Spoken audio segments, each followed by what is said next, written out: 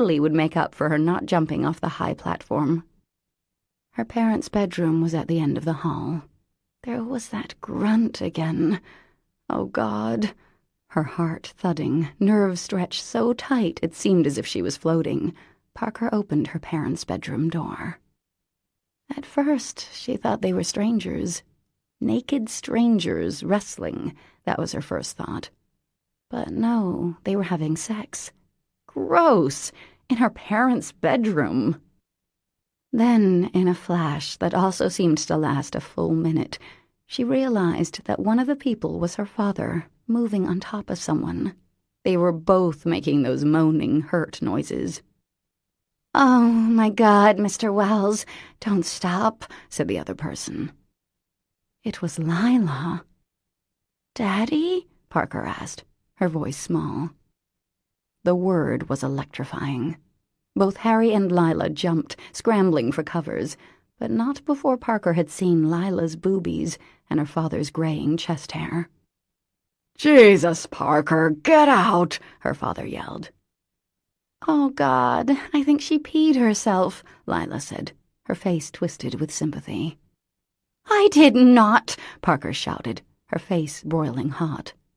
"I did not, you slut!" "Parker, this is not what you think," her father said sternly. She was downstairs, feet flying so fast she wondered how she didn't fall, almost wished she would fall, crack her head open on the marble floor, go to the hospital. That would punish them. Down another flight, through the wine cellar that had always creeped her out, into the garage where her father kept his fancy cars. She climbed into the Porsche and curled up on the floor of the passenger seat. Hours later, Esteban, one of the gardeners, found her and lifted her out. Althea was back, white-faced with fury and screaming at Harry. She grabbed Parker and half-dragged her upstairs, yanked out some suitcases, and began hurling clothes inside. "Althea, don't be ridiculous," Harry barked. "It's not what she thought. She's read too many books, that's all. She misunderstood." He didn't even bother looking at her. Maybe that was the worst part. She was 10 going on 30, after all. Her father was, what was that expression Lila the slut used? Throwing her under the bus. It's not what she thought. "Bullshit," she whispered. "Parker, don't swear," her father said automatically. "It's crass." "Bullshit," she yelled. "It was what I thought. It was gross. You're disgusting, No, he didn't deserve to be called Daddy. You make me sick, Harry." Althea yanked the suitcase closed. "You had to screw the babysitter. That's your legacy to your child. Rot in hell, you bastard," she said. She grabbed Parker by the hand, and an hour later she and her mother were in a suite in the Devon Hotel, her mother already on the phone with her attorney. Parker sat in the bed, ostensibly watching TV. Piercing her heart was an icicle of fear. Their family had ended, and her father didn't love her anymore. This is the end of the CD. The audiobook continues on the next CD.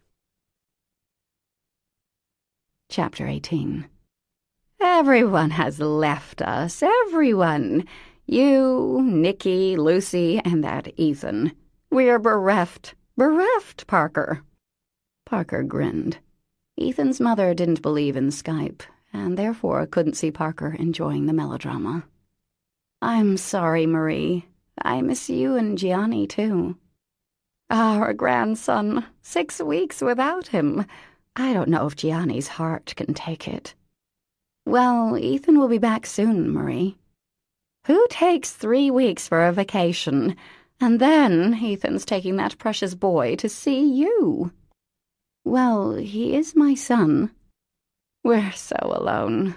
To think we left Valle de Muerte to be abandoned by our family." Parker bit down on a laugh. She got quite a kick out of the Mirabellis, who'd always been good to her, so long as she could ignore the many, many, many nudges, hints, and suggestions on how to raise Nikki and why she should have married Ethan. At least that battle hymn had stopped since he married Lucy, and how Parker should eat much, much more. "So, what's new up there, in Maine?" Marie said the word suspiciously, as if not quite certain Maine was a true part of the United States. "Oh, not too much." Parker opted not to mention her stint in the clink. "Lots of work to do before Nikki gets here." There was a gusty sigh. "You could come home," Marie suggested. Parker had told her and Gianni about her father.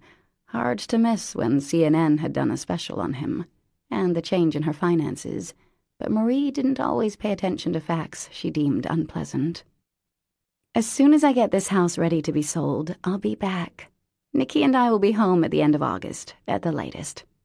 She had to be. Nikki started kindergarten after Labor Day. All-day kindergarten. The thought caused her heart to spasm. August. I could be dead by August. True. Well, I have work to do, so I should get going, Marie, Parker said, having fielded enough guilt for the day. She loved the Mirabellis. She was also very grateful not to be their daughter-in-law, and could therefore hang up, whereas Lucy could not. "I'll call you soon." "You were eating enough. You were too skinny." "Aw, thanks. I've gained 11 pounds this year." "Well, it's not enough. We love you, sweetheart. Johnny says hello. You know how he is. He won't talk on the phone. Bye-bye." Parker hung up and went outside. It was 2 days after her inadvertent drug dealing, and before Marie's call, she'd been working at improving the house's curb appeal, mainly by hacking up the roots of the sumac trees and scrubby pines. She'd buy some hanging baskets, since she knew the wholesalers now, and put out some pots of geranium and sweet potato vine. Who knew? Maybe it would trick someone into buying the place. James had been right about her sentence of community service. Yesterday, when the judge had found out that she was a children's author, he ordered her to do a library program on the Holy Rollers, the favorite books of His Honor's 6-year-old grandchild. Frankly, Parker would rather have spent another day in jail with Crazy Dave, who was out with no fines at all, go figure. Lavinia had been told to file for a medical marijuana grower's license, and would also be having dinner with the judge on Saturday, with a possible session of slapping uglies afterward. As for James, he was on the roof right now, doing God knew what. Looking beautiful, apparently. Killer tan, too, no matter that she'd bought him his own 100-factor sunscreen. His hair was curling from sweat, and the skin on his back glistened. She did love a sweaty man. "That's icky," said Golly. "You'll appreciate it when you're older," Parker muttered. Yes, she was 35 years old and hadn't been laid in 3 years. Time to look away. Time to focus. Funds were running low. A part-time job at the flower shop was not doing much other than covering groceries. To her own eyes, the cottage didn't look much better. In fact, it looked worse. The sides were stripped and covered in Tyvek, the shingles having yet to be delivered. The grass, which she'd hacked away at like some Amazon explorer, was uneven, rife with weeds and dry, thanks to a notable lack of rain this summer. "Don't worry so much," James called, reading her mind. "It's getting there. It looks worse before it gets better." I know, she said, a bit irked that she was so transparent. An electrician had put in a few more outlets and given them a discount, as he was an old schoolmate of Dewey's. The bathroom shower no longer leaked onto the floor. The 3 musketeers had come over to supervise her caulking. She couldn't change the fact that the tiles were pink, but she was working on how to make that look cute and retro, rather than hideous and dated. So this was what house flipping was like. Back-breaking, ever more expensive, built on a frail hope, but kind of fun anyway. Especially with Thing 1. He was eternally patient with her dopey questions. She hadn't been able to figure out how to change a vacuum cleaner bag the other day. and he never made her feel useless the way Harry did. And when he smiled at her, she felt a rush of something so sharp and sweet, it actually hurt her chest. Add to this the fact that he walked around half-dressed all the time, and heck yeah. James knelt down to check something on the roof, then stood and crossed his beautiful arms over his beautiful chest. "Put up or shut up," he said with a wink. "Jeez, thing one, such an ego." She paused. "But you are fun to look at." "You look nice, too," he said. "I'm on fire, stunned with lust." Her beige carpenter pants were grubby. The T-shirt from Gianni's Ristorante Italiano was torn, and her hair was stuffed under a Yankees baseball cap. One didn't forget where one was born, after all, and Parker had been born at Columbia Presbyterian, New York, New York. Thank you too much. She was sweating like a racehorse, and could only imagine the shade of red her face had taken on. Beet or boiled lobster. Either way, she was not flushed a delicate pink. She knew that. The bathroom had a mirror, after all. Well, she'd cool off with a swim in another hour or so, and hopefully James would be the one ogling then. Seemed only fair. She knew he didn't like her swimming. He watched her like Nana watched the kids in Peter Pan when she was out there, but she also knew he couldn't take his eyes off her. 11 pounds be damned. So, mutual lusting, always fun. "Parker? Oh, dear God, tell me that isn't you, sweating like an Ecuadorian stonemason." Parker's eyes widened in shock at the sound of the voice. She turned. Oh, Lord, it was true. "Mom? What are you doing here?" Althea Harrington Wells Foster Brandheiser Levenstein was staring with open-mouthed horror at Parker, the house, the yard. She wore Jackie O-style sunglasses, a long silky scarf, and a white linen suit. The car was a red BMW with rental plates. "This," Althea said, "this is what Julia left you? Oh, the old shrew. I'd kill her if she wasn't already dead. She always made it sound like, oh, Parker, you poor, poor thing. And that father of yours, I'll kill him too. I hope he's someone's girlfriend in prison. I hope he's on a chain gang. I hope—" "Mom, wow, I can't believe you're here." Parker wiped her forehead with her sleeve and walked toward Althea. "Neither can I. I'm rather hoping this is a bad dream or hallucination. Tell me I'm wrong. Tell me you inherited the Pines, please." "This is it. It's all I have in the world, Mother dear." "Oh, my God. You may as well throw yourself off that dock and hope to drown quickly. The smell in this town. How can you bear it?" Actually, Parker had gotten used to the smell of baitfish. She gave her mother a robust hug, which Althea accepted, daintily patting Parker's shoulder. "It is what it is, Mom. But what are you doing here? Why didn't you call me?" Her mother removed her sunglasses and gave Parker a level look. "When one hears that one's daughter has been in prison, one hops on the next plane. Apparently, you're following your father into a life of crime." Parker sighed. "Yes, Mother, that's it exactly. I'm a drug dealer. It wasn't prison, by the way. It was just a holding cell, and the charges were dropped." "Just a holding cell? Dear Lord, what have we come to? Have you gained weight? You look beefy." Only Althea would call a size 10 beefy. She herself had the scrawny size 4 physique of the desperately middle-aged, those women who were liposuctioned and implanted, and had tans applied and paid a personal trainer to deny nature its due. And calling me? Why was that a bad idea? Althea stared. She might have been scowling, but Botox had frozen her eyebrows into that shiny plasticine look, as well as given her a permanent half-smile, so Parker could never tell. "I wasn't sure you could get phone calls, dear. I thought time might have been of the essence. How did you know I was in trouble? Parker asked. Lavinia tracked me down on Facebook, then called. My goodness, the woman sounds like Yul Brynner on his deathbed. Since when do you and Lavinia talk to each other? She told me she hadn't seen you since you were kids.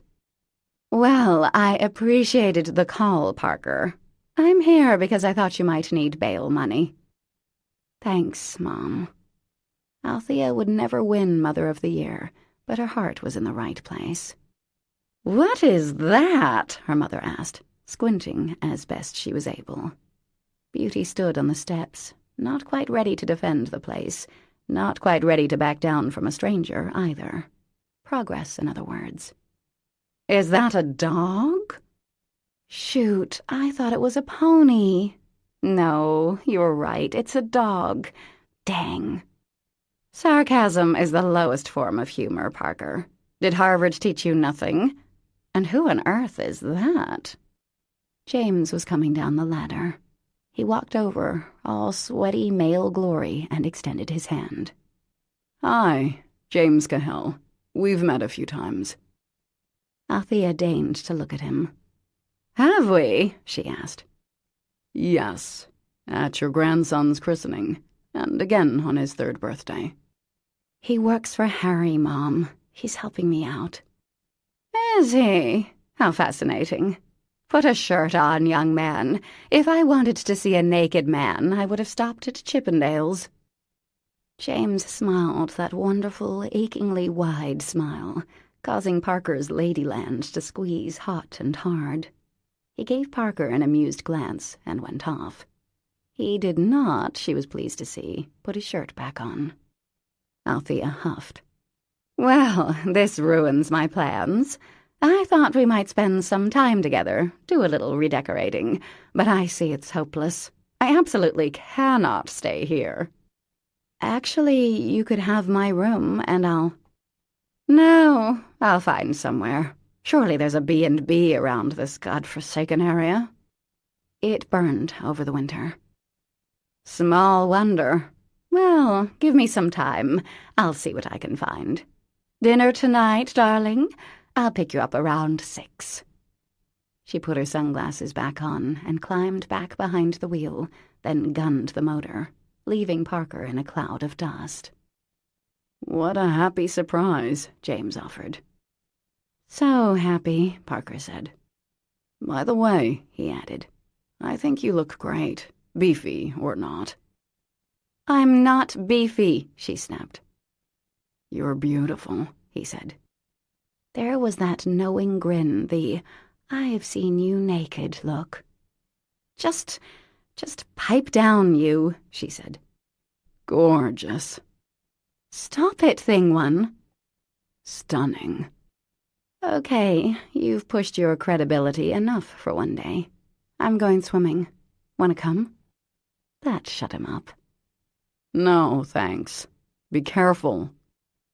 And, as always, she felt his eyes on her as she and her little dog swam through the cold water. At 6 o'clock that evening, Parker heard the purr of an expensive car coming down the road. Here comes trouble, she said, opening the front door. James came up behind her, smelling of soap and laundry detergent and sun. So good it should be illegal. She could feel his warmth behind her, and if she stepped back a little bit, she'd be nicely cozied up against his. Who's that? James asked. My next stepfather? Parker gasped. Sweet ride, he murmured, his breath stirring her hair. And not only her hair, Lady Land perked right up. She cleared her throat and stepped forward a little bit. Her mother was sitting in the passenger seat of a chocolate-brown Porsche convertible. At least it wasn't black or red, so points to the driver for not living the total midlife crisis cliché. He was blonde, maybe 40 years old, and wore aviator sunglasses. "Hello, darling," her mother called, vaulting out of the car, her half-smile as unchanging and disturbing as Jack Nicholson's Joker. "Guess into whom I ran." Into whom I ran? James echoed. That is some very impressive grammar. Althea hustled to the door and, ignoring James completely, whispered, "This is Collier Rhodes. He owns the Pines. He's loaded. Don't blow this. Husband material, Parker."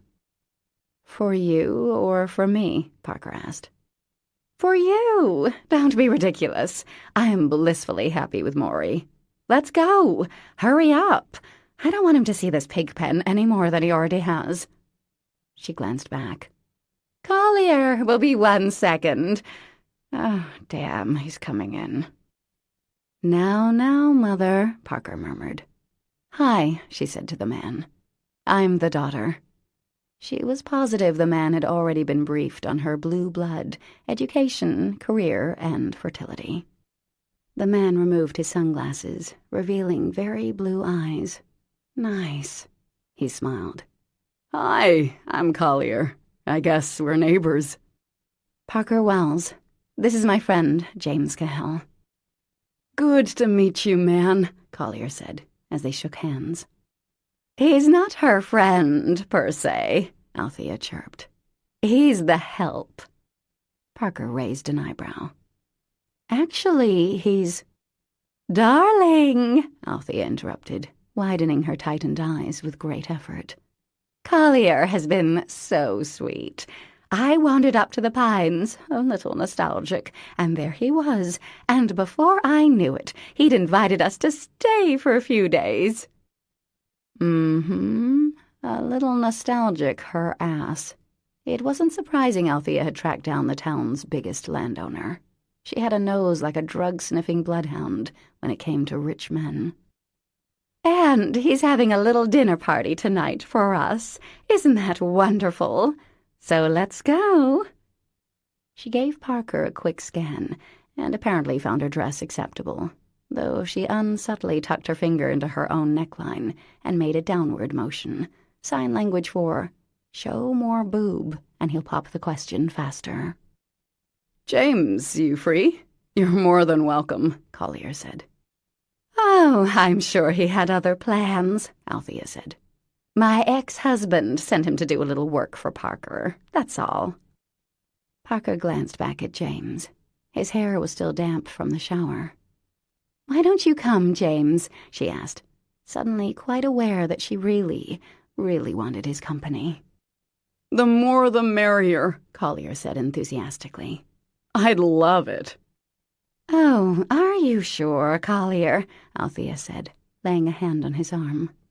James wouldn't want to put you out. You've already been so, generous with the locals. I'd love him to come, the man said, his blue eyes blazing. Gay, maybe, Parker thought. What do you say, James? Sounds like fun, James said. Thank you. Great, Collier said. Off we go, then. Parker, you simply must sit in front, Althea said, as they walked down the path to the Porsche. It's such a darling car. Parker's father loves Porsches. Translation, she comes from money, too. Oh, no, Mother. You know what they say. Age before beauty. Smiling at her mother's murderous look, she slid into the back seat with James. Chapter 19. 2 hours later, James was fairly sure he hated Collier Rhodes. Apparently, Collier knew every famous person on the face of the earth, from Lindsay Lohan to the president. He couldn't stop talking about his famous pals, his money, his career, his travels, and all with such false modesty that it was making James ill. At least Harry was honest about his own self-admiration. Maggie Beaumont and her fiancé Malone were here, in addition to Lavinia.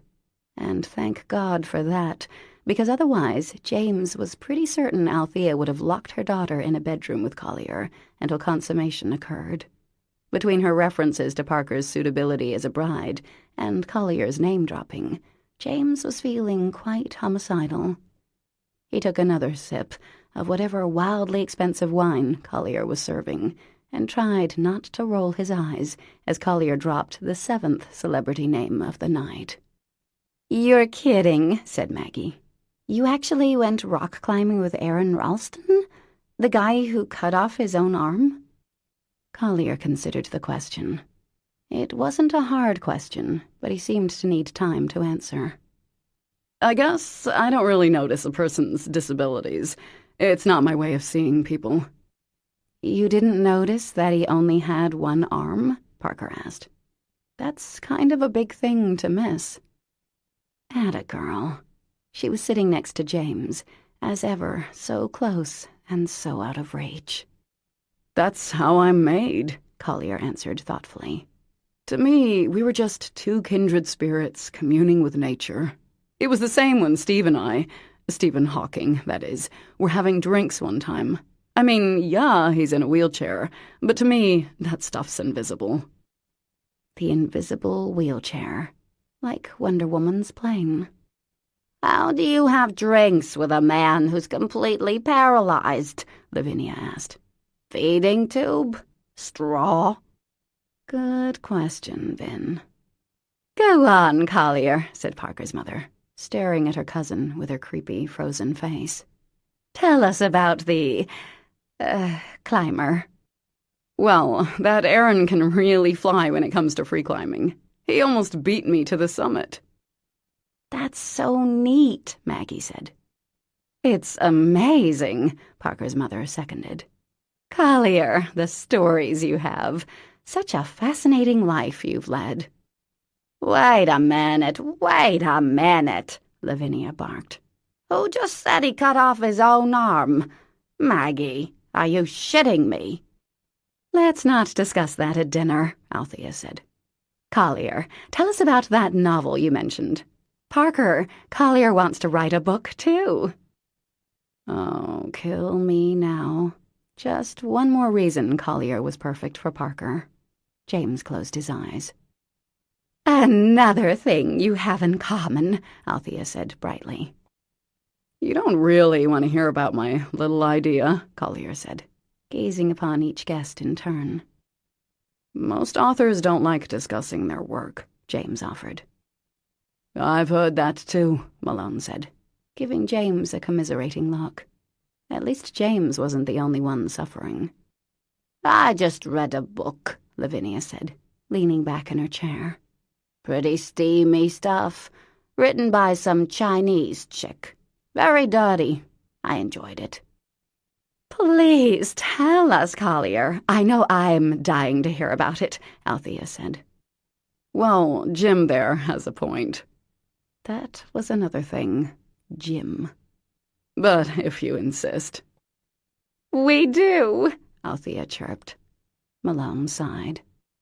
Okay, Collier said, holding his hands up in mock defeat.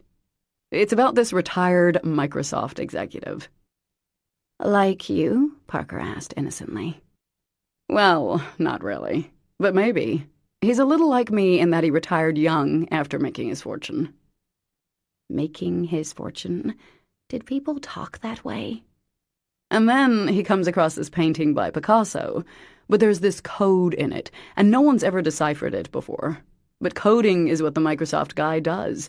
His name is Wolf Shepard, and he's the only one who sees that this code is actually a treasure map. So then he embarks on this amazing journey that leads him to the secrets of the Vatican." "Sounds like the Da Vinci Code," James said. "Never heard of it," Collier said, a bit sharply.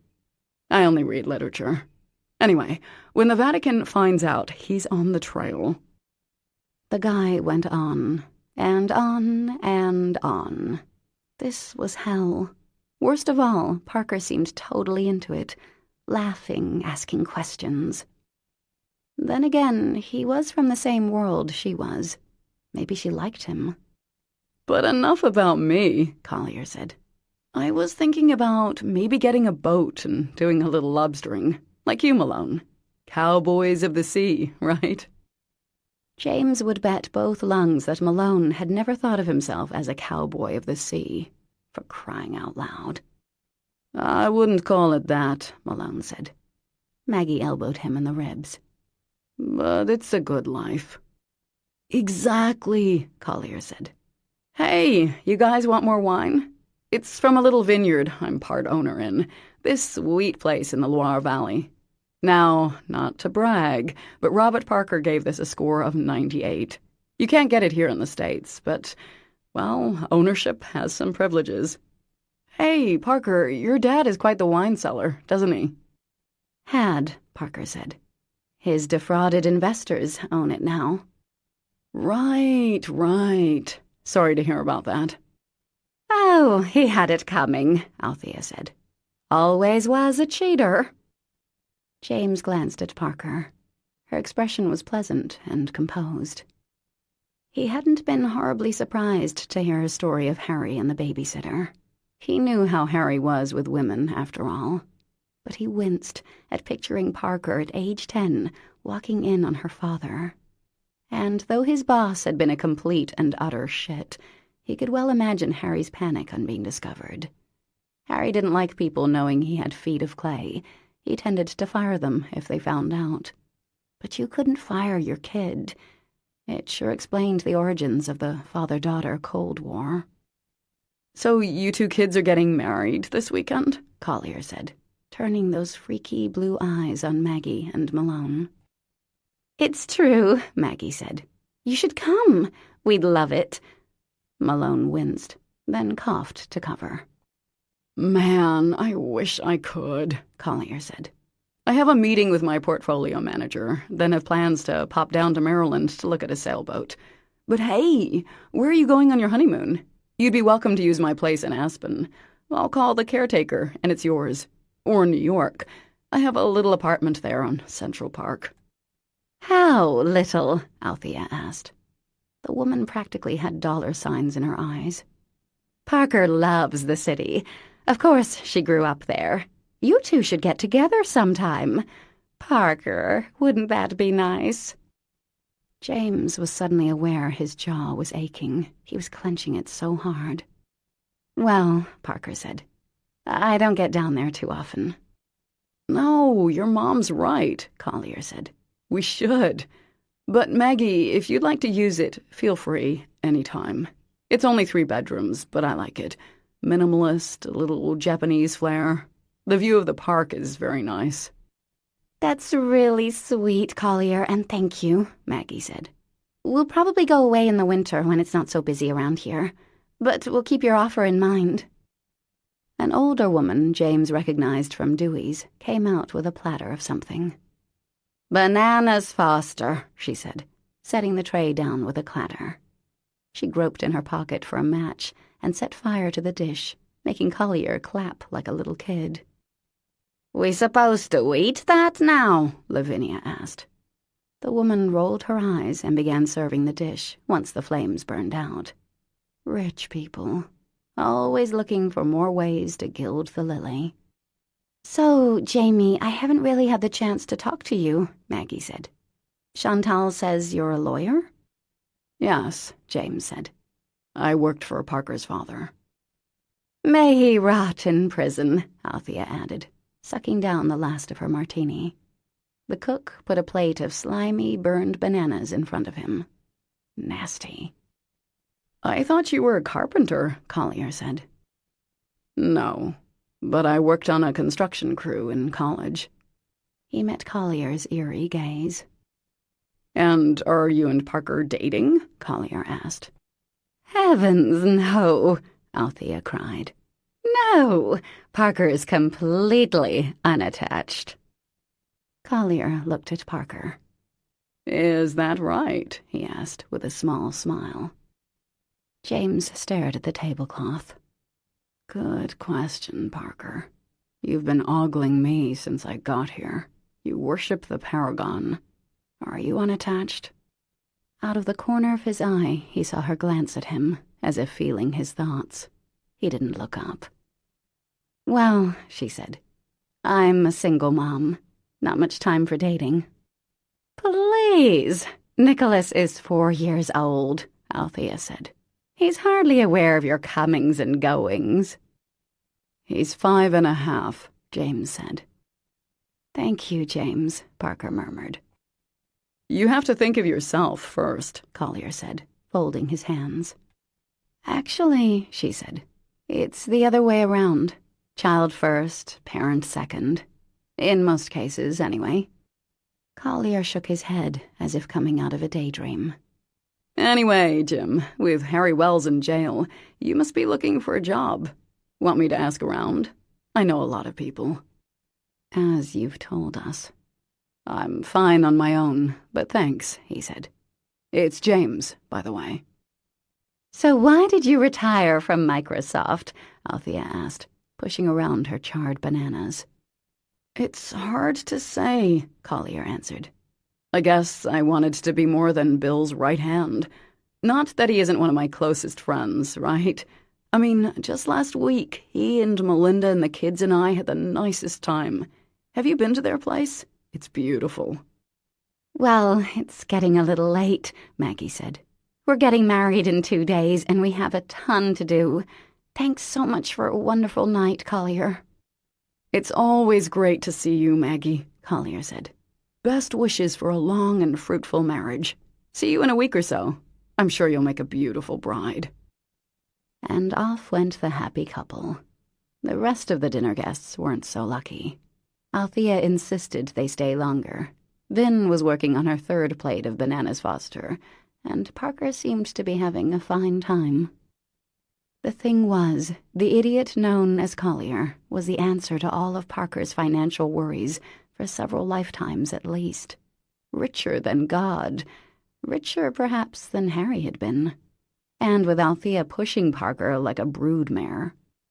No, she was only in labor for a few hours, born to be a mother. True, Parker said, smiling. Want to see a picture? Not of childbirth, but of my son. She pulled out her phone and handed it to Collier. Oh, he's beautiful, Collier exclaimed. Wow, what a cute kid. He slid his finger on the screen to view another shot. Oh, man, adorable. I love kids. Of course he did. The guy was flippin' perfect. He and Parker should have a double wedding with Maggie and Malone.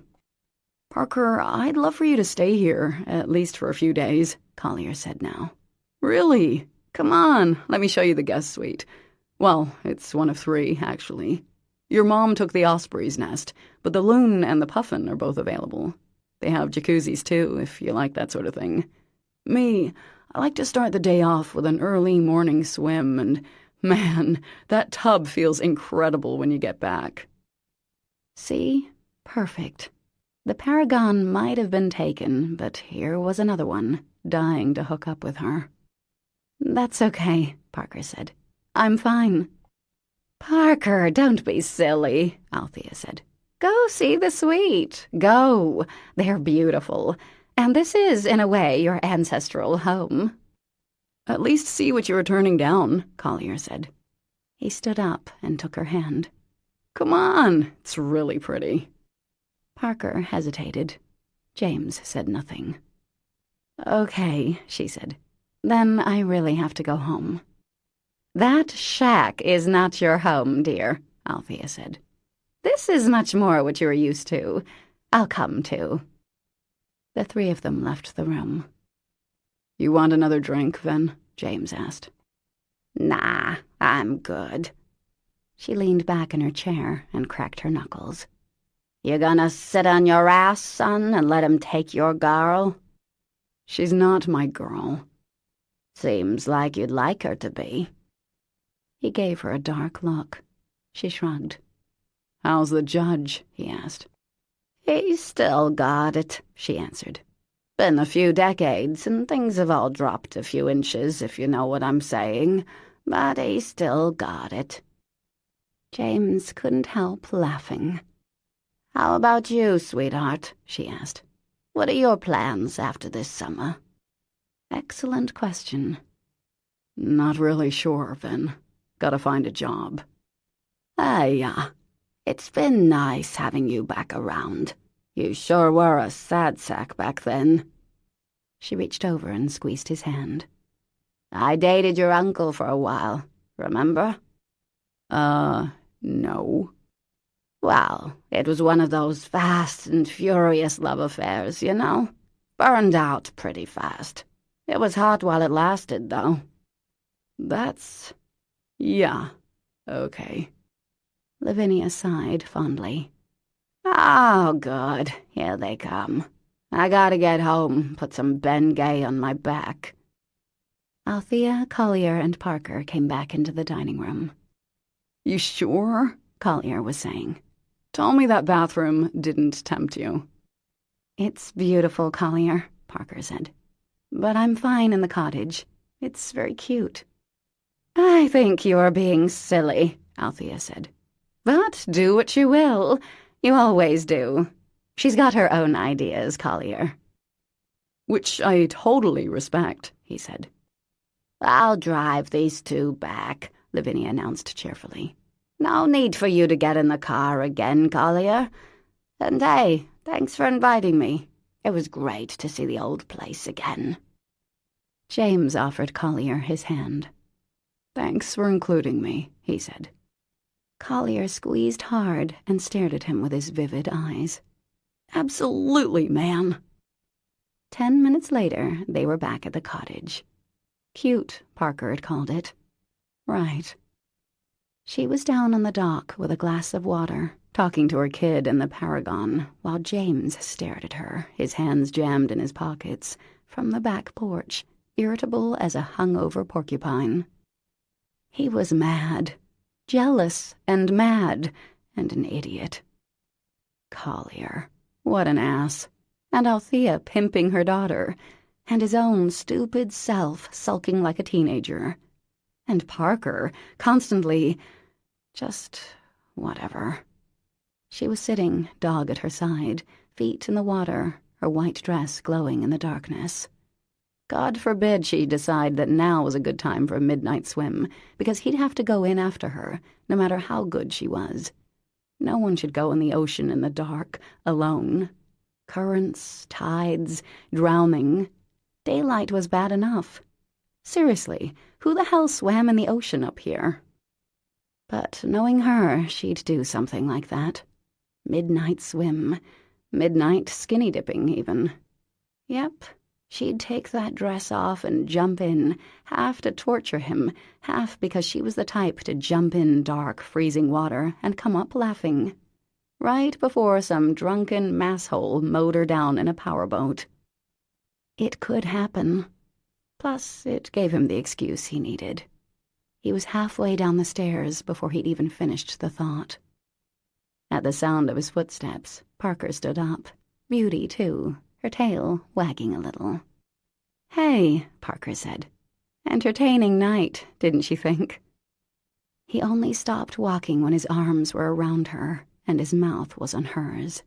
She made a surprised little squeak, but oh God, her lips were so soft, and he kissed her hard, too hard maybe, one hand sliding through her silky, cool hair, gripping the back of her head, a kiss that reached right in and clamped his heart in a fist. The taste of her, the smell of her softness melded against him. The kind of kiss that ruined a man. Then he let her go, turned around, and left her standing on the dock, one hand over her lips, her dog standing at her side. Chapter 20. Parker was gone when James woke up at the late hour of 6:38 a.m. the next morning. There was a note next to the coffee pot. Early delivery at flower shop, library thing at 10. If you go out, make sure you shut Beauty in my room, okay? Nothing about last night, of course.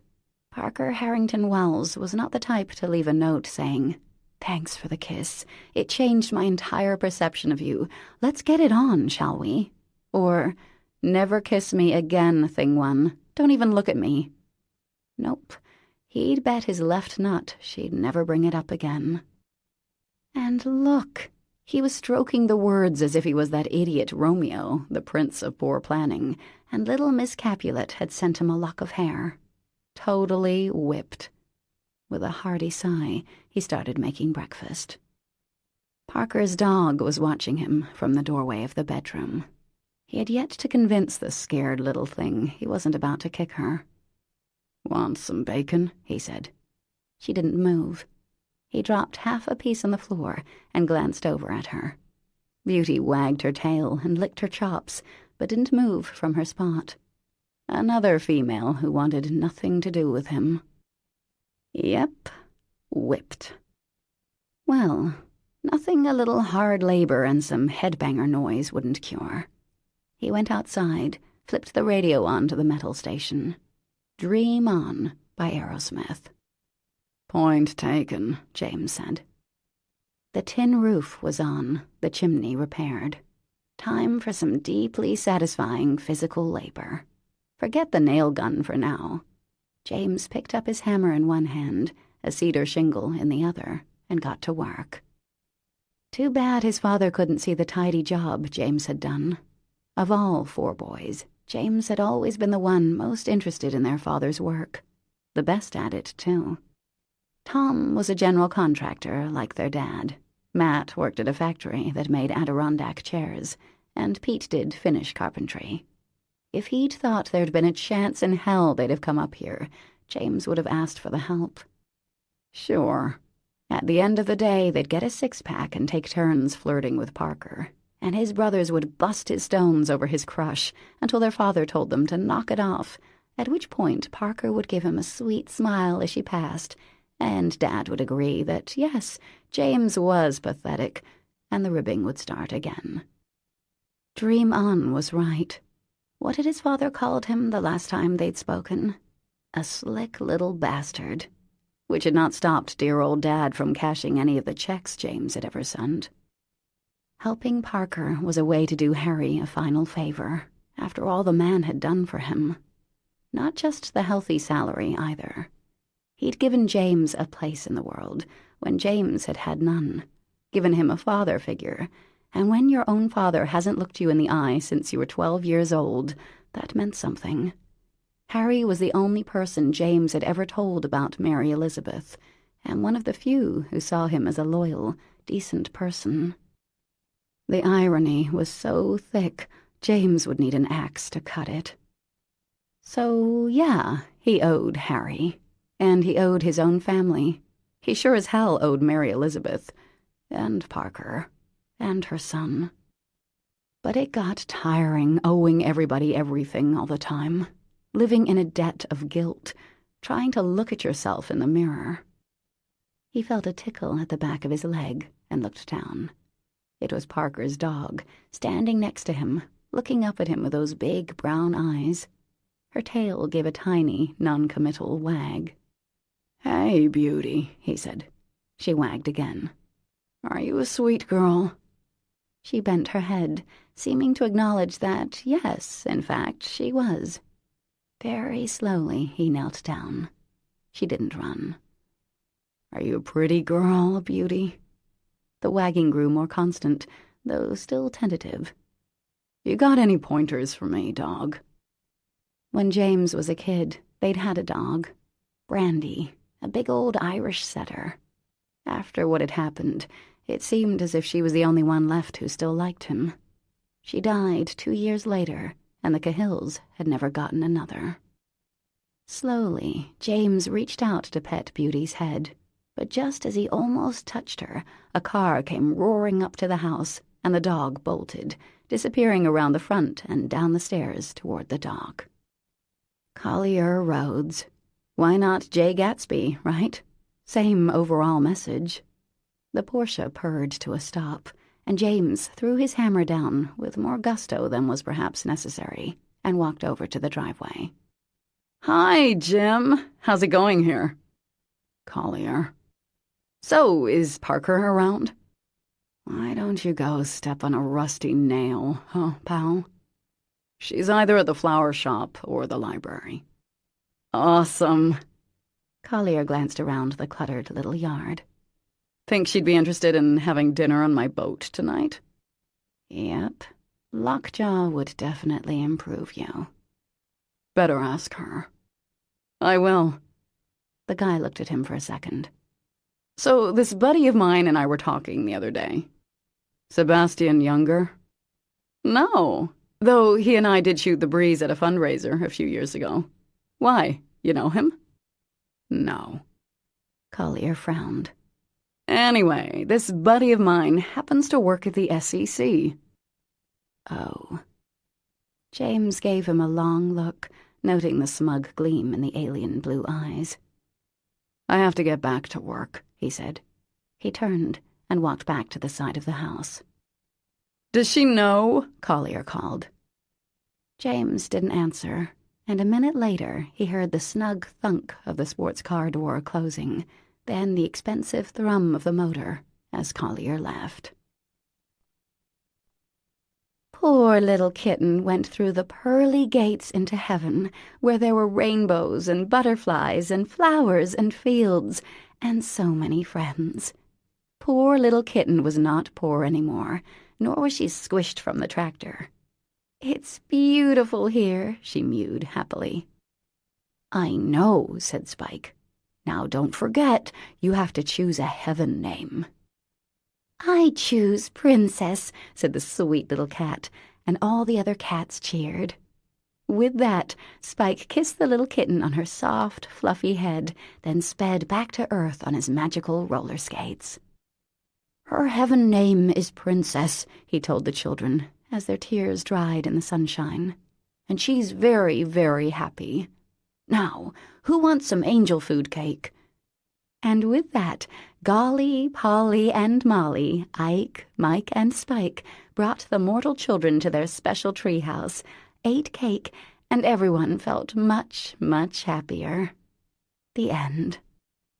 Unfreaking believable that these books had made a fortune. Parker swallowed the familiar bile that had crept up her throat during the reading and looked at the assembled children. Collier and her mother stood together in the back, and Lord have mercy, Collier was wiping away tears. "Grow a pair, pal," she thought, even as she nodded with a smile. James wasn't here. Just thinking his name made her heart speed up. But James was absent, despite her note telling him exactly where she'd be. So what was that about? A guy kisses the stuffing out of you. You'd think he'd accept a blatant invitation to come see you. But he hadn't, and it was a bit surprising how disappointing that was. "Any questions?" she asked. "Did you write Harry Potter?" asked a cute little blonde girl. Judge Freeman's granddaughter, if she wasn't mistaken. "No, honey, I didn't, but I sure love those books, don't you?" "Are you going to go to Hollywood and see the movie of your books?" asked another little girl. "No, not to Hollywood. But my son and I will see the movie, sure. He's 5. Anybody else here 5? Several hands shot in the air, and for the next hour, Parker took questions. Which holy roller was her favorite? Why did Mike have blue eyes and Ike have brown? Did she draw the pictures? Why not? Was she rich? Why not? Had she ever met Harry Potter? Why not? Was she writing more books? The little bloodsuckers always asked the hard questions. "I'm taking a little break this summer," Parker said. "But I'm reading a lot. What are some of your favorite books?" There, truth deferred. The truth was, Parker still had nothing. Every day she'd tried, and yet every idea had been so ridiculous that she couldn't bear to go on. Fairies, leprechauns, gnomes, dwarves, giants. Farm animals, wild animals, domestic animals, city kids, country kids, kids from the future, kids from the past, kids on drugs. That was going to be a young adult novel, which had petered out after sentence number 4. Horses with wings, horses with horns, horses with psychic powers. Wild cats, domestic cats, long-haired cats, big cats, blind cats who formed a penal colony and ruled using their heightened sense of smell. Yeah, the only decent things she'd written this summer were the postcards to Nicky, so he'd have something from her every day. "Well, kids, hasn't this been wonderful?" the children's librarian said. "Can everyone thank Miss Wells for coming in today?" "Thank you, Miss Wells," they chorused, and Parker gave out hugs and autographs. Being with the kids made the Nicky ache swell, but the hugs were so sweet, given with unhesitating affection. Maybe she could get her master's and teach. At the moment, though, she couldn't afford to go back to school. When the kids had left, Althea approached, her arm through Collier's. "Parker, I'm really, really moved," Collier said, his eyes still wet. "I'm so moved. Wow, that was beautiful. Such a statement of faith and simplicity. Truly touching, Parker. Where on earth did you get the inspiration?"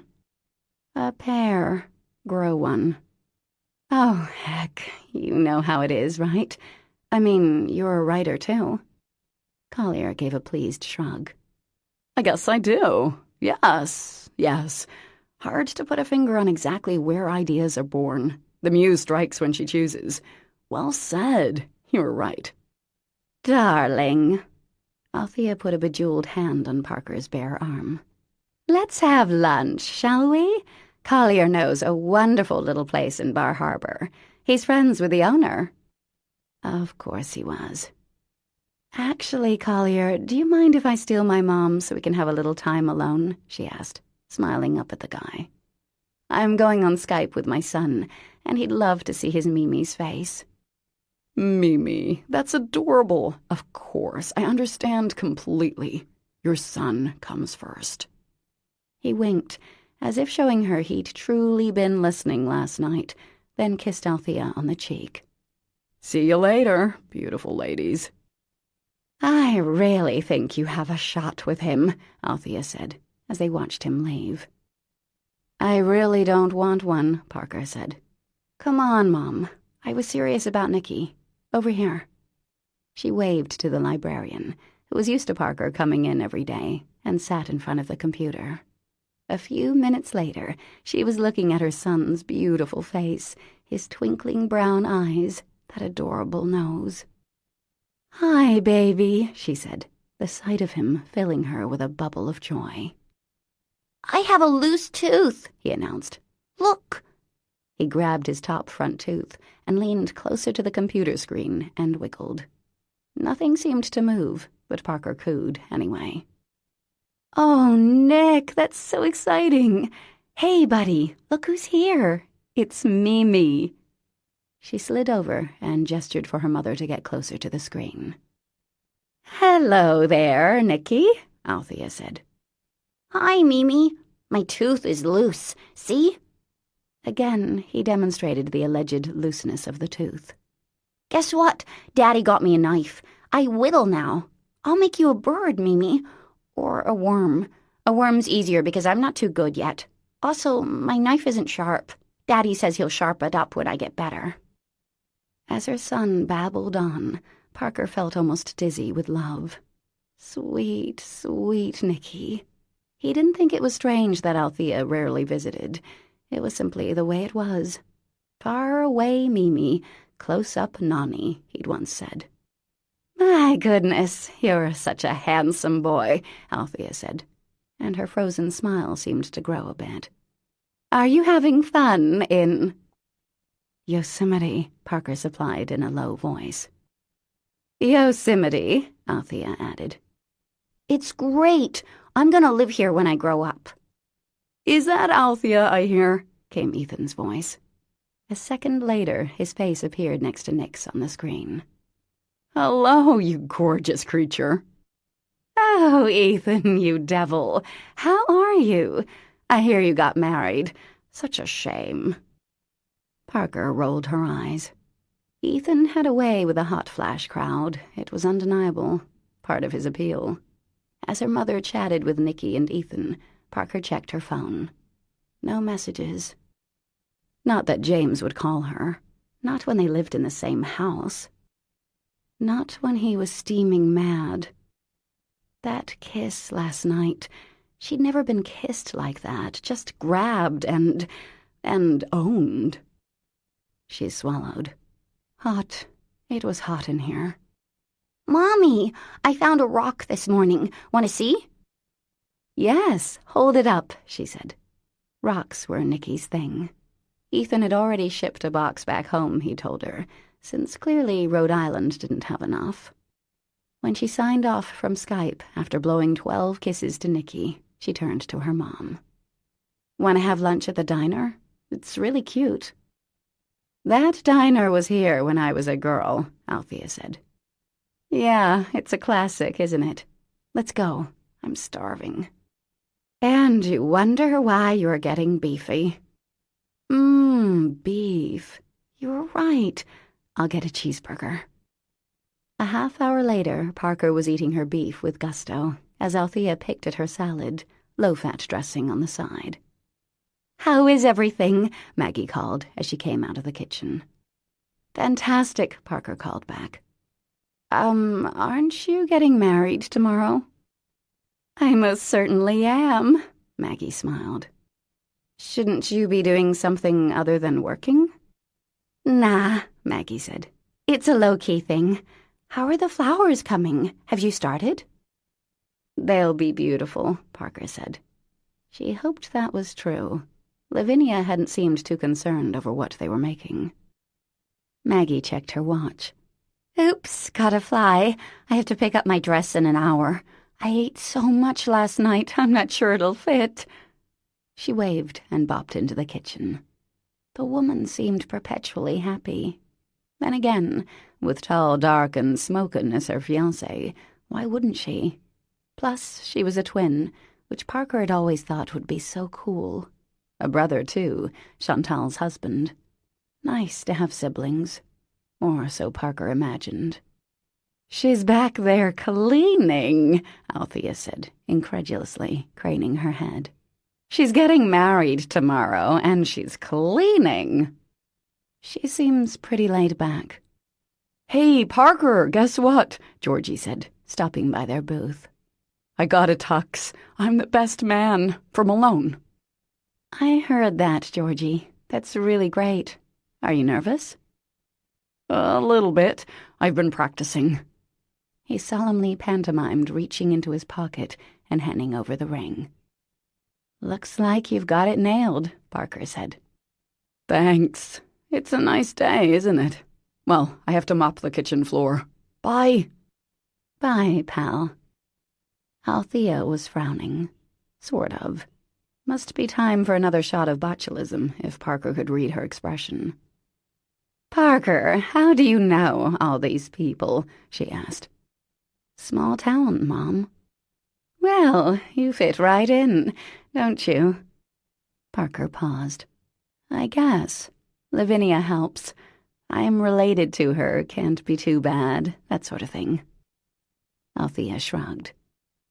"So what's going on, Mom?" Parker asked gently, taking a sip of her milkshake. Her mother didn't answer right away, choosing to examine her water glass for smudges. Finally, she spoke. "I thought you inherited the Pines." "So you said." "And I thought you might be able to loan me some money." Parker's head jerked back. Her mom sighed and nudged a cherry tomato with her fork. "Parker, I know it seems like I'm well off, but the truth is, I'm not. Maury is, and the shriveled old bastard keeps me on a budget, a small budget. He wants me to look good, so things like clothes and jewelry, that's fine. Anything else, anything that's just for me, forget it." "I thought you were really happy," Parker said. "Bliss incarnate and all that." Her mother rolled her eyes. "No, I was embarrassed. Fourth husband, you'd think I could get it right. But it turns out that he has control issues in addition to that bowel thing. Honestly, I should be getting hardship pay." Parker set down her burger, appetite gone. "Why don't you leave him, Mom?" Althea blushed. "I'm 62 years old, honey. I need to stay married. How would I support myself? Really?" Parker swallowed, her eyes stinging. "I wish you'd told me earlier. I would have given you money, Mom." She reached across the table and held her mother's hand. Crap. 2 months ago she could have given her mother as much as she needed. Not anymore. "I was holding out hope that Maury and I would be happy again. I was in denial. Whatever. She paused. Aunt Julia told me years ago you were going to inherit her place, and for whatever reason, I thought she meant the Pines. You know, I never kept in touch with them once you were out of high school. Then Lavinia called me and said you'd been in jail, and I really did want to help. But I also thought, well, I thought I could leave Maury and start over. You'd really leave him, Mom? I think he's going to divorce me for a younger model, and with that prenup he made me sign, I don't have much. Oh, Mom, I'm sorry. I can't help there. But you have 3 ex-husbands, Mom. Didn't you save anything? And what about the Harrington money? Another huge sigh. The Harrington money was gone before I was born. All that was left was the memory of what it was like to be rich, and a little set aside for my education. At least there was that. And when this all happened with your father and I heard about your trust fund, I wanted to kill him, because I know how you gave all your book money to the World Wildlife Fund. Save the children. Same thing. So now we are both stuck, it seems. Althea sighed and rubbed her forehead. At least you were young-ish. You could probably get Collier to marry you by the end of the year. He's clearly not the sharpest tool in the shed. Me, I'll have to look for someone even older than Maury. You could always... Parker's voice trailed off. I could always what, dear? Become a party planner? She had a point. Althea had never worked, outside of the tremendous efforts she put into husband hunting and wrestling Father Time. I don't know, Mom. We could figure something out. Her mother snorted. Well, being dependent on a man seems to be the way of the world. My world, anyway. Father or husband, you and I have always had some man paying the bills. Ouch. Guess those days are done. I guess so. I hope you'll be all right. I'd feel so much better if you did marry Collier. Poor Althea. She seemed completely unaware of her contradictions. Being dependent on men had gotten her where she was, but she wanted the same thing for Parker. I'll be fine, Mom. I'm doing okay. I can get a job. I have a great education, and I'll even have a little nest egg when I sell Julia's house. That shack? That shack. Althea nodded. I do have a little squirreled away, honey, if you need it. If Nicky needs it. Parker's heart softened in a rush. Thank you, Mom. But we'll be okay, I promise. Althea opened her eyes. Yes, you always were a tough little customer. She smiled more broadly. And Collier is definitely interested, if you need a backup plan. He's not my type. Do you have a type, dear? An image of James grinning at her, all dark hair and tanned skin and sweat and smile. I don't know. Well, if you want more children, you'd better get on it. Those eggs don't last forever. Thanks for the reminder. Parker couldn't help a laugh, and after a second, her mother smiled. I only want what's best for you, Parker, whatever that might be. Right back at you, Mom. Underneath the table, her mother's foot nudged hers. It was the most genuine gesture of affection Parker could remember. Do you want to stay here? She asked. Nicky's coming up a week from Sunday. He'd love to spend time with you. I can't, honey. I need to get back and see what I can squeeze out of that cadaver before he serves me with divorce papers. Sheesh, Mom. Parker laughed. Anyway, I have a flight out of Bangor at 6. Tomorrow's our charity fashion show. I'm walking the runway. Can you believe it? Part of the tryouts for Real Housewives. I thought you were afraid Maury's divorcing you. What does that have to do with the show, sweetheart? Half those marriages are shams. More than half, I'm sure. Right. Well, good luck, Parker said, grimacing. What are you wearing? A gown, feathers, It's a Christian Siriano. Cool. You don't even know who that is, do you? Nope. Yet I claim you as mine. Althea stood up. Lunch is on me, darling. Back to the coal mines. Don't marry an older man, Parker. I can't remember the last time I was properly laid. You should talk to Lavinia. The woman is a walking sex education. Althea smiled. She always was. Maybe I'll stop by her shop. Well, take care, darling. She air-kissed Parker on each side, but Parker pulled her bony little mother against her and hugged her properly, getting a little contact high on Chanel No. 5. Love you, Mommy. Althea squeezed her back. I love you too, honey. By the way, Pilates will do wonders for that little tummy of yours. And trust me, in 5 years, this, she pinched Parker's ass, will be 3 inches lower than it is now. Tempus fugit. Bye. I'll call soon. Bemused, Parker watched her mother leave, seemingly resigned to her fate with Maury. For the moment, anyway. Odd that she'd come to Parker for help. Odd, but nice.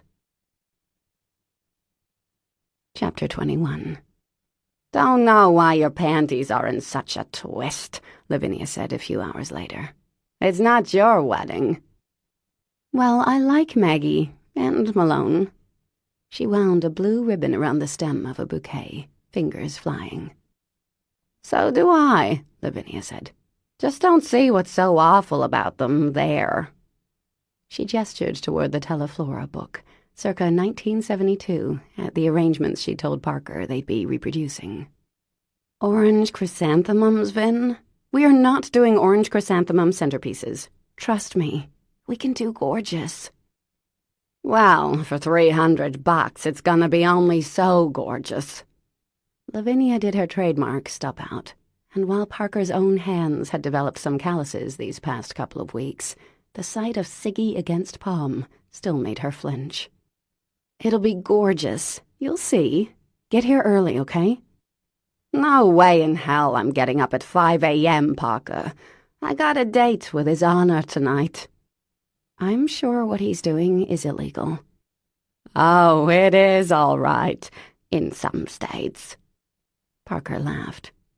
I meant making you go out with him instead of fining you for growing pot. Medical marijuana, please. Without a license? Whatever, Parker. I'm just scraping by with the flowers. Figured the pot would help. I'm hardly a drug dealer. No, that's me. Parker set down the flower girl bouquet and started on the bridesmaids. Vin laughed. Look at you, Miss Busy Bee. Want my help with anything? Parker straightened up and looked around. The shop was a mess. You can do the boutonnieres, okay?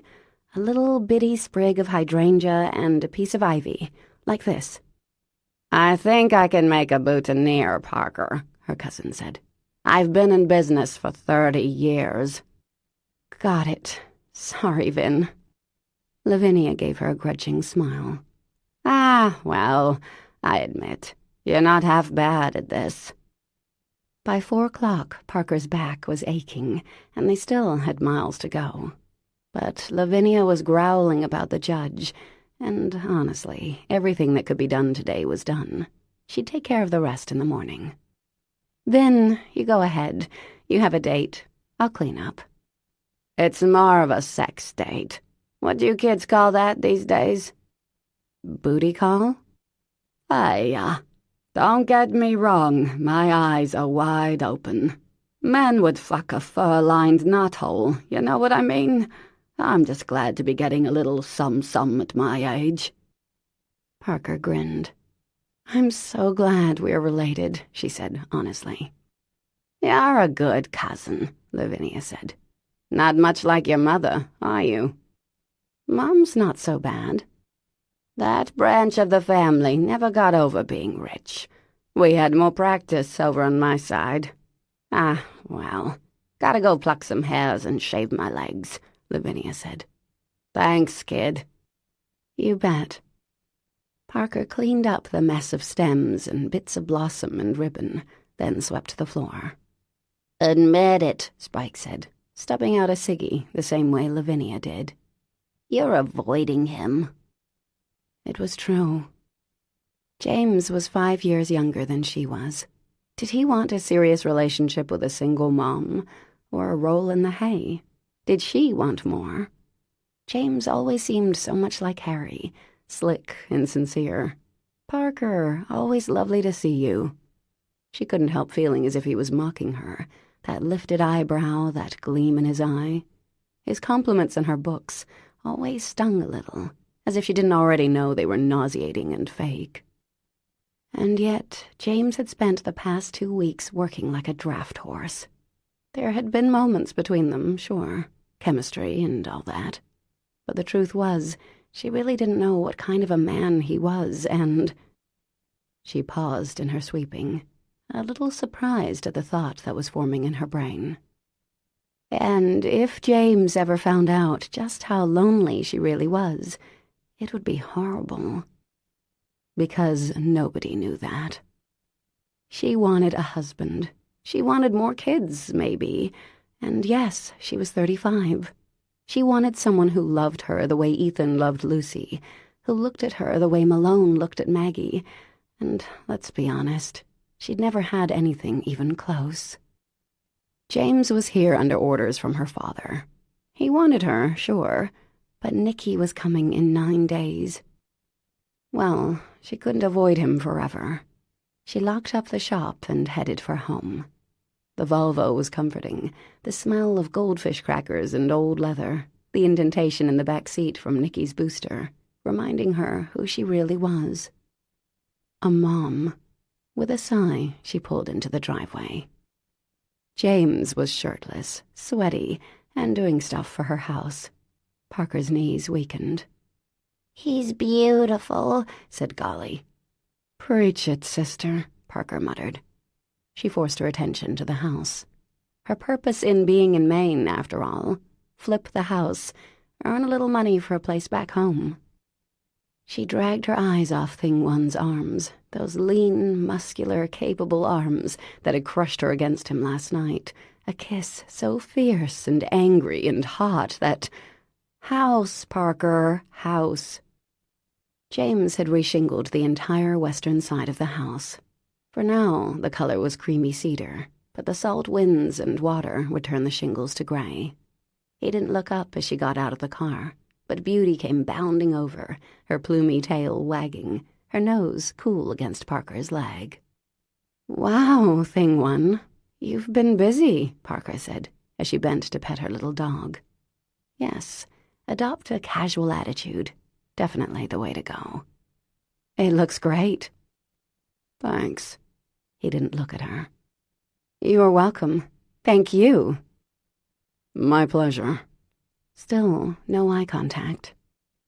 Beauty lay down in the grass and put her muzzle on her paws, watching the two humans avoid meaningful conversation. So, the library thing was kind of fun, as debts to society go, Parker said, reaching out to touch a shingle with one finger. Good. Bang! The sound of the air gun made her jump. James bent, his ass perfect, and picked up another shingle. Bang! Collier was there, Parker said. No comment. I reduced him to tears as the holy rollers helped bury the squashed kitten. He's a sensitive soul. Bang! Was James jealous? Please, she wasn't that desperate. Still, perhaps clarification would be in order. Yeah, well, he's very nice and all, but I don't think I could be friends with a man who took those books seriously. No comment. His neck glistened with sweat. So, James, you kissed me last night. Yes. Bang. Parker reached out and put a hand on his warm, hard shoulder. Would you please stop for a second and talk to me? He put down the nail gun and folded his arms across his chest and looked at her with those dark, dark eyes. No smile. It was a little intimidating, in a very hot way, in a smoldering, brooding, alpha way. Heck yeah. Put a shirt on, thing one. Cover up all that male beauty and stop distracting me. He smiled at that, and crap, it was worse than ever, because that smile melted her, and the idea that she could make him look that happy had her heart swelling. It felt good, earning that smile. James obeyed, getting his t-shirt from the railing of the porch and pulling it over his head. There, can you think straight now? He asked. Better, she said. So, I kissed you. He stared at her, the wind ruffling his thick hair. Yes. She cleared her throat. And while it had a certain effect, I don't think it should happen again. I think it should. Bang. No nail gun this time, just her rabbity heart. 9 days till her son came back. Well, things are uncertain in my life, as you're aware, and even though you're very cute and, yes, we've done the deed before, it's a bad idea. Why?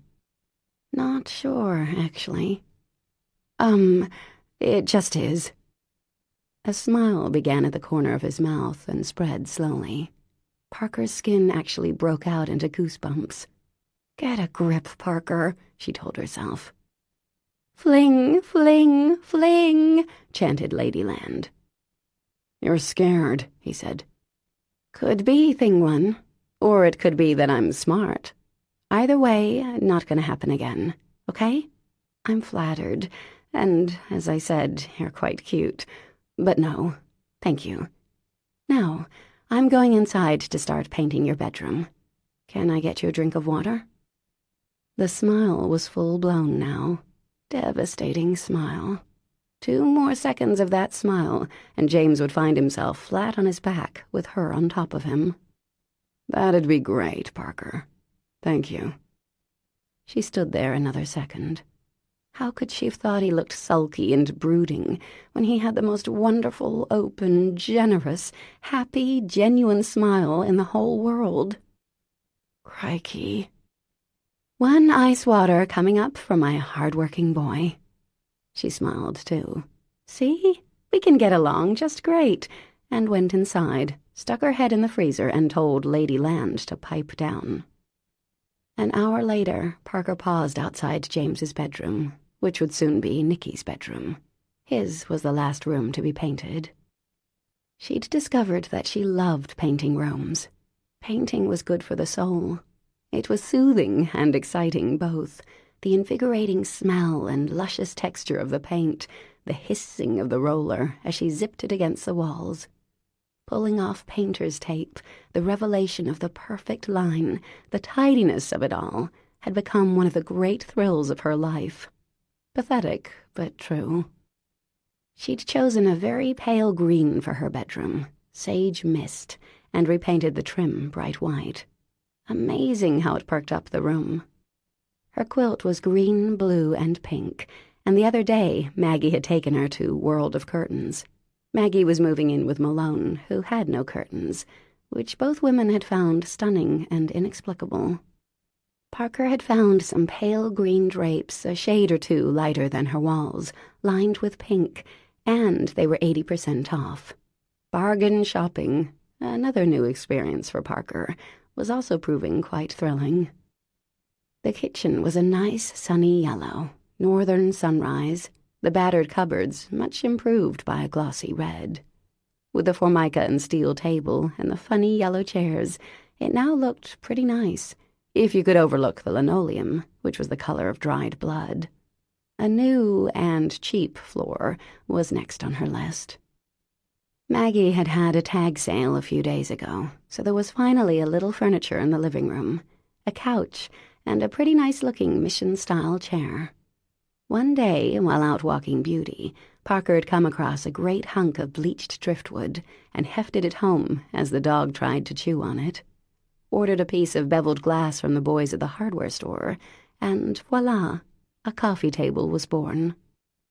The shack was becoming pretty cute and completely unrecognizable from the hoarder's hell she'd first seen.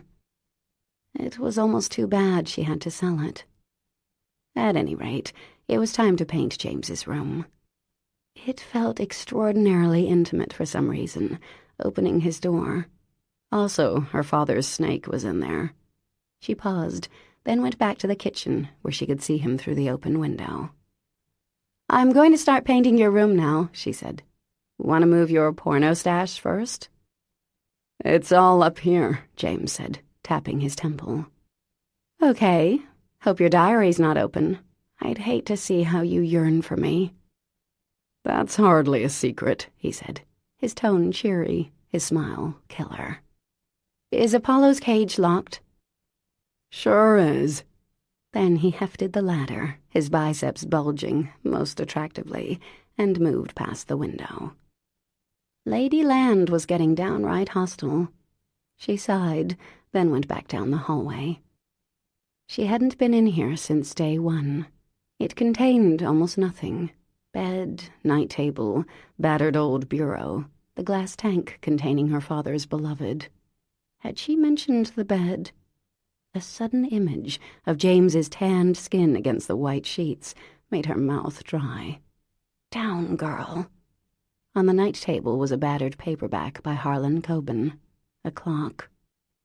The room was as neat as a pin, neater than her room, which always seemed to have a towel or a pair of shoes lying around somewhere, no matter how she tried to keep it tidy. His room was like a monk's quarters. No porno stash anywhere that she could see. She got a towel from the bathroom and draped it over Apollo's tank so she wouldn't have to see the creature. There was a single framed photo on the bureau. Parker went over and picked it up. It was of James hugging a woman with dark hair. The woman's face was buried in his shoulder, but Parker could see enough of her face to tell that the woman was laughing. James was smiling, his chin resting on the woman's head, his eyes crinkling. A happy, happy picture. Had James ever been married? The thought lanced Parker with an abrupt arrow of shame. She'd never asked. Was he divorced, a widower, or was this laughing woman his sister? He had mentioned a sister, as well as 3 brothers, but Parker couldn't see enough of her face to tell if they looked like each other. But she could see that the woman had curly hair, beautiful skin, and that she loved James. And he loved her back. Very carefully, she put the picture back and started on the taping. When she was done with that, she pulled the bed away from the wall. There was hardly enough room to get past, as James's room was significantly smaller than her own. A thought occurred to her. "Hey, James," she called, going back into the hallway. He was right there, and she jumped back. "Oh, you're in. I thought you were, still outside." "I'm gonna shower and head for Dewey's," he said. "Oh." "It's Malone's bachelor party," he added. "Right, I knew that. Too bad they couldn't shower together. Save time and all. Wet, naked, soapy James, and her own wet, naked self. Holy halos, Batman." Her knees softened, then thunked into place, locked. Great. She was staggering without even taking a step. "Well, have fun, Thing One." Her voice was brisk. "Don't drink and drive, of course." "I never do." He leaned against the wall and looked at her. He hadn't shaved today.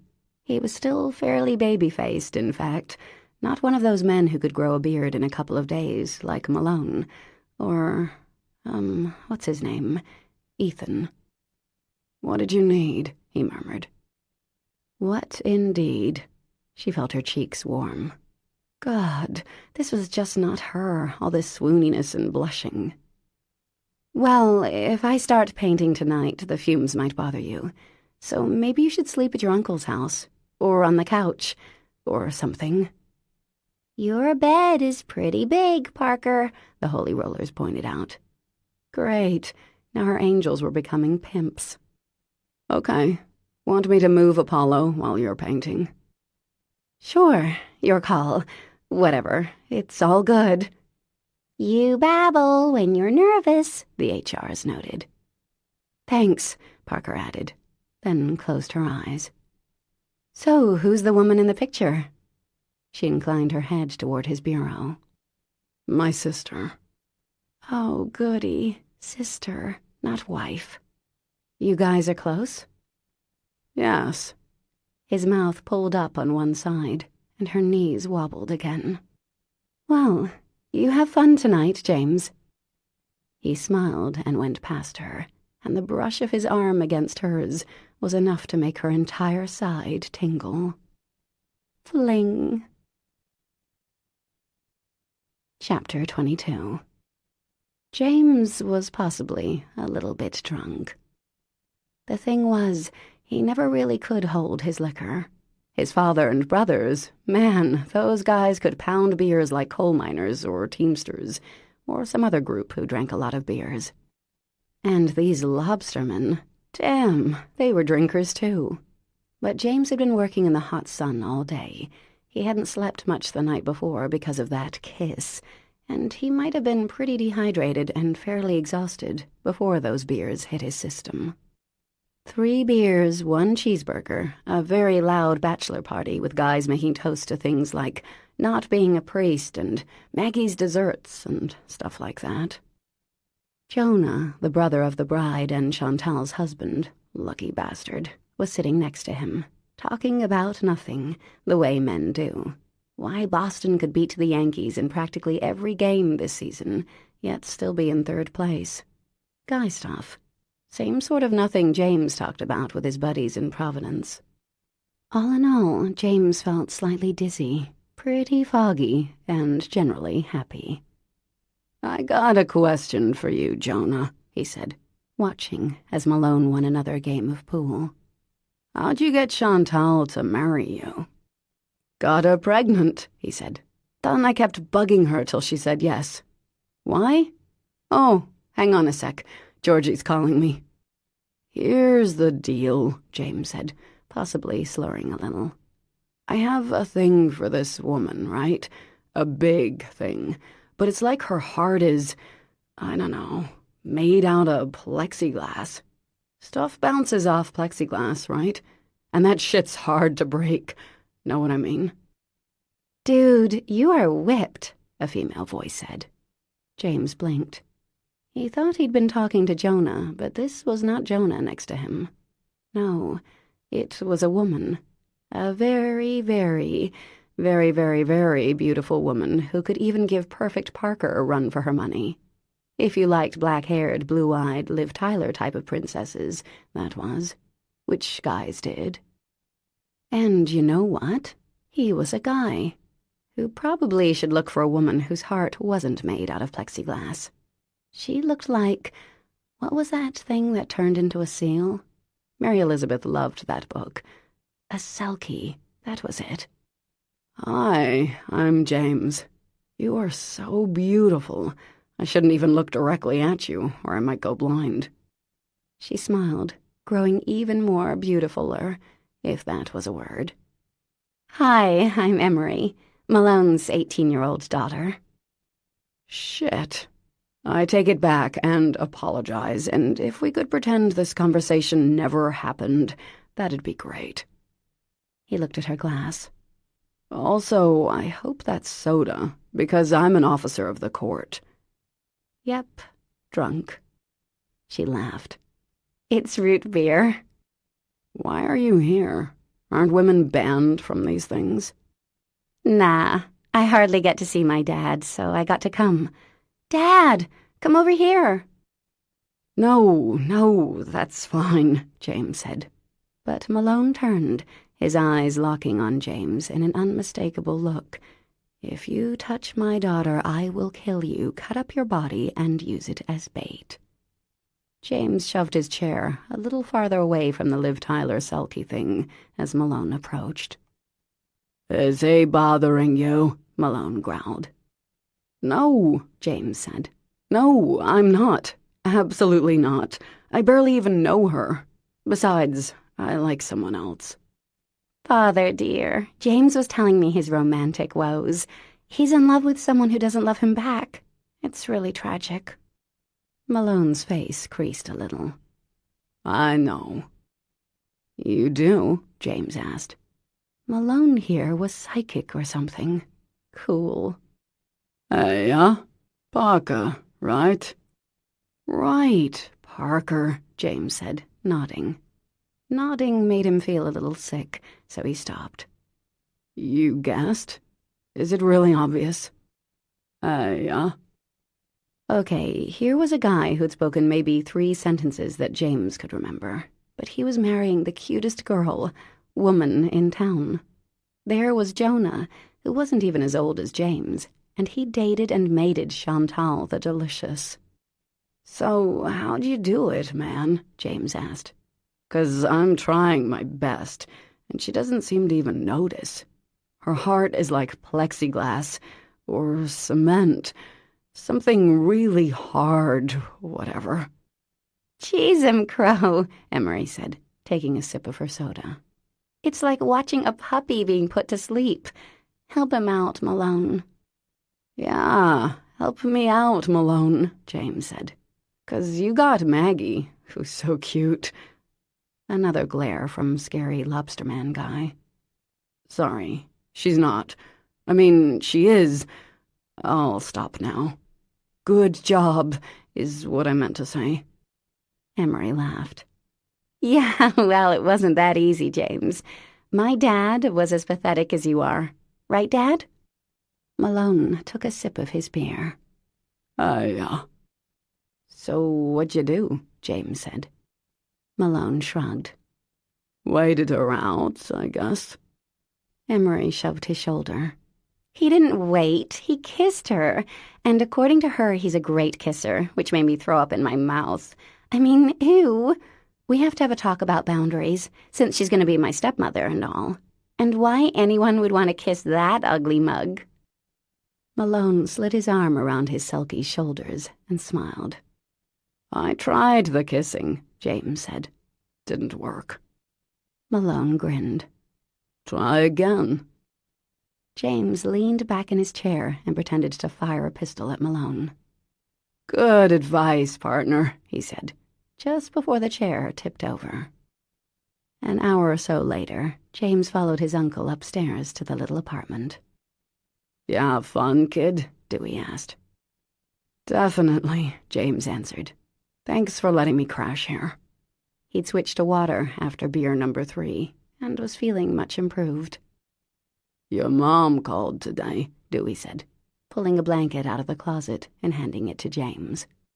So much for feeling improved. How's she doing? Good. Worried about you. She saw something on the news about your boss and whatnot. Figured out you're unemployed. James nodded. I paid Beckham for the next few years. She doesn't have to worry. Dewey folded his arms across his massive belly. I think she was worried about you, Jamie. When was the last time you saw them?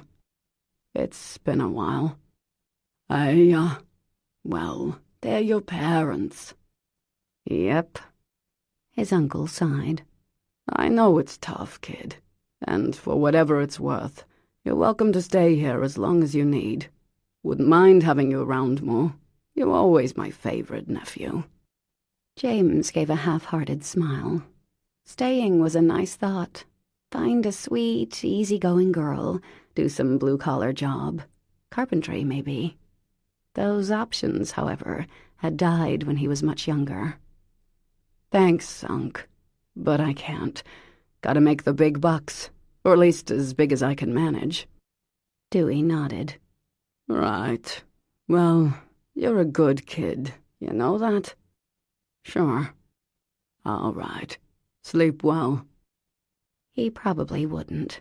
The clock was ticking on getting a real job, taking care of his responsibilities. He couldn't play house with Parker forever, and the thought of leaving her, of not seeing her anymore, ever, maybe, made his chest hurt. Tomorrow, he'd be helping Dewey set up for the wedding, basically transporting the bar over to the town green, serving drinks, cleaning up. Parker would be doing the flowers and whatnot. It occurred to James that the last time he'd been at a wedding with Parker, they'd ended up in bed. A guy had to wonder if he might get that lucky again. As he lay there on Dewey's lumpy couch, James felt the beginning of a smile. Weddings had always been good to him. Maybe there was reason to hope tomorrow's would be, too. Chapter 23. Parker woke up at 5.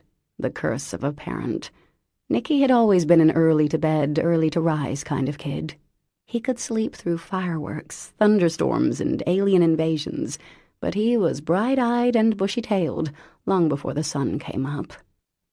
Well, the one small benefit of having him with Lucy and Ethan for 3 weeks was that at least she didn't have to answer his endless stream of questions before having 2 cups of coffee. She stretched, and her little dog did the same. "Sleep well," Parker whispered, petting the dog's silky head. She'd have to make sure Nicky understood how shy Beauty was, as the little guy tended to charge toward whatever caught his fancy. "You'll be sweet to Nicky, right?" Parker asked the dog, and Beauty's tail gave a slight wag. Today was the wedding, and she had a ton to do.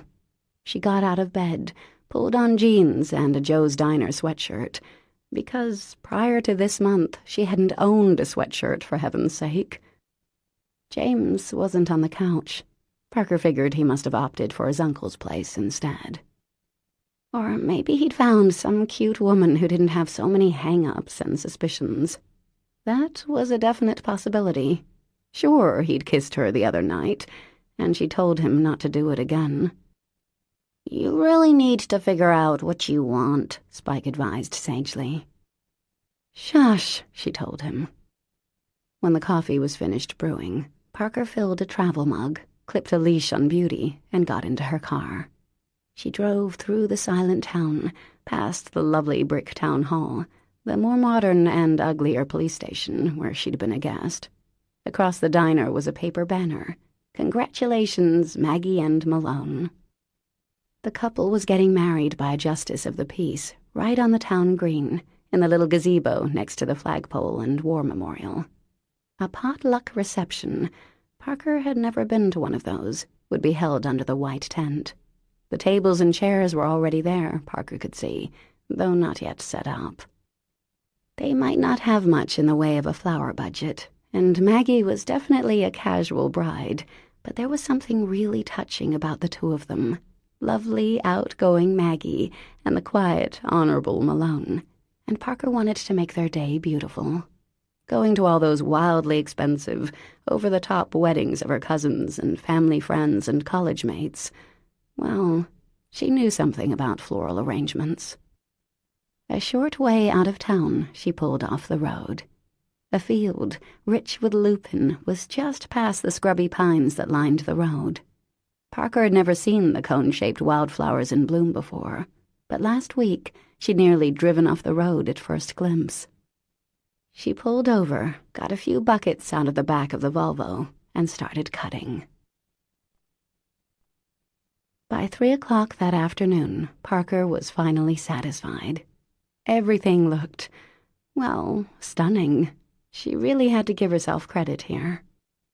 The gazebo was twined with garlands of ivy and hydrangea blossoms, most of which she'd, appropriated from a lush bank at the edge of the Pines property. Collier wasn't around, but Parker figured that he wouldn't mind, or even notice. On the wide steps leading into the gazebo were 2 huge arrangements of pine, lupin, twigs, and more ivy and phlox, a riot of color and deep, dark green. Parker had filled 8 tin buckets with smaller versions of the arrangements and set them out at intervals along the makeshift aisle. Inside the tent, she'd strung up fairy lights. Vin had had some in a closet, and last week Parker had emptied a going-out-of-business craft store of its cash. All the supports and poles were lit up like the old tavern on the green in Central Park, and twined with more blossoms of hydrangea, wild roses, baby's breath, and lupin. For the centerpieces, Raleigh had helped her drill holes into split white birch logs, into which Parker had put tall white candles, then set that into a bed of pine, roses, and fern. It was magical, and lush, and uniquely Maine, and she couldn't wait to see the look on Maggie's face. Lavinia was delivering the bouquets and boutonnieres to the bride and groom, so Parker was free to go. She took one more smug look around the tent. Time to go home, shower, and change. Good thing Lucy had convinced her to bring a really nice dress in case of a fling. And speaking of flings and weddings, it was hard not to remember Esme's big day, when Parker had ended up with James. He'd been little more than a stranger back then. This time, she had reason to like him. The thought made her knees wobble a bit. Like most men, James wasn't crazy about most weddings. Ceremonies were mostly the same, give or take. Brides looked pretty. Food was mediocre and took too long to be served. The expense always seemed a little grotesque. Single women tended to eye him the way a starving coyote might eye a plump, blind baby bunny, then make their predictable and unsubtle advances. In fact, that's how he and Leah had met, a New Year's Eve wedding. She'd been cute. She eyed him. She kept positioning herself closer and closer till she could accidentally bump into him and apologize, with plenty of hand-laying and hair-tossing. Parker's wedding pass had been, by far, the least subtle ever. She'd been no sneaky coyote, no, more like a strike from a great white. Didn't see it coming, was completely stunned. Not that he'd complained. This wedding, he acknowledged, was nicer than most. Parker and Vin had done a great job on the flowers. In fact, Maggie's mouth had dropped open when she got out of the limo, and people couldn't stop talking about how pretty everything looked. Every time he heard someone gushing, he felt a little rush of pride for his housemate. And speaking of, she looked perfect. Wearing a long blue dress cut low in the front and low in the back, hair up in a twist. She wasn't wearing shoes, and the sight of her toes peeping out from under the silky fabric was getting him a little aroused. Didn't take much where she was concerned. Whether she wore that horrible Yankees cap and stained jeans, or a gown, she was beautiful. She was also avoiding him. She'd waved, he'd waved back. She seemed to be arming herself with babies. First Chantal's fat little package, then a smaller baby, then one that could walk. The bride herself appeared. "Jamie, you don't have to stay glued behind the bar," she said, her cheeks flushed with happiness. "Eat something. We can pour our own wine." "You sure look pretty, Maggie," he said. She smiled, and for a second she looked exactly like the cute waitress he'd had a crush on way back when. "Thanks," she answered. "But go. I'm the boss of today, right? Go eat something. Dance with someone. Parker, for example. Malone said you have a huge crush." James shot Malone a look. "Thanks, pal." Maggie leaned forward and kissed him on the cheek. "I'm so glad you came up this summer." "No kissing other men," Malone said. "Wife." "Oh, that's right, we're married," Maggie said. "I forgot why I was wearing this white dress." She slid her arms around Malone's waist. "Go, James. I am queen and therefore dismiss you. Have fun. Oh, hang on, there's Parker. Parker, over here." "She's really bossy," James muttered to the groom. "Hey, he agreed. Because Maggie was queen, Parker came over, and James felt his nerve endings do the now familiar howl. "Parker, these flowers are amazing. I can't get over it," Maggie said, hugging her. "Thanks, Maggie. So glad you like everything." She paused. "Hi, James." "Parker, always lovely to see you," he said. Her cheeks grew pink. James smiled. Used to be he could only make her ears turn pink. Now he had the whole face. Progress. "Oh, I love this song," Maggie said. "Come on, Malone, let's dance." Malone grimaced. What straight guy wouldn't? It was something by Beyoncé about all the single ladies. "You have to obey her," James said. "She's the queen." Thanks for nothing, Malone muttered, following his wife as she dragged him onto the dance floor. Poor slob. Well, he wasn't that poor. He was smiling. James turned to Parker. Her blush deepened. "Did you have fun last night?" she asked. "Sure." "You stayed at your uncle's?" "Yep." She smelled so good.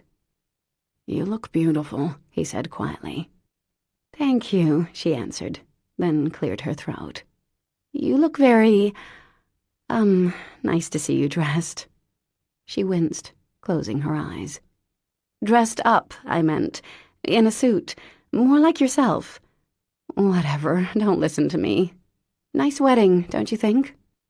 She was nervous. He could feel the electrical current radiating from her. She licked her lips. God, and the blood made the cheerful and familiar flight from James's brain straight to his groin. "The flowers look great." "Thank you." Such pleasant chit-chat when what he really wanted to do was her. Yeah, that was right.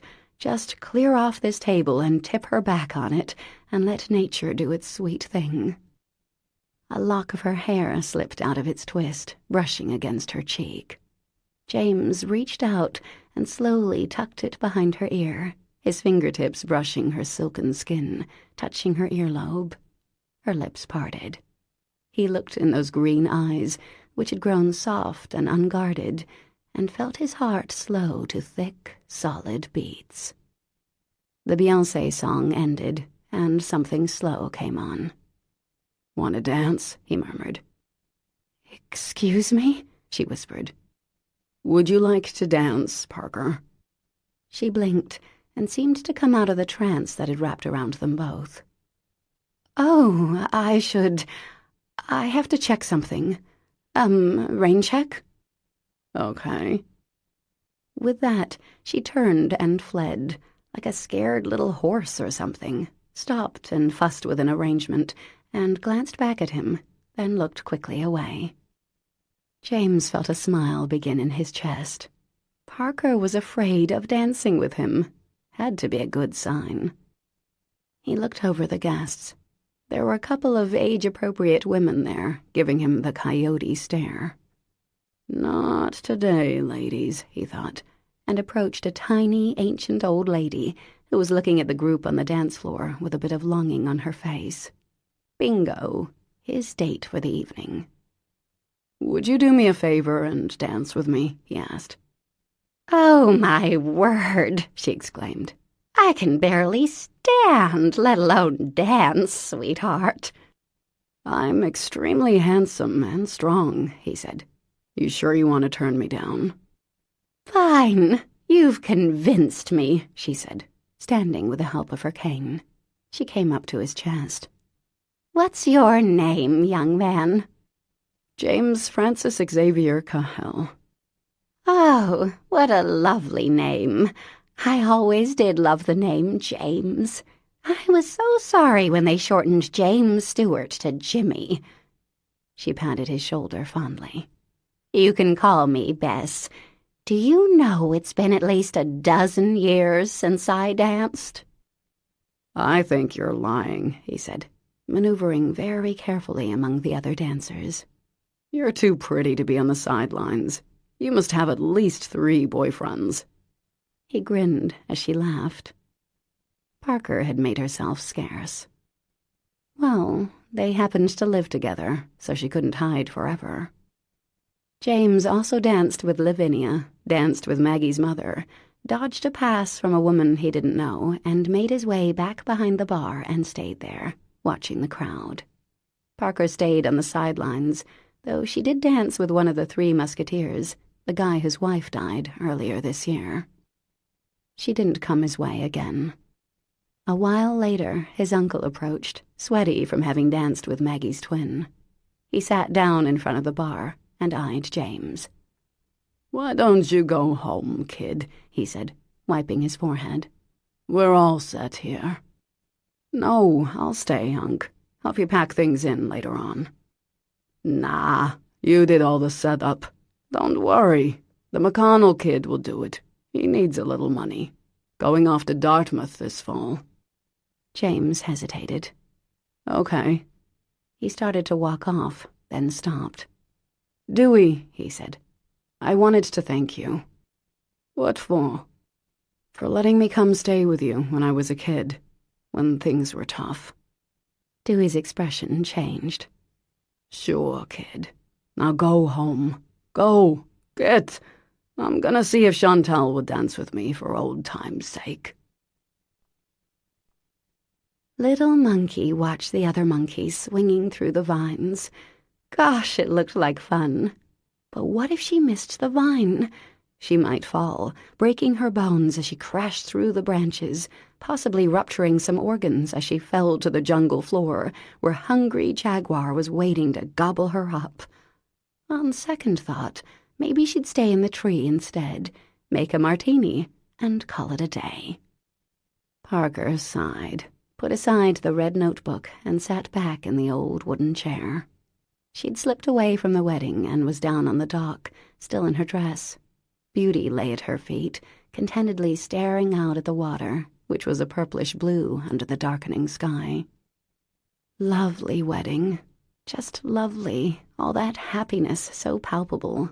She'd laughed and eaten, and truly enjoyed sitting with Lavinia and watching the bride and groom.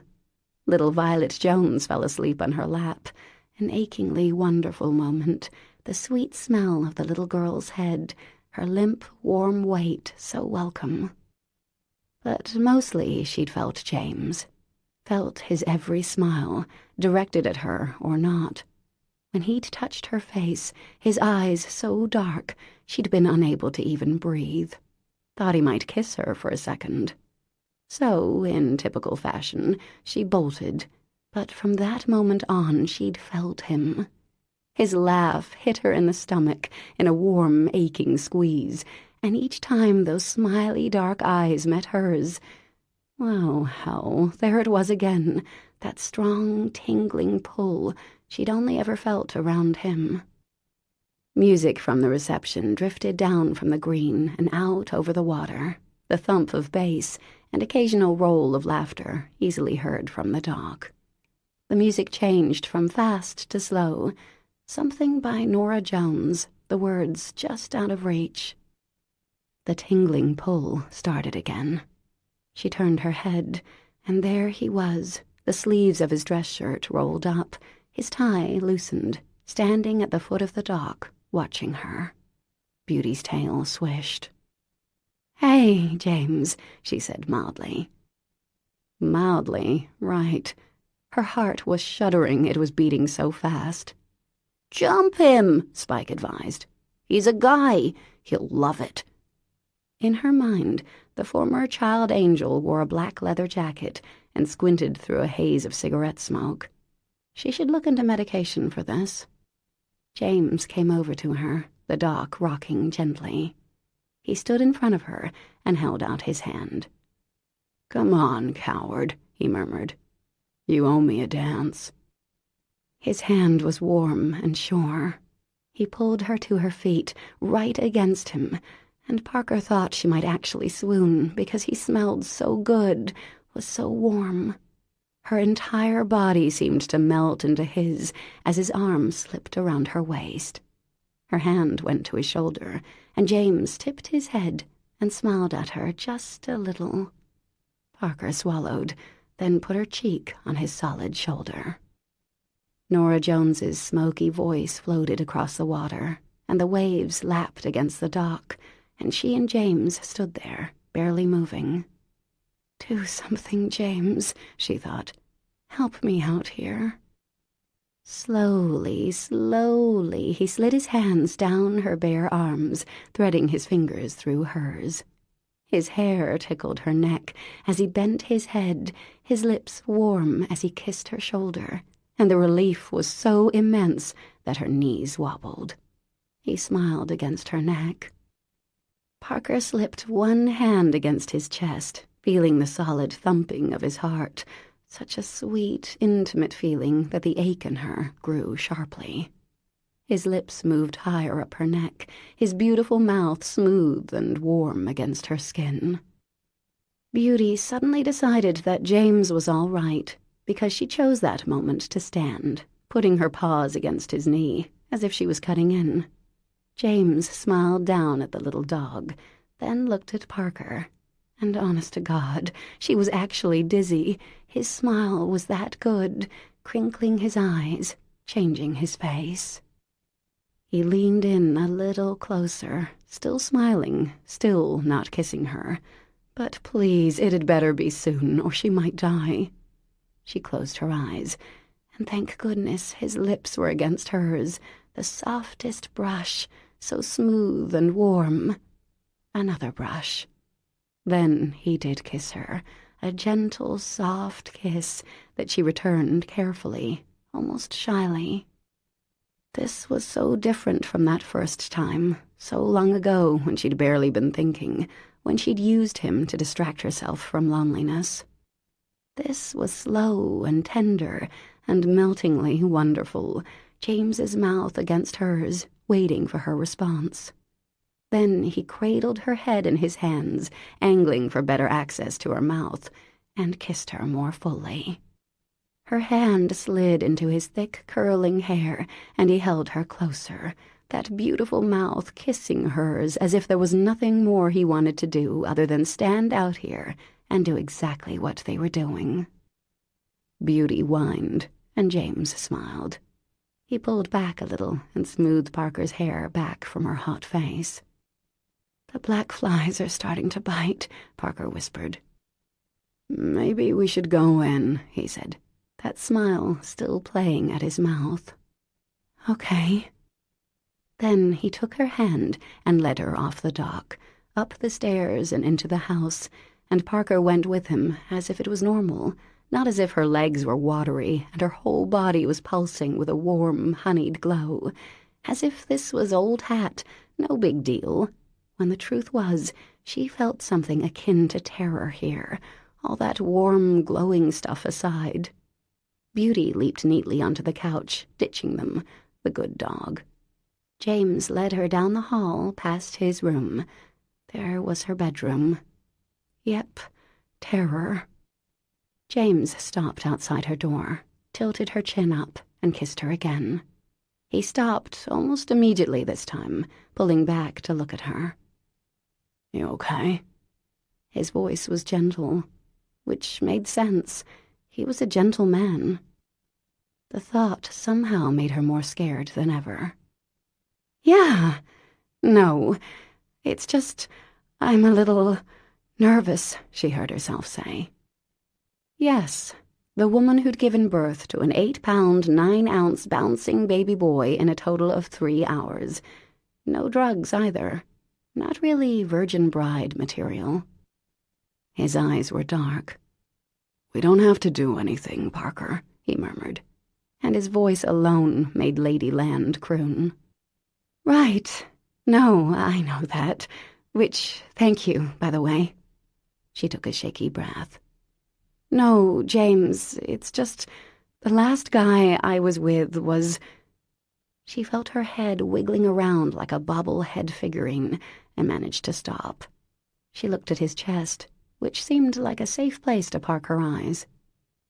You were the last guy I was with." He didn't answer. She continued looking at his chest. Fascinating shirt, all white and, cottony. Then he cupped her face so she really did have to look at him. His eyes were soft, and he was smiling. He looked so relaxed. How could he be relaxed when she was about to jump out of her skin? "And that was... but this," she said. It feels different." Her voice was a whisper now. Very slowly, as if she were a skittish fawn. Why a fawn? Why not a skittish mule or ferret? Oh, Lord, her brain was going to explode. James kissed her, just a soft brush on the lips. "Maybe because we're friends now," he murmured. And that was it exactly. Whether it was good or bad, she didn't know. It was probably good. He leaned in, so slowly, and kissed her again, and without quite realizing she'd moved, she found her hands were sliding against his lean ribcage up to his chest. "Is that a yes?" he whispered, pulling back the slightest bit. "It's a yes," she breathed.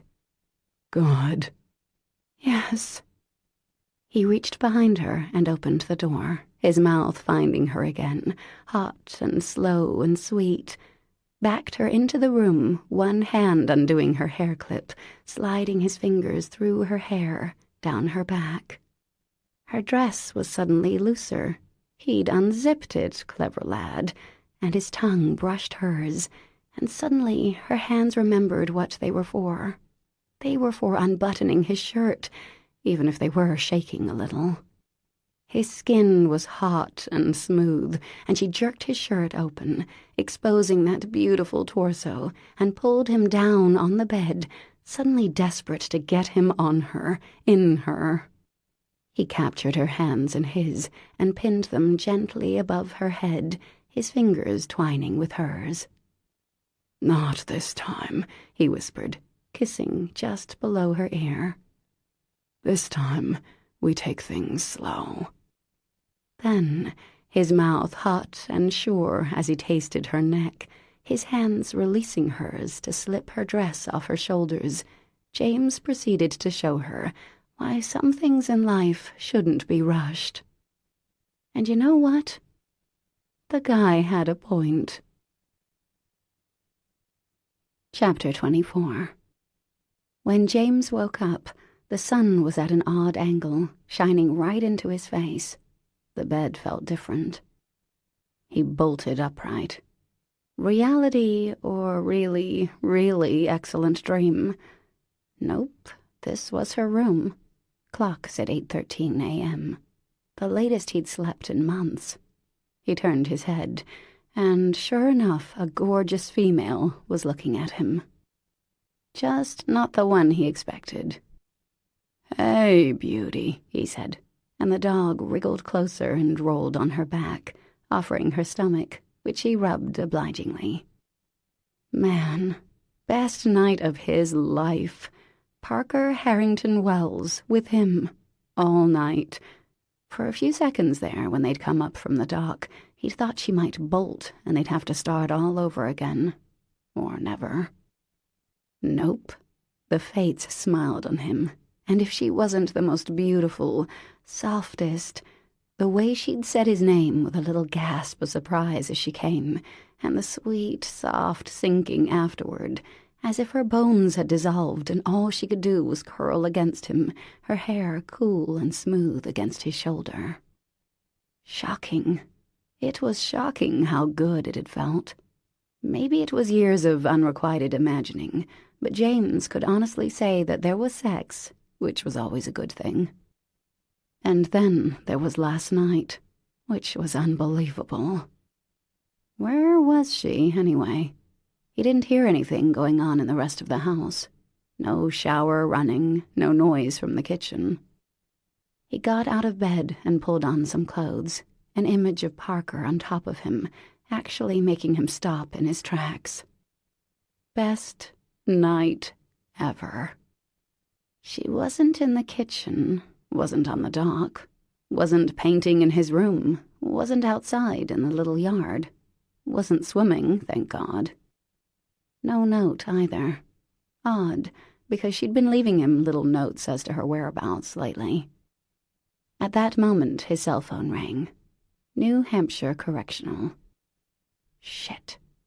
"Hey, Harry," he said. "James, how are you?" "Great, Harry. Just shagged your daughter. A few times, actually." I'm good. How are you?" "Not bad." There was a pause. "How's Parker?" So good." James grimaced. "She's excellent. Very good. She's fine. She's looking forward to seeing her son next weekend." He closed his eyes. "Good. How's the house coming along?" "Pretty well." "She hasn't been to see me. You think you could get her to come down?" James paused. Well, I think you should ask her yourself, Harry. It'd probably mean more coming from you. Is that right? And now you know my daughter better than I do? Oh, most definitely, boss. Something wrong? It would be pleasant, James, if my only child decided she could get her ass in the car and visit me. Okay, I'll pass that message on. Thank you. Harry's voice was curt. So, how's sobriety? James asked. There was a long pause. It's harder than I thought, Harry acknowledged. Sorry if I'm being a prick. No, Harry, you're fine. You're in prison. You're supposed to be in a bad mood. Maybe you should join a gang, make some friends. Harry laughed. You're the only friend I have, kid. There was an unfamiliar note of sincerity in his voice. All right, James. Take care. You too, Harry. Bringing up Harry was not really on James's list of top 10 things to talk about with Parker, especially now, when she'd apparently bolted. Her car wasn't in the driveway, so she must be either at the diner or the flower shop, or on the interstate. A note would have been nice. Parker, warm and sleepy in bed next to him, would have been even better. With a sigh, James took a shower, fed the dog, and walked into town. She wasn't at the diner, which was packed with pretty much the same folks he'd seen at the wedding yesterday. He said hello to a dozen or so people, got 2 coffees to go, and headed for Lavinia's. As he walked in front of the open window of the shop, he heard Parker curse. "Tell him I'm on a delivery," she hissed, completely audible. James rolled his eyes and went in. "Hey, Lavinia," he said, setting 1 cup of coffee on the counter and taking a sip of his own. "Brought you a coffee. Didn't think you were open so early, on a Sunday. And look at you, here all by your lonesome." Lavinia stubbed out her cigarette on her palm, looking somewhat like a creased and grumpy badger. "I don't usually open so early on a Sunday morning, you're right. But as you might know, I live upstairs, and some crazed idiot was unlocking the door at 6:30. To clean up the shop, she said." Lavinia picked up the coffee and took a sip. "Thanks for this, by the way." "You're welcome. So, this crazed idiot, I guess she's on a delivery, huh?" Yeah, something to that effect." James nodded. "Well, I'd like to send her flowers." "Sure, your money." "Okay, here's what I want the card to say. You ready?" Lavinia picked up a pen and grinned. "Go for it, kid." "Dear Parker, thank you for the best sex I've ever had, even counting the last time you did me, which was also fantastic. Still, last night was even better. I'd love to have these encounters more than once every few years, and as we are currently living together." The door to the back room opened. "Okay, fine, I'm here. Stop embarrassing yourself." "Parker, hi. What a shock. I thought you were on a delivery." He grinned at the sight of her flushed face. "I'll leave you 2 lovers alone," Lavinia said with a rusty chuckle. "Eavesdropping the whole time, of course." Parker waited till Lavinia went into the back room. "James, I'm sorry I had to leave so early. I, had to clean up." "No, you didn't. You're avoiding me." "Okay, yes, I'm avoiding you." She shoved a piece of hair behind her ear, pinched her pinky, then folded her arms over her chest and looked at the floor. Princess agitation. "I wasn't sure what to say." "I missed you," he said. She pinched her pinky again, biting her lip as well. Very agitated indeed. Can we... She stopped herself, looked down for a second, sighed, then raised her eyes back to him. "Last night might have been a huge mistake. I don't know. I'm not really sure what I want here, or what you want, or what... Anyway, I need to think a little bit, and I'm not ready for conversation yet." He was not going to let her shovel some wrong-headed story again. Well, for what it's worth, last night wasn't a huge mistake, as far as I'm concerned. And I don't believe you think it was, either. Well, you might be right. I don't know. Yes, you do, he said, his voice containing a hard edge. God. You blew me off the last time, Parker. You really gonna do that again? She looked at the floor again. No, she whispered. I'm just thinking, okay? I'm not blowing you off. And I'm sorry that I bolted this morning. As you might be aware, I'm not really good at relationships. She looked so miserable that he wanted to leap over the counter and kiss her stupid. Give me a few hours, okay? She asked. Well, shit. He couldn't really say no, could he? Still, he couldn't suppress a sigh either. Fine. Thank you for finding me, she whispered. It was very sweet. That was the thing with Parker. Made him crazy on one hand, made him crazy on the other, but for two entirely different reasons. Plexiglass heart versus gooey caramel center. I'll be at home, he said, and I'll be thinking of you the whole time. My God, that's wicked romantic, Lavinia called. Nice one, Jamie. Thanks, Vin, he called, not looking away from Parker. Then, what else could a guy do? He went home. 5 years? Please. Jonah's 13 years younger than I am.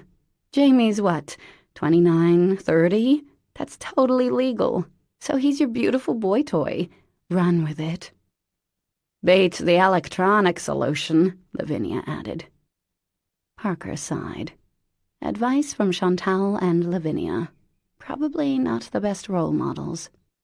There doesn't seem to be a good ending here, she said, trying yet again to explain. When I thought about a summer fling, it was with someone I barely knew.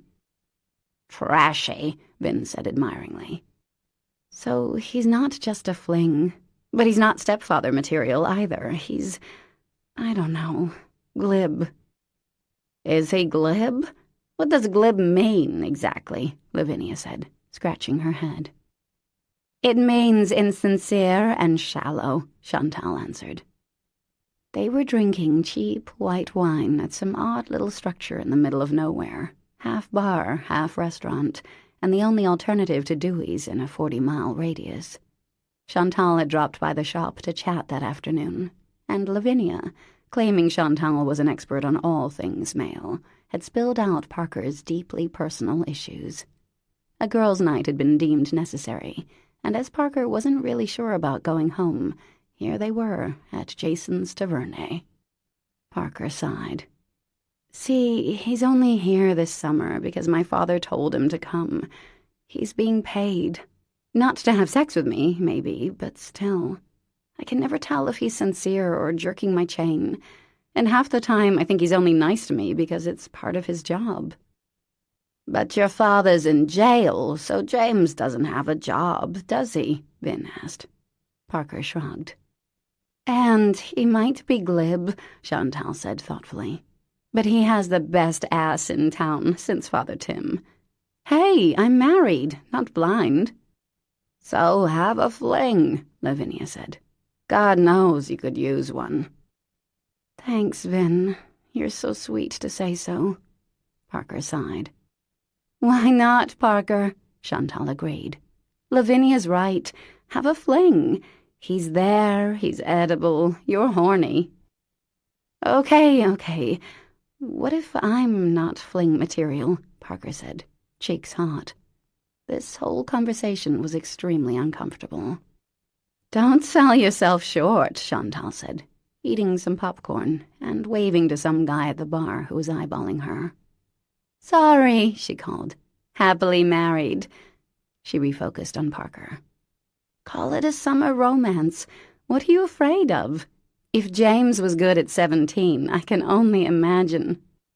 And again, I'm so uncomfortable talking about this, Parker said, leaning her forehead against her fist. The cheap wine was doing its trick. What if I break his heart or something? What if he breaks mine? Lavinia drained her 7 and 7. Then you'll both be older and wiser and write a song about it or something. I don't know, sweetheart. He seems like a guy who's been around a bit. Looking like that, hell, he probably has to hold women off with a Bowie knife. Where Lavinia came up with her expressions was a mystery. "When does your son come up?" Chantal asked. "Sunday, a week from today," Parker said. Thank God, Nikki would be back in her life, her little rock. So have a fling for a week, Parker. Enjoy yourself. Live a little. Chantal patted her hand. Just then her phone rang. "Speaking of boy toys," she said, clicking on. "Hi, babe. Don't bother me, I'm out with the girls." "Oh, really?" Her expression changed to a sex kitten purr. "Is that right? Uh-huh. Go on." "You did not." "You did? Oh, the whole thing? Well, I love you too. I'll be home in 20 minutes. She hung up the phone. "Baby's asleep?" Jonah did the dishes and washed the kitchen floor. She stood up and smoothed her dress over her lush hips. "My husband is about to get laid. Parker, my advice is go for it. See you girls." Lavinia drove Parker back to Gideon's Cove. "Want me to drop you off?" she asked as she came up to the flower shop. "No, I'll walk. I could use the air. Thanks, though." Parker sat for a second. "You've been really good to me, Lavinia. I appreciate it." "Ah, shit. It's nothing." "It's a lot. I wish I'd known you when I was younger." "Well, you're hardly in the grave now, are you?" "Guess not. You're gonna love Nikki." "I'm sure I will, sweetheart. Now get out of my car." The stars were blazing overhead. No light pollution up here, that was for sure. The town was quiet, as it was after 9 p.m., and the smell of pines and salt filled the air. The shushing of the water in the cove was soft and lovely tonight. She could do a fling, sure. Maybe. Probably not, actually. Last night hadn't felt like a fling. The first time at Esme's wedding, yes. That was porno movie sex. Definitely flingish. But last night had been slow and long and tender, and there'd been smiling, even. Bucker. "I fail to see a problem here," Spike said. Parker stood for a minute, looking at the little cottage. It was a far sight better than her first glimpse. The new shingles and roof had perked it up. The back porch had been fortified, the grass cut. She'd paint the doors and railings this week. She could never have done this without Thing One. Going inside, she stopped to pet Beauty, who must have heard her and was waiting at the door. "Hi, sweetie," she whispered. "Sorry I left you all day." Then she straightened up. "I'm back," she said more loudly. James stepped out of the bathroom, his hair damp. He was brushing his teeth. "Okay, here's how it'll be," Parker said, shoving her hands in her pockets. "I can't have a real relationship because my life is very unpredictable these days, first of all. And more importantly, I don't think that would be fair to Nikki, since Ethan and Lucy got married 6 months ago, and with a move out of Greyhurst and starting kindergarten in September, he's got a lot of change going on. So me having a, boyfriend, it's not gonna happen. And I can't have you here when Nikki is here, so you're going to have to either go back to Rhode Island or find somewhere else, because I'm really sorry, but you can't stay. It's not the example I want to set. But obviously I find you attractive, so if you agree, then I would say, let's enjoy each other's company this week, and when my son comes on Sunday, we can part as friends." Crap. That was long. Palms sweaty, face burning. But yeah, she thought she covered everything. James was staring at her.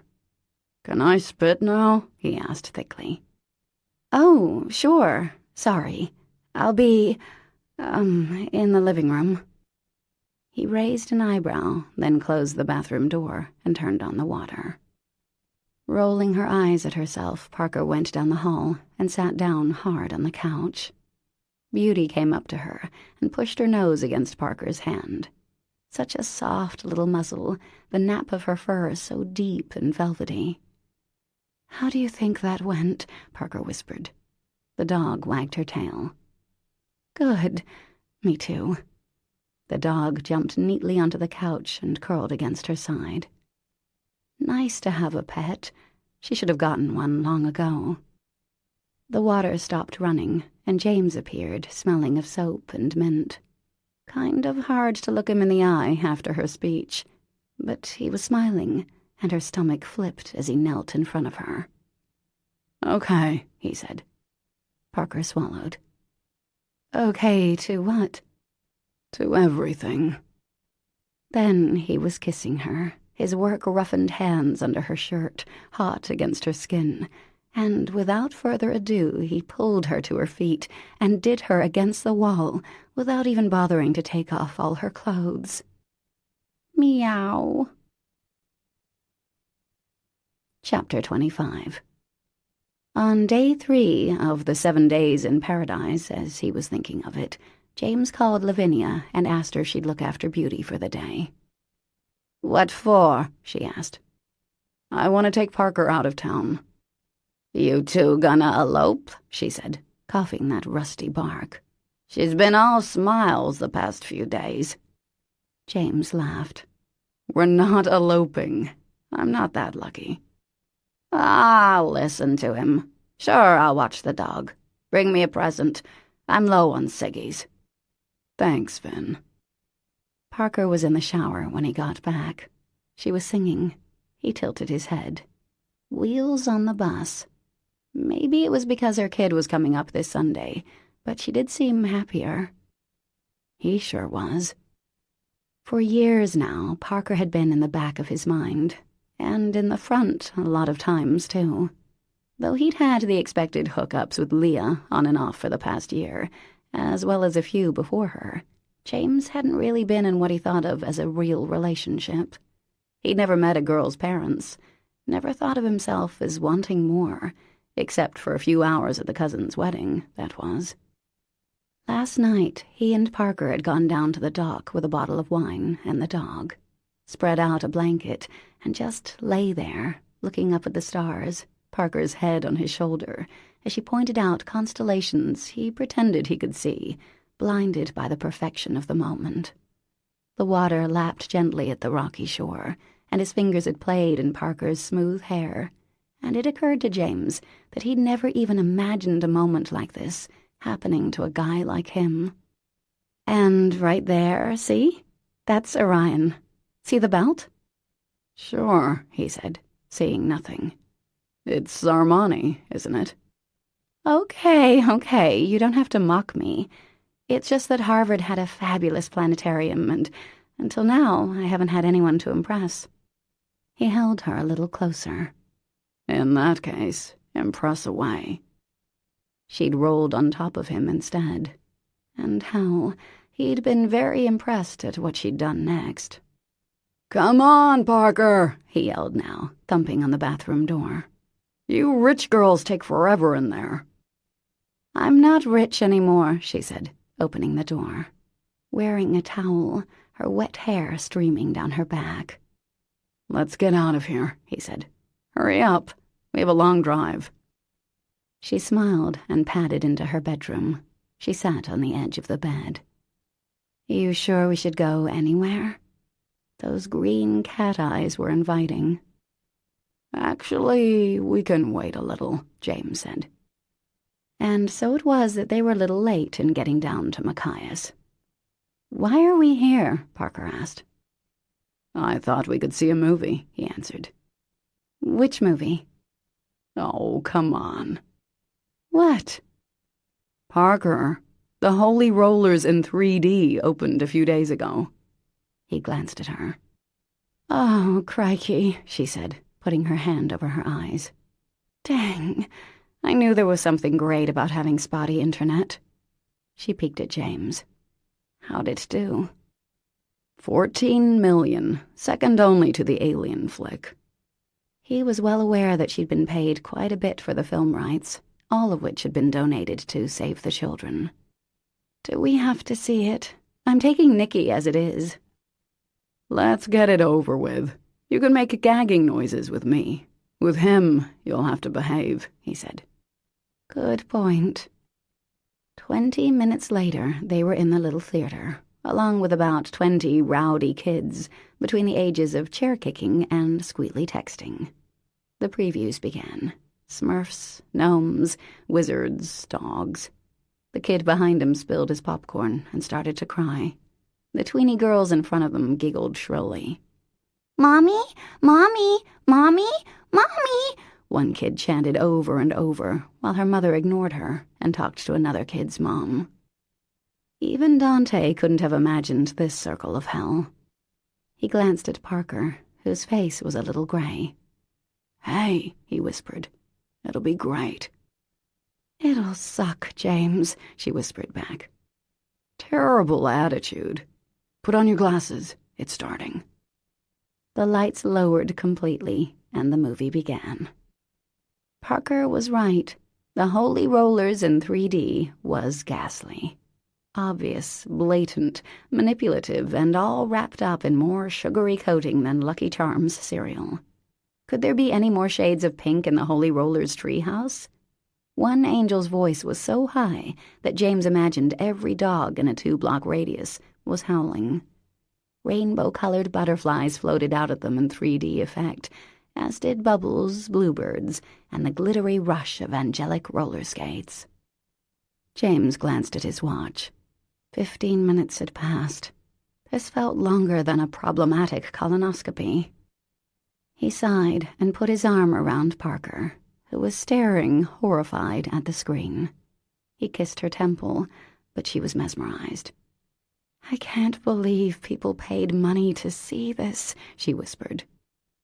Golly, Polly, and Molly, Ike, Mike, and Spike whooshed in and out of regular kids' lives, ate angel food cake, and soothed the mortal children. A cat died and went to heaven. A dog learned that his limp wasn't so bad.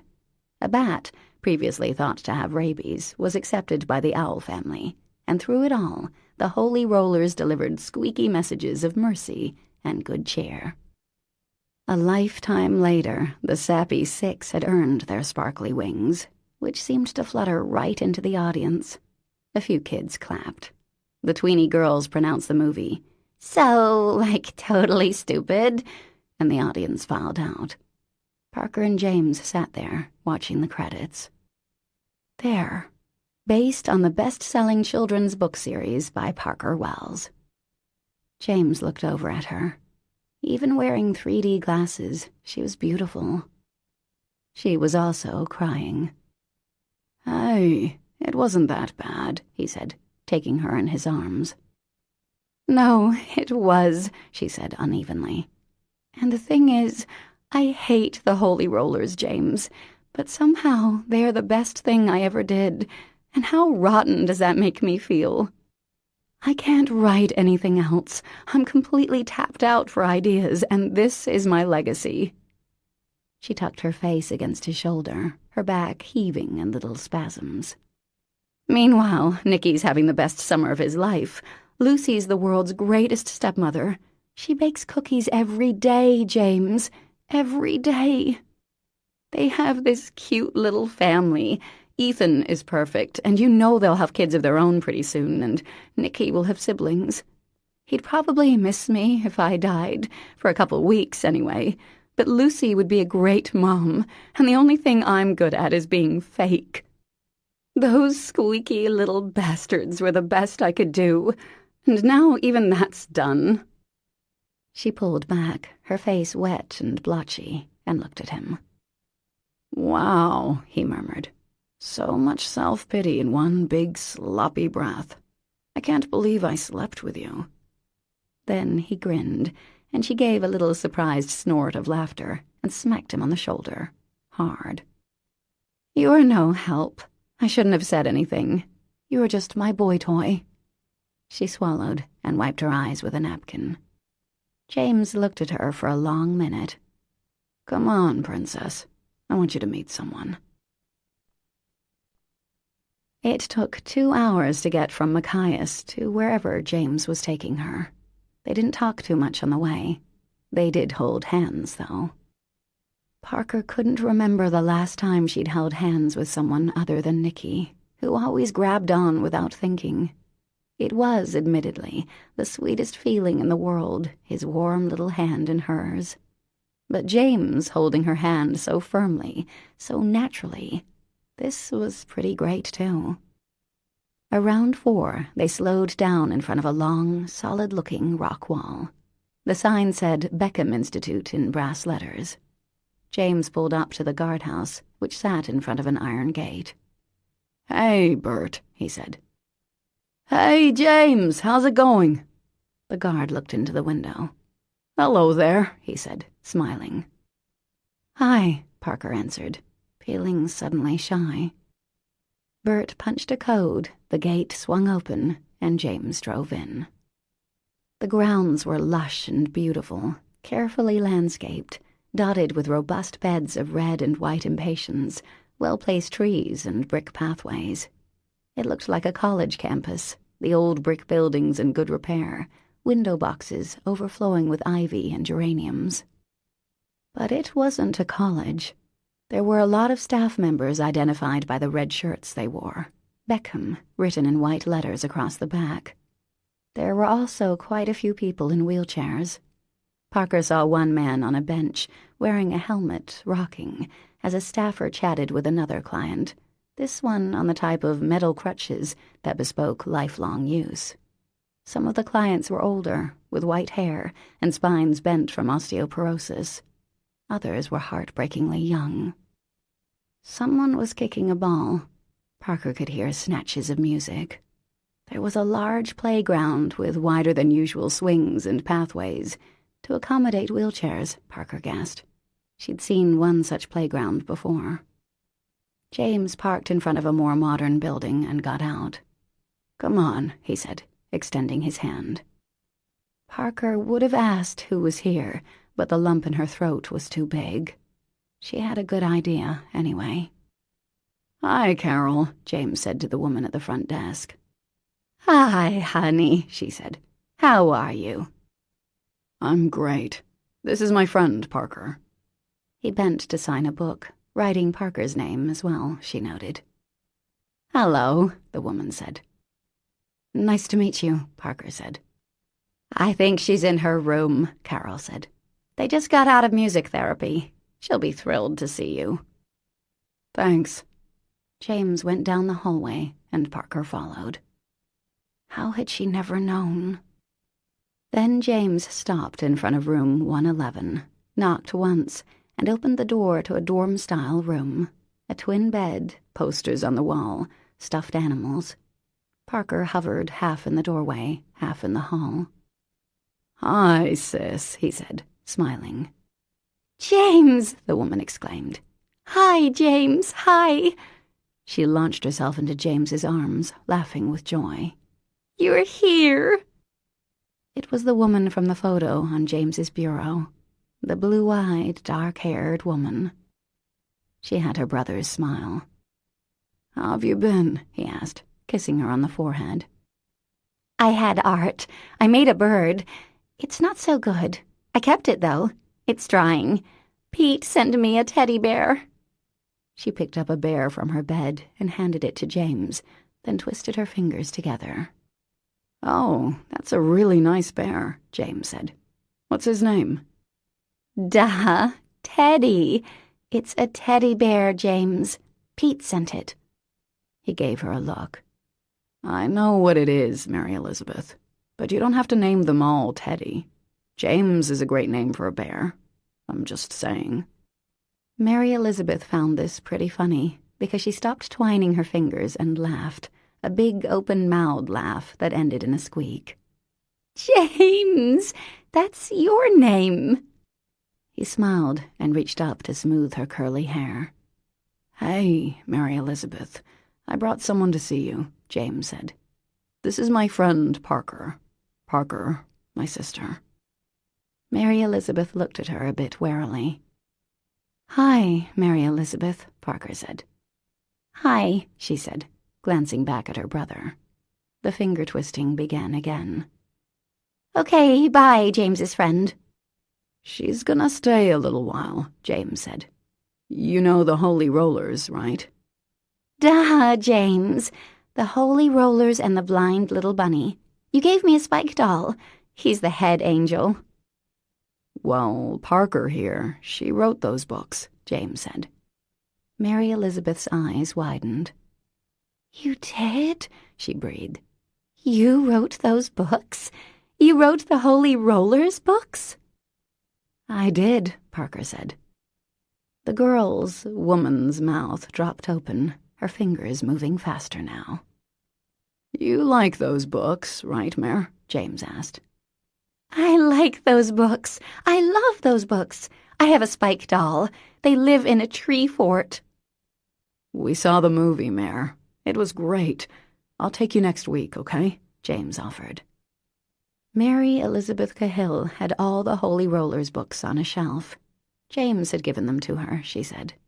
For the next hour, Parker fielded the girls' woman's questions as best she could, agreeing that, yes, the Holy Rollers and the Big Mean Bully was the best of all the books, and yes, angel food cake was her favorite dessert, too. But no, she had never had a tree fort. Throughout the interrogation, Parker kept looking at James, who sat on the window seat, his face neutral as Mary Elizabeth chattered. Occasionally he made a joke, but mostly he was quiet. Finally, an aide of some kind knocked on the door. "Sorry to break this up, guys. Mary Elizabeth, it's time for dinner, hon. James, you and your friend gonna stay?" James glanced at Parker. "Not this time." "I'm starving," Mary Elizabeth announced. She stood up and looked at Parker. "You're my best friend now." "Thanks, Mare," James said with an exaggerated sigh. "I thought I was your best friend." "You're my brother. You can't be best friends with your brother." "So true, Mary Elizabeth," Parker said. "Don't listen to him. He's just grumpy." Mary Elizabeth seemed to like that. "You're just grumpy, James," she repeated. "You're grumpy." She looked at Parker, a gleam of conspiratorial delight in her eyes. "I love you, James's friend," she added, hugging Parker hard. "I love you too," Parker said.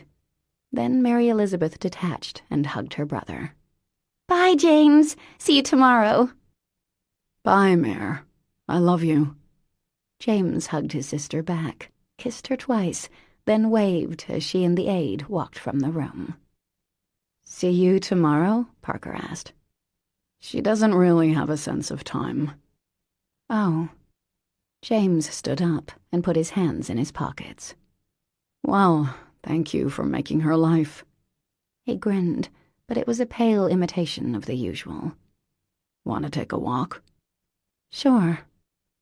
James clearly knew the place well, and several people, clients and staff alike, said hello, calling him by name.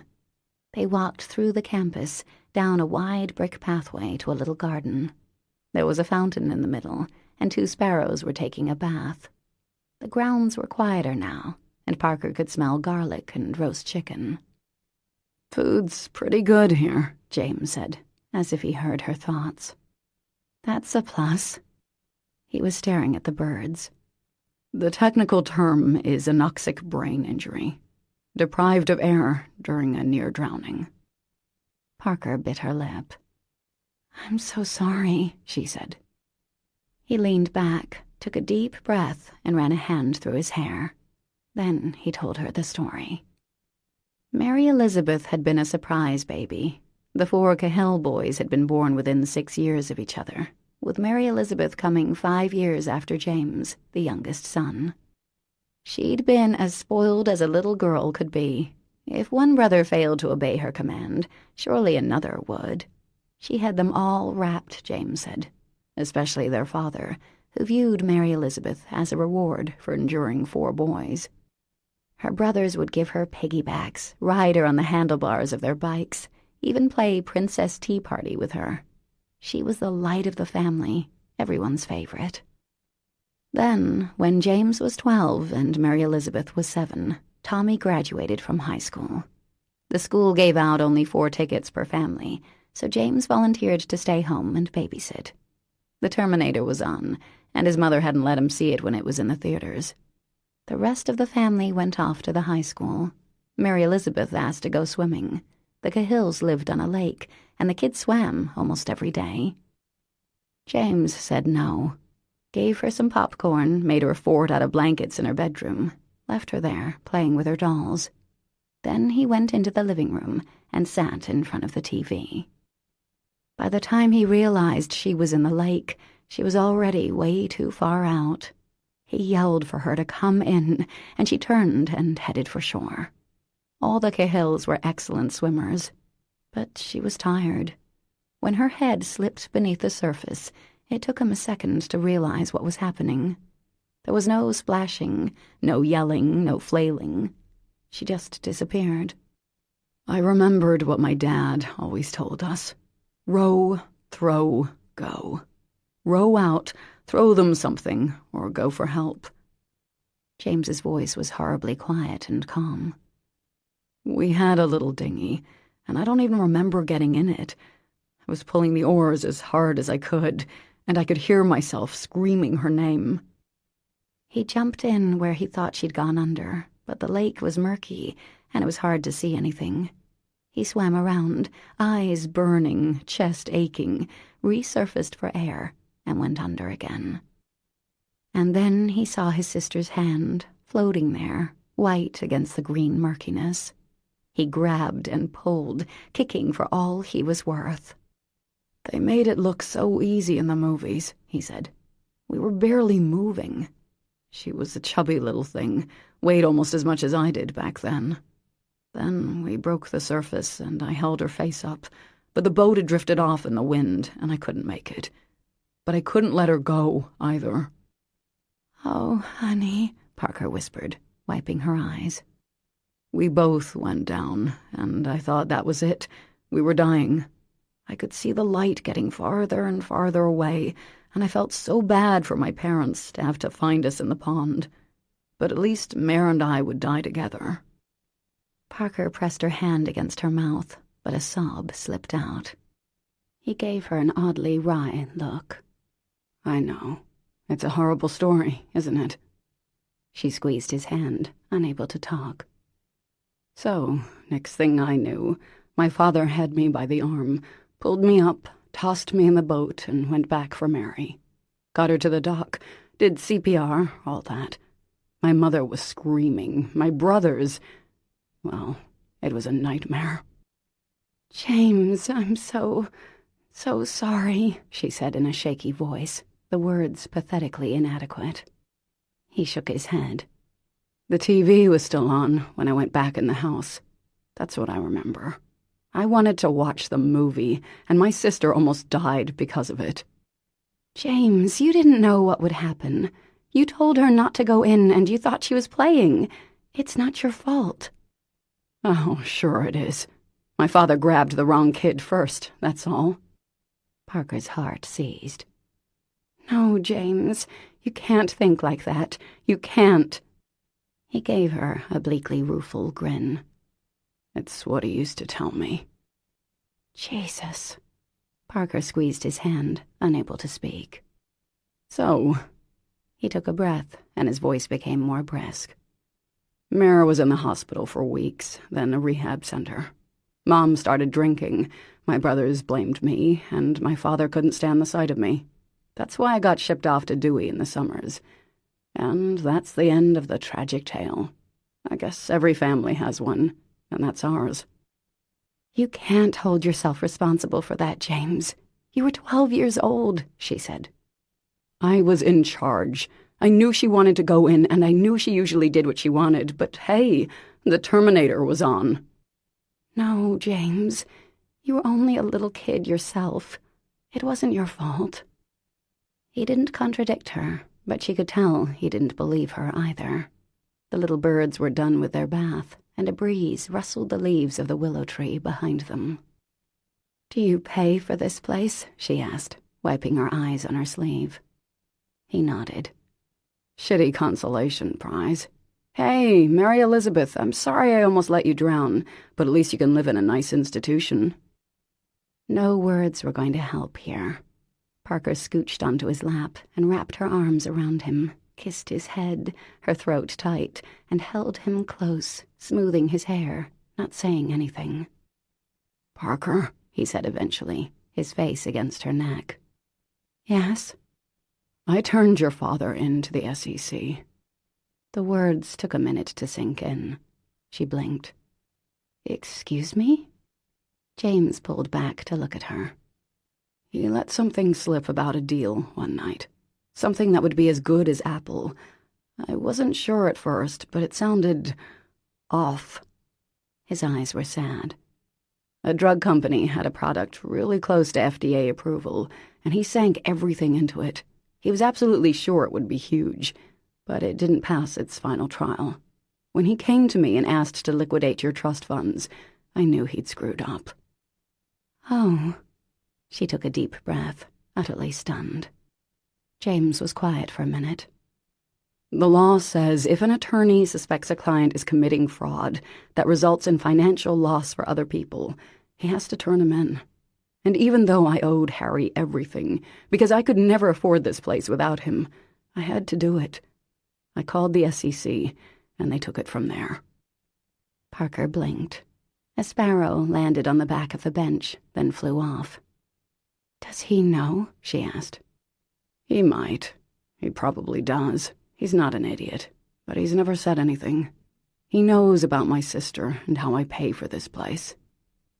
His dark eyes were full of so much guilt, sorrow, regret. "I'm sorry, Parker. I knew you and Nikki would be collateral damage, but I couldn't say anything without breaking the law. If I lost my license or got indicted with Harry, I wouldn't be able to take care of Mary Elizabeth." Parker looked at him for a long, long moment, then put her hand over his heart.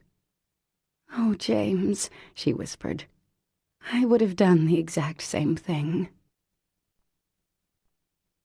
It was not great timing, falling for someone 4 days before a relationship was scheduled to end.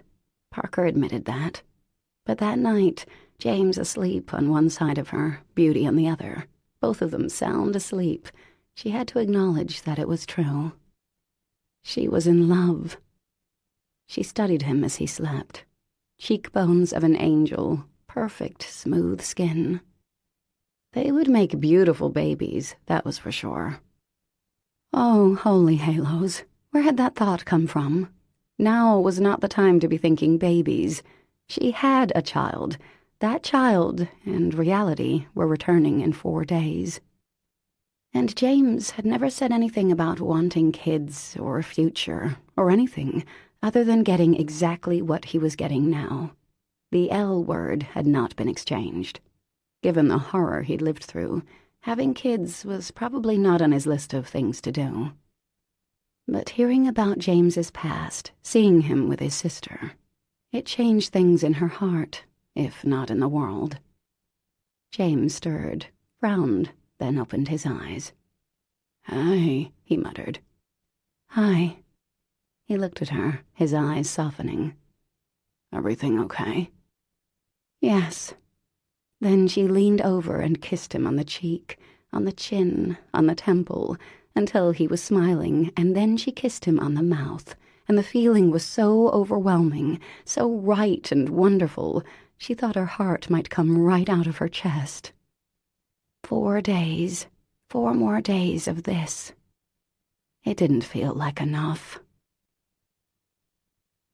Chapter 26. On Saturday night, their last night together, James sat on the dock as ordered. He could hear Parker rattling around in the kitchen, putting the final touches on dinner. She'd already brought down a bottle of wine, the last one from Harry's wine cellar, she'd said, and it was sitting in a bucket of ice next to him. The picnic blanket was spread and set. She'd even put a little vase of flowers in the middle. James didn't hate being on the dock anymore. despite the gentle rocking and deep water. Nope, it was growing on him, better late than never. The evening was warm and clear, the sun taking its time to set, lighting up Gideon's Cove in a clean, golden glow. It was almost insultingly romantic. His bag was packed. His bed, in which he hadn't slept for 7 nights running, was now made up with fire engine sheets for Nicky. James would be moving to Maggie Beaumont's old apartment for the next week or so. All he had to do in exchange was check in on Maggie's little old lady neighbor. What happened with Parker after tonight, he had no idea. A fling, she'd said. A week-long summertime fling, at the end of which they'd part as friends. Except he didn't want her as a friend. But she already seemed to be pulling away, putting out her son's stuffed animals on the bed, a few books in his room, making a sign that said, "Welcome, Nicky. I missed you." He was getting the message. She was shifting back into mommy mode, and he couldn't blame her. She'd a lot to do back in Rhode Island. Get a job, find a place to live, adjust to a new lifestyle, get her kids settled in school. Didn't stop the wanting, though. But he had his own stuff to deal with, his own bills to pay, his own job to find. "Okay, here we are," Parker said, walking carefully with the tray. Beauty bounded onto the dock and flopped down expectantly, making Parker laugh. "It's not for you, girl. It's for him. Ta-da!" Lobster, drawn butter, mashed potatoes, green beans. "There's peach cobbler for dessert, but it was too hot to bring down just yet," she added. "Wow," he said. "This is really nice, Parker. Thanks." "Well, I owe you for all you've done." Ah, he was being relegated back to the help. Got it. The food was fantastic. Hard to really love your kiss-off meal, though. Parker chatted easily about town things, a little gossip from the flower shop, the busload of Canadians that had stopped at the diner today, Stuart from the hardware store, dropping by with a blonde with sand for her today, which apparently was a cup of coffee with cream and sugar. All very pleasant conversation, same as she'd have with a mailman. "Why wouldn't you go out with me back then?" he asked, setting down his fork. "After your cousin's wedding." His question surprised James nearly as much as it surprised Parker. Her mouth opened, then closed, and she began stacking the plates neatly onto the tray, where Beauty surreptitiously gave them a few licks. Then, finally, she looked at him. "Well, at the time, I didn't want to date you, James. You were thing one, my father's minion." "But you were okay with using me for sex." She flinched a little. "I guess so. It wasn't like I'd planned anything." She looked out over the water. "I figured you slept with me because my last name is Wells." "I slept with you because you dragged me into a bedroom and mauled me, Parker. And no straight, single guy in his right mind would say no to that." He smiled a little to soften the words. Her ears grew pink. "Right, I did drag and maul, it's true. But then you went off with my father, and it seemed very convenient. You were already in my father's back pocket. Now you had his daughter, too." His smile dropped. "So you really thought I was complete scum, in other words?" "You were my father's favorite person. My father is complete scum. You were scum by association." She studied her hands. "I was wrong, if it helps." He said nothing. "I figured if you really wanted to date me," she added quietly, "you would have tried harder." "Women, honestly." James leaned back in his chair. "I brought you flowers. I came to your house and you squashed me like a bug. You weren't going to date me, Parker. I was the help." "No, it wasn't that. It was more like—" She sighed. "I don't know. I didn't think you were sincere. I figured you came over to see Harry's daughter, not me." Her cheeks were flushed now, so at least there was that, a little shame thrown in. "If you really wanted something with me, I thought you'd try again, but you didn't." She was pinching her pinky finger. "I guess it was a test or something." "See, to me, it didn't seem like a test. I came over with flowers, and you were armed and ready with a paragon and your kid, and told me I was a drunken mistake. Kinda hard to feel the urge to call you again." "That was a rotten thing to say. I'm sorry for that." "Well, shit, Parker. I'm sorry I assumed you knew that you were an adult who knew what you wanted. I'm sorry I didn't read your mind." She blinked. Then she swallowed. "You've made your point, James," she said, her voice husky. "And for the record, I wasn't drunk. I knew what I was doing." There it was again, her way of saying something abruptly honest. She was so careful all the time, so vigilant about what she'd tell him, and then, bam, she'd say something like that, and it was a sucker punch to the heart. Also, her eyes were wet. Their last night together, and he was making her cry. Shit. "Don't cry," he said, his voice soft. "I'm not," she lied. "I'm sorry for how I acted back then. I really am." "It's just that I thought about you. A lot." He reached for her hand, ran his fingers over the back of it. She didn't look at him. "For years, if I'm being honest." That made her glance up. "Really?" "Yes, many thoughts." He grinned a little. "What kind of thoughts?" she asked, a smile of her own starting. "Dirty." "Really?" "Filthy." "How filthy?" She was smiling in full now. "Extremely." "Any interest in pursuing those now?" she asked, raising an eyebrow. He stood up. "Race you to the house." Later, after sex and peach cobbler and another, and possibly last round of lovemaking, James was still awake, Parker's head on his shoulder, his fingers in her hair. She was asleep, her breathing soft and slow. This was it, he guessed. Tomorrow her son would be here, and she was a great mom. She'd focus on him, make Nikki's transitions easier and all that. The kid didn't need his mother's boyfriend in the mix. He couldn't argue with her there. It was time to let her go. He'd finish what he started with the house and head back to the real world. Parker had a lot in front of her, and she deserved this time with her son to be uncomplicated and happy. And if that meant being thing one again, so be it. The last thing he wanted was to make her life more difficult, any more than he had already. He just hadn't imagined it would be this hard. Chapter 27. Nothing felt as good as having her son back in her arms. Nothing.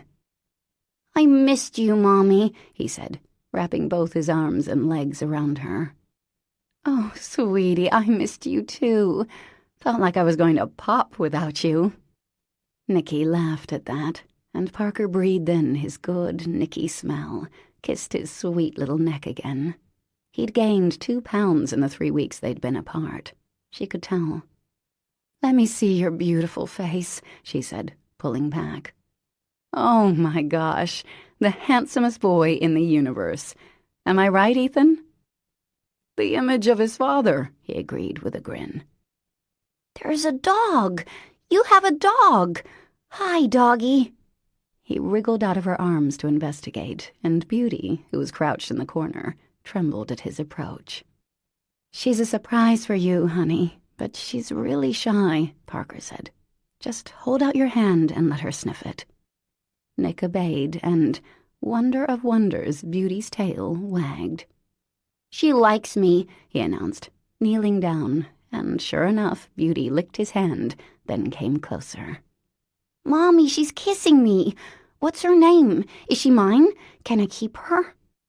"Her name's Beauty," Parker said. "And yes, we're keeping her." "Hi, Beauty. You're licking me. Do you think I'm lunch?" He petted her on the head as the little dog licked his face. Ew, she licked my mouth. Mommy, when can I go swimming? We can go later on. Do you have to go to the bathroom? Nick thought about that, then bolted, slamming the door of the loo behind him. Sorry, he called. Parker and Ethan shared a smile of child adoration. I've literally been counting the hours, she admitted. You want some iced tea? You're staying here tonight, right? It's a long drive. It sure is. Nicky and I can sleep in his room, and you can have mine, she said. A great excuse to snuggle with her son all night. Anywhere's fine, Ethan said. I have to say the place looks great, Parker. It's really cute. A lot better than I pictured. Thanks. James, you know, thing one, my father's attorney. I told you he was here, right? Harry made him come. Anyway, he's been doing everything. I just clean and paint. Her ears started itching. Is he around? Ethan asked. Nope, not today.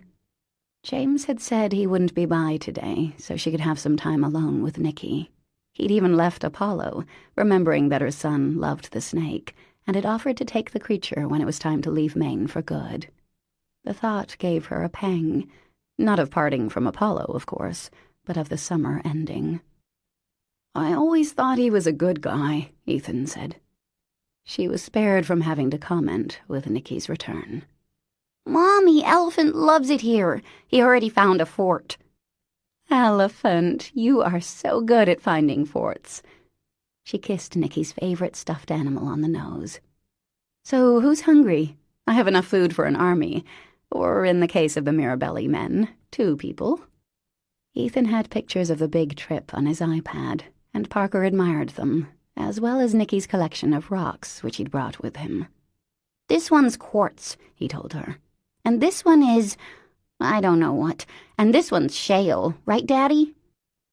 It was amazing how much Nicky seemed to have grown up in the 3 weeks without her. But after lunch, he climbed into her lap and rested his head against her shoulder, and he fit just as well as he ever had. Parker called Lucy, who was fending off the elder Mirabellis and doing a mountain of laundry. She offered to go check on a house Parker had found online. It was a rental in a nice neighborhood, not that Mackerley had slums exactly, and it was close to Nicky's school. That night, when Nicky was asleep in his room, it didn't seem like James's room at all anymore, not with Nicky's rocks and Legos and stuffed animals scattered about. Ethan and Parker sat on the small back patio. Want to go down on the dock? Ethan asked. Nah, Parker said, feeling her cheeks prickle with heat. Here's good. The black flies get pretty fierce on the water. They sat in the comfortable silence of 2 people who'd been friends for a long time. But it was a little different now. Maybe it was the 3 weeks apart, but Ethan seemed older, a little preoccupied. So I have to ask, Parker said. Is Lucy pregnant, Eth? His head snapped up. Wow. Ethan, you dog! She jumped up and hugged him. Congratulations, buddy. He smiled, his mouth curling in what Lucy called his elvish smile, and his eyes were bright. Thanks. It's really new. She started puking on the trip, and that tipped us off. It's wonderful. I'm so happy for you guys. Remembering Lucy's loss of her first husband, as well as her adoration of Nicky, brought a lump to Parker's throat. Lucy and Ethan deserved every happiness. They'd both waited a long time. What do I have to do to be godmother? Diaper coupons? Free babysitting for life? I'm pretty sure you have it locked down, Ethan said. Parker sighed happily. That is the best news. So, new restaurant, new baby. You'll have your hands full. In all the best ways. We figured we'd wait to tell Nicky if you're okay with that. It's early days, and 9 months is a long time. Good idea. Ethan had never made a misstep as a parent, not so far as Parker could tell, anyway. So, are you doing okay, Parks? He asked gently. Yeah, I'm actually really good. The house is listed, and now that it's spruced up a bit, I'm hoping to get an offer." Ethan nodded. He was quiet for a long minute. "How's your father?" Parker paused. "I don't know. We've had a few tortured conversations, in which neither of us says much. According to James, he's fine." "Have you been to see him yet?" "No. It's a long drive. About 4 hours from here, maybe more." "Nicky was asking about him. Wanted to know if he could visit." Parker paused. "I'd have to check the place first." "Your call, but he's curious." Ethan stood up. "Okay, I'm gonna hit the hay," he said. "I was alone in the car with your son for 8 hours today. I'm whipped. Your son can talk, Miss Wells." It was their habit to refer to Nicky as your son whenever discussing his, less than stellar moments. "Your son put my phone in the washing machine today," or "Your son sang Wheels on the Bus for 39 straight minutes." "Like he doesn't get that from your side of the family," Parker said with a smile. "He's Marie's grandson." "And Althea's, let's not forget. You guys have a good visit, by the way?" "We really did. It was different. Nice." "Glad to hear it. See you in the morning." As Parker washed up, she could hear Ethan talking to Lucy. She went into Nicky's room, and the sight of his little form there in bed filled her with such a rush of love that her knees went weak. Beauty was snuggled at his side, her muzzle on his hip. "Good girl, Beauty," Parker whispered. She wondered if Beauty sensed that Nicky was hers. The dog hadn't let Ethan near her, slinking behind something when he approached. But she already loved Nick, thank goodness. 3 weeks was too long. She made a mental note never to be away from her son that long again, until he was, maybe 45 or so. Nice that he'd be a big brother. She'd known it would come, that announcement, and the familiar pang of envy bounced around in her heart with her genuine happiness. She lay down next to her little guy, stroked his silky hair. The band of worry and loneliness that had been tight around her heart loosened as she listened to his breathing. He was back with her, and all was right with the world. Even so, she wondered how James was doing tonight. He'd seemed pretty chipper when he left, his duffel bag in hand. Hadn't seemed melancholy at all, whereas she... Well, this was a dopey train of thought to pursue. She got under the covers and snuggled closer. Nicky didn't stir. The kid could sleep through a monsoon and not wake up, had in fact slept through a pretty fair hurricane last year, and then had been quite confused as to why so many leaves and branches were on the ground the next morning. She kissed his neck, breathing in the smell of baby shampoo and boy. They were back together, mother and child. She shouldn't want more. The next morning, Ethan made breakfast, as Nicky explained how many tricks he was going to teach Beauty. "She could jump through my hula hoop. She could catch mice for Apollo. She could jump off the diving board. She can swim with me in the pool all winter long." Ethan and Parker exchanged a look. "Well, we won't be living in a house with a pool anymore, remember, honey?" Parker said. Nicky's face fell. "Oh, yeah." He looked around the kitchen. "Is this our house now?" "Nope. This is just for a couple weeks. A little vacation. Then we'll go back to Rhode Island and live near Daddy and Lucy." "We'll move in with you, Daddy," Nicky said, as Ethan put a plate of scrambled eggs and toast in front of him. Parker gave Ethan a look that said, "Help me out here, pal." He got the message. "You and Mommy are going to have your own house, and you'll spend half the time there and half the time with me. Just like always, Nick." "I want to live with Beauty all the time." "Well, Beauty can meet Fat Mikey, and maybe they'll be friends." Ethan grinned at Parker. The enormous cat would be more apt to eat Beauty than befriend her, but there was always hope. "They will be," Nicky pronounced. "They'll be best friends. Except Beauty's scared of you, Daddy. You have to be nicer to her." At that moment, a knock came on the door, and Parker's heart seemed to roll over in her chest. "Come on in," she called. "Morning," James said, as he came down the hall. At the sound of his voice, Beauty left Nicky's side and streaked over to him, wagging her tail and whining happily, putting her paws against his leg, the better to get an ear scratch. "Hey, Beauty." James knelt to pet the waggly little dog, then stood up. "Ethan, good to see you again." The men shook hands. "How was your trip?" "It was great, thanks for asking. How are you?" "No complaints." James's gaze dropped to Nicky. "Hi." Nicky stared back solemnly. "Honey, you remember James, right?" Parker asked. "Mr. Cahill? Grandpa's friend?" "Yes," Nicky said suspiciously. "I remember."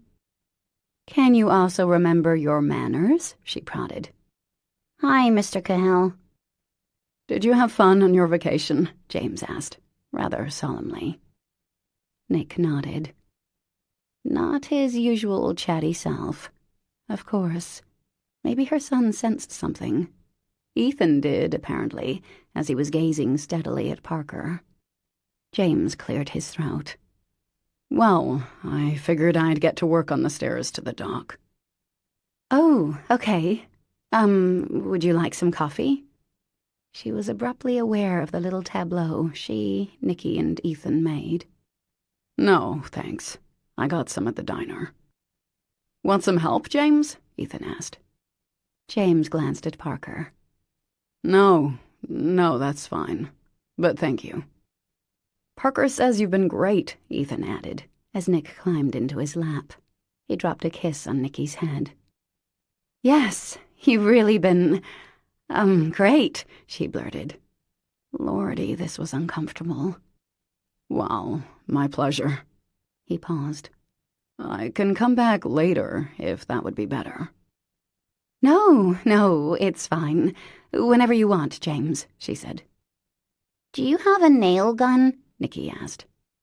James looked at Nicky. "Yes." "Can I use it?" "No," she and Ethan said at the same time. "They're the bosses," James said. "Okay, I'll get to work." With that, he went out the back door, and a few seconds later, the screeching sound of wood being pried up could be heard. "I want to help. I want to use the nail gun," Nicky declared. "No, Nicky, it's not for kids," Ethan said. "Why don't you work on teaching Beauty a trick? Maybe in your rooms you can surprise us." "Okay." Nicky scrambled off Ethan's lap and ran down the hall. "Come on, Beauty," he bellowed, and Beauty trotted obediently after him. "Come see Apollo. Do you love Apollo? Mom, can I let Apollo out of his case?" "No," Parker said. "It's locked, and it's going to stay that way." "He wants to come out," Nicky argued. "He's not coming out," she said. Nicky grumbled, but dropped it. Seemed as if he'd gotten a little more willful than she remembered. "So," Ethan said. "So." She took a bite of toast, didn't look at Ethan. Right from the birth of their son, Parker and Ethan had agreed to share information that might affect Nick. Dating was one of those topics. When Ethan and Lucy had taken up with each other, he'd come to her and made sure she was okay with it. Things like vacations and work schedules, family events, any kind of change that might impact Nick had always been discussed. The subject of Parker having a boyfriend had never come up. She sensed it was about to. "Are you and James seeing each other?" he asked quietly. Bingo. "Not really," she whispered. She was actually more afraid that James would hear. Nick was chanting the word jump over and over in his room. We had... Jump, jump." He was staying here. "Jump, jump, jump, Beauty, jump." It made more sense with all the work we had to do. We hung out a little bit, but it's done now. Ouch. Saying the words out loud, it hurt. She cleared her throat. I didn't want Nicky to be overloaded. Ethan sighed, then looked at the ceiling and scratched his chin. He was quiet for a minute. James always struck me as a decent guy. Yeah, no, he is. Very decent. She paused. I didn't always think so, but I do now. Jump, jump, jump, beauty. So nothing. We had a little summer fling, at the recommendation of your wife, I might add, and it was fun. It's also finished. Why wouldn't you want it to be more than a fling? She took a sharp breath, an unexpected flare of anger arrowing through her. Well, Ethan, I guess because Nicky's got a lot on his plate right now. Grandpa in prison, new house, new school, new stepmother, new sibling on the way. His mother having a boyfriend doesn't seem fair. Ethan didn't say anything for a minute. You have a point. It's a lot. But I'd hate for you to think that your job was to just serve Nicky. If you were in a relationship, he'd adjust, and happily, if it was the right person. I mean, do you think he's less happy because Lucy and I are married? No, he's probably happier. He adores her. But that's different. He's known her his whole life. He's known James his whole life, too. Heck, that was true. And she was tremendously hung up on James. That was also true. But a real relationship? She had no idea what James had planned for the future. She could ask, of course, or wait and see, maybe. That seemed safer. Ethan cleared his plate. Well, it's obviously up to you. Just don't martyr yourself on the altar of motherhood. Her mouth dropped open. Ethan Mirabelli, bite me. She flipped him the bird. He grinned. I'd rather hug you. I should hit the road, anyway. Good, because you were a pain in the ass. Get out of here. She hugged him, then smacked him on the side of the head. Tell your parents I miss them, and I'll be home in a couple weeks. Tell them yourself. You're a cruel man.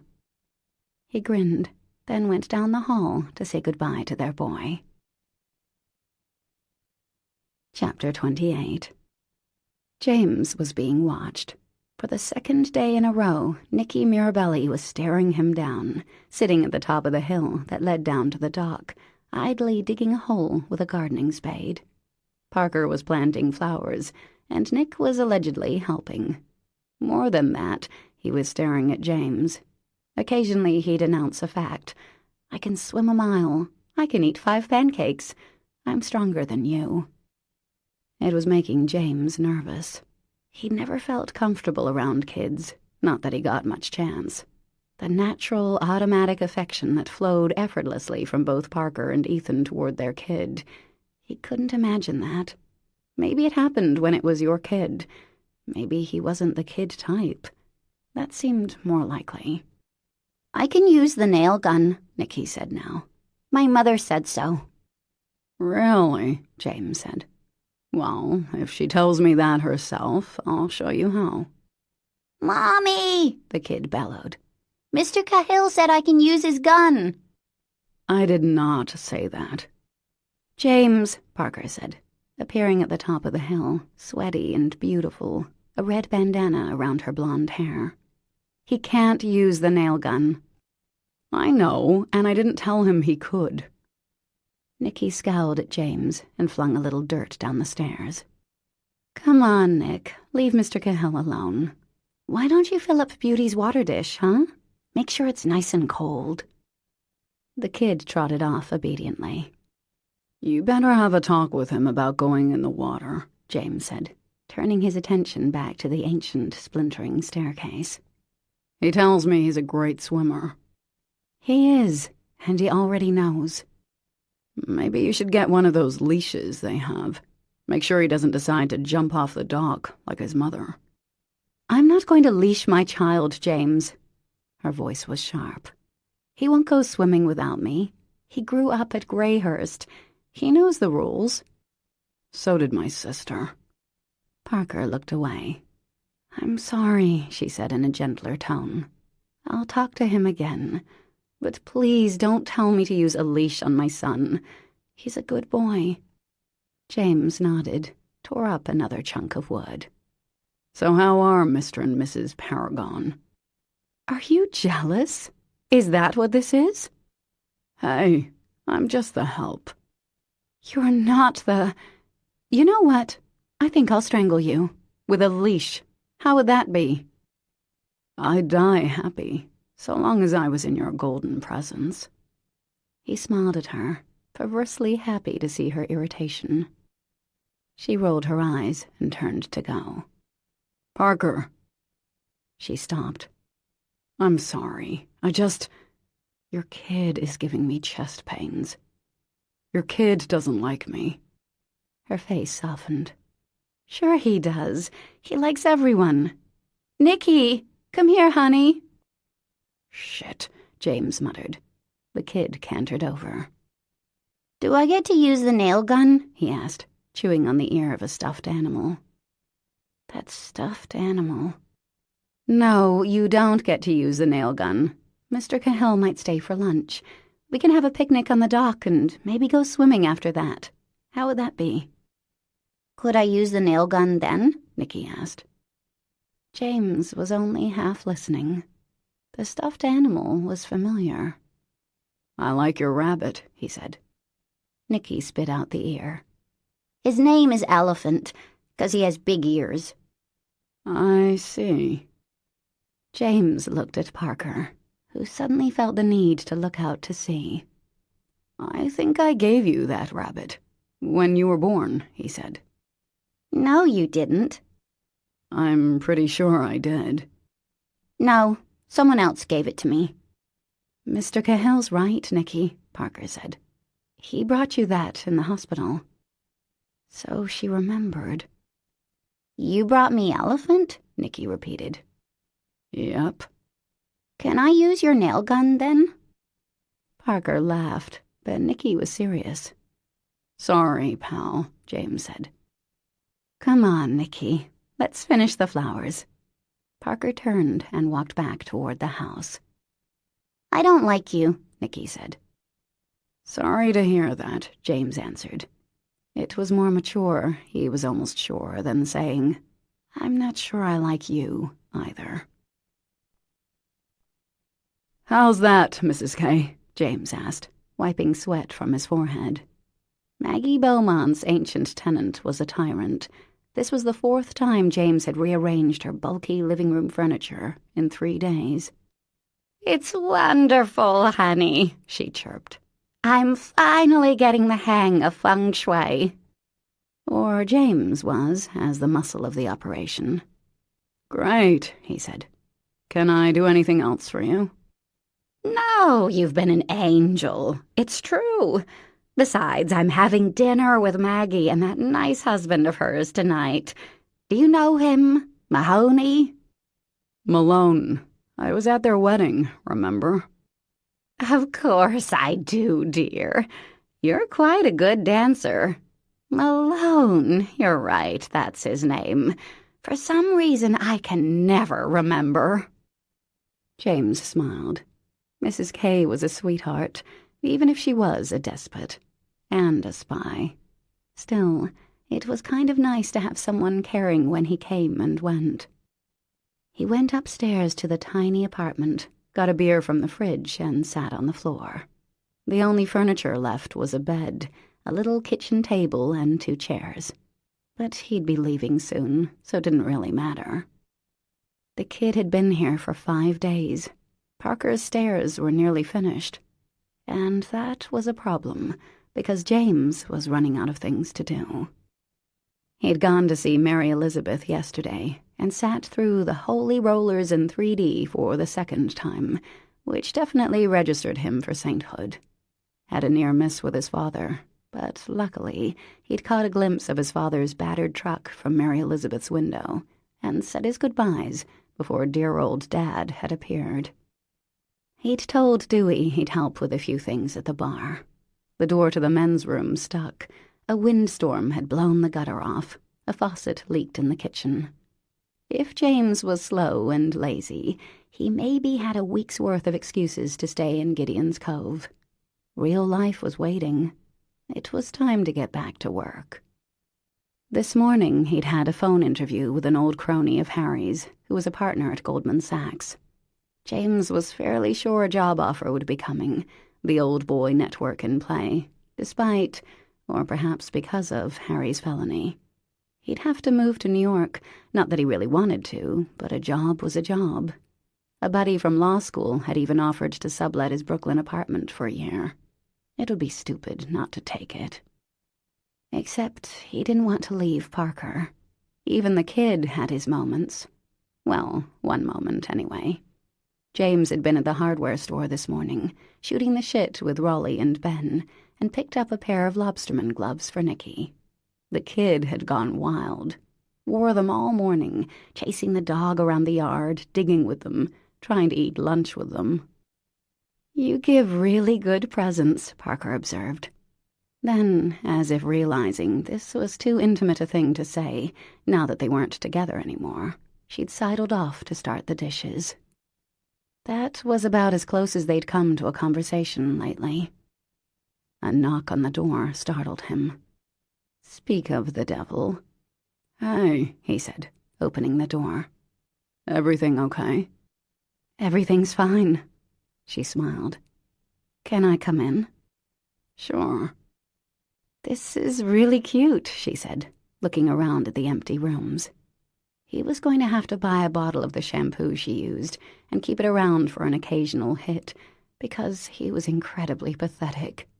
He glanced at her. She was staring at him expectantly. "Yeah. How's Nicky?" "Since you left him 2 hours ago, you mean?" She grinned. "Okay, so it was a stupid question." "Yes." "He's excellent. We had an early dinner at Lavinia's, and the two of them are playing Nintendo." "Soldier of Fortune?"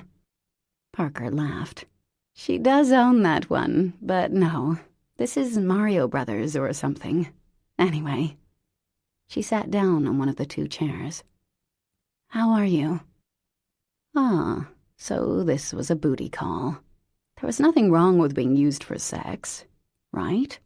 So why was he pissed off? "I'm fine. You want a beer, Parker?" "Sure, thank you." He got her a Sam Adams and poured it into a glass. This was Parker Harrington Wells, after all. "So what are you doing here?" he asked, handing her the glass. Just went for a walk. Thought I'd check on you." "Want to fool around, then?" "What? Oh, The tips of her ears flashed. "I thought we could talk." "What would you like to talk about?" She set her beer on the table. "Are you mad at me, James?" He didn't answer, because the answer was, of course, yes. He hadn't realized it until now. "Something on your mind?" she asked. "Not really." "Do you want me to go?" "No." Funny, he used to know how to talk to women. "Well, what do you want, then?" Her voice was sharp. "You. All I want is you. I want what I saw in the kitchen when Ethan was here. I want your kid to like me. I want you to love me." "Sex would be great, if that's what you're here for." "Okay, you're being an ass. I'll go now." She got up and went to the door, and if James had a pin, he would have stuck it in his eye, because he was an idiot. "Parker, wait." She stopped by the door, turned, and folded her arms over her chest. Not exactly conducive to soul-bearing, but who could blame her? "Look," he began, running a hand through his hair. "I know you and Ethan have a kid together, and I know what a great guy he is. What's your point? I also know that when he was with you, he was in love with someone else." Her jaw tightened. "I fail to see why." "I don't have that problem." Her mouth opened a little, and her eyes widened. "I don't want to be nothing to you, Parker. I don't have to be. Oh, hell, I don't know. But I miss you. I'm with you every day, and I miss you, and I hate being near you and not being able to. This summer has been so... This was careening toward idiocy. Talking sucked. He took her by the shoulders and kissed her. Hard. Pushed her against the door and kissed her. That beautiful, soft mouth. Just kissed her with all the pent-up frustration that had been building in him for the past week. He slid his fingers into her cool, smooth hair and tilted her face for better access to her mouth, his kiss softening as she opened her lips and let him taste her, and please God, he wanted her so much that his damn heart was about to burst. She pulled back, her breathing shaky. "Does this place have a bed?" she asked, and James could definitely see why people believed in prayer. James, dear, I need a tiny favor." Mrs. Kandinsky's peeping voice came clearly through the heating vent, piercing the warm, drowsy fog. "Is that your other girlfriend?" Parker whispered. I was trying to keep you two apart, James said. He leaned over the bed and shouted, "Be there in a few, Mrs. K." "Thank you, dear. You're an angel," she chirped. "I should get back anyway." Parker propped her head on her hand and looked at him a long moment, her face serious. "You're not nothing to me, James," she said gently, and the words felt like a gift. "Glad to hear it," he murmured, pushing a strand of hair behind her ear. "I do want something with you," she said. "But to be honest, I have no idea how to do this. Whatever it is, it's going to be glacier slow, okay?"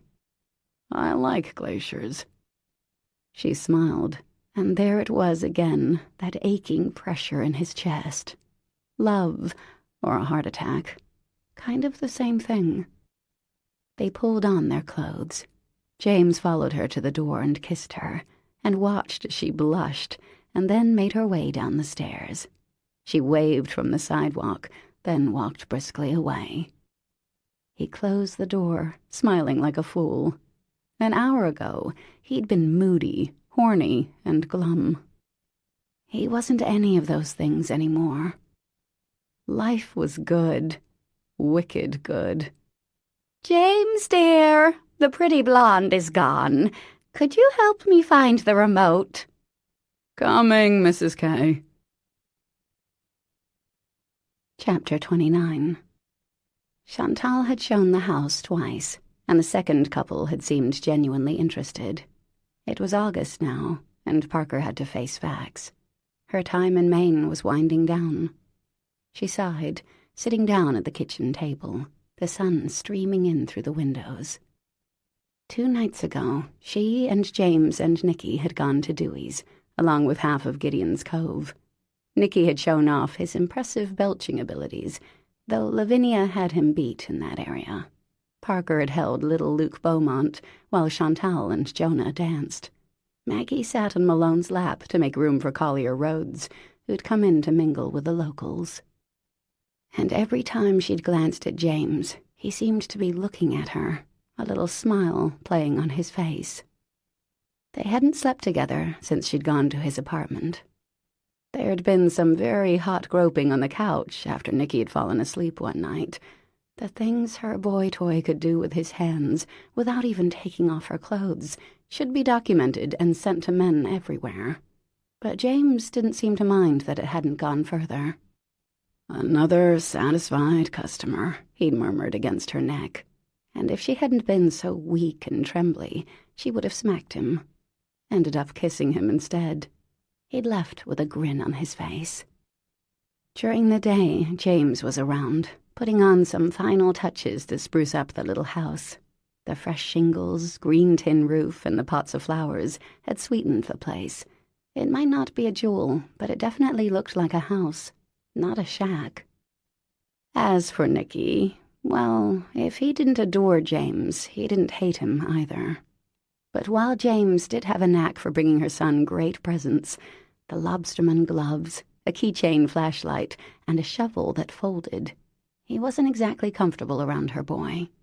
She caught him watching Nick a lot, almost the way a person once bitten by a dog might watch a puppy, as if he wanted to like her son, but wasn't quite sure how to. But real life was waiting. Parker had to get a job. Since the ridiculous Archangels, she hadn't managed to send in another idea for a series, and the weekly prodding emails from her editor only made her sweaty. The creative part of her brain felt utterly empty. "We were your one and onlys," Spike informed her. The truth was, she didn't really miss writing. "Thanks a lot," the HR said, pouting. She loved working with Lavinia, though. Vin had passed most of the duties off to her and spent her time smoking and reminiscing on the great loves of her life. Her cousin adored Nikki, and the two of them spent a lot of time drawing pictures of swords and maces, Nikki's latest passion. Another thing to miss about Gideon's Cove, Lavinia. But Parker missed Mackerly, too. Missed Lucy in the sweet little town, the bakery, the Mirabellis. And now she actually had a place to live. The rental deal had gone through, according to the email she'd gotten earlier. "Nikki," she called, "come see our new place. The internet's back up." James had brought her an antenna for her Mac, so she no longer had to traipse to the library to go online. Nick came running into the kitchen. James followed, smelling sharply of wood and paint. "Where is it?" her son demanded. "It's about 3 blocks from Daddy's restaurant." "I'm gonna be a chef," Nikki announced. "Like Daddy. Or a spy." "Or both," James said. "Yeah, both. Which one's my room, Mommy?" She clicked on a photo. "I thought you'd like this one. See the slanty ceilings?" Nikki's eyes widened in a most gratifying manner. "It's like a fort or jail, like where Grandpa Harry lives." Okay, change of subject called for. "And here's the yard," she said, clicking on another picture. Tidy and tiny, filled with flowers. "I could definitely hide there," Nick said. "Mommy, put my room back on, okay?" "Sure." She clicked on the photo of his room again. A whole lot smaller than his room at Greyhurst, not that he seemed to care. "When are we going back?" he asked. "I miss Daddy." "Probably next week, honey. Right, James?" She glanced up at him, feeling a pang already. But he'd be heading back to Rhode Island, too, so they'd still see each other. They just hadn't worked out the particulars. "Yeah, we're pretty much done," he confirmed. His face was somber. "Can I try the nail gun, please? I'm really careful," Nikki said. She raised her eyebrows at James, who shrugged. "Only with James holding it, too," she told her son. "Yes! Let's make something, James. Come on, come on." He grabbed James's hand and towed him outside. James glanced over his shoulder. "Be careful," she said.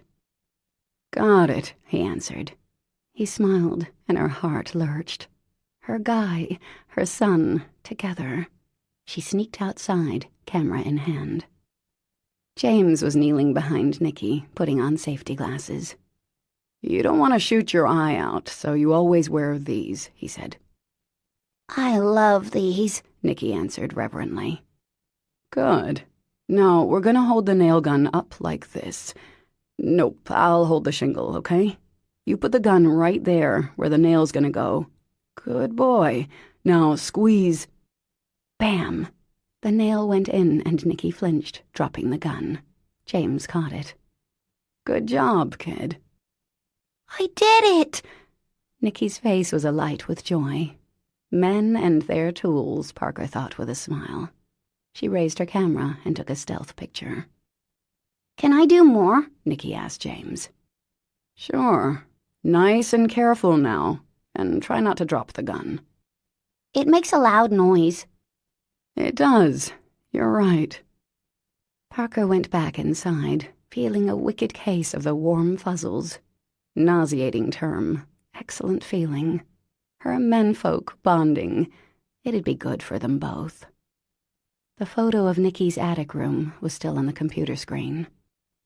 A jail, like where Grandpa Harry lives. A bit hesitantly, Parker picked up her phone. James hadn't mentioned Harry lately. She herself hadn't talked to her father for a while.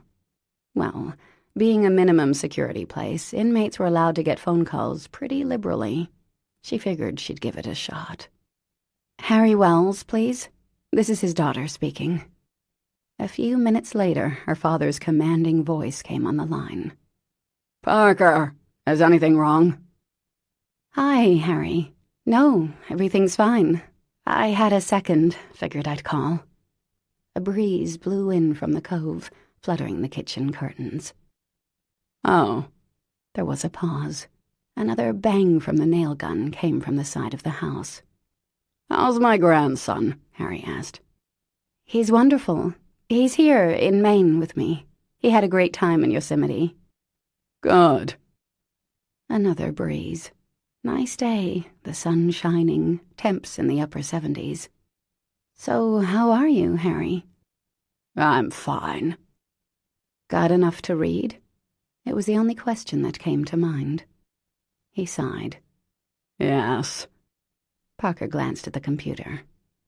"Nikki and I found a place to live, in Mackerley. We'll be heading back next week."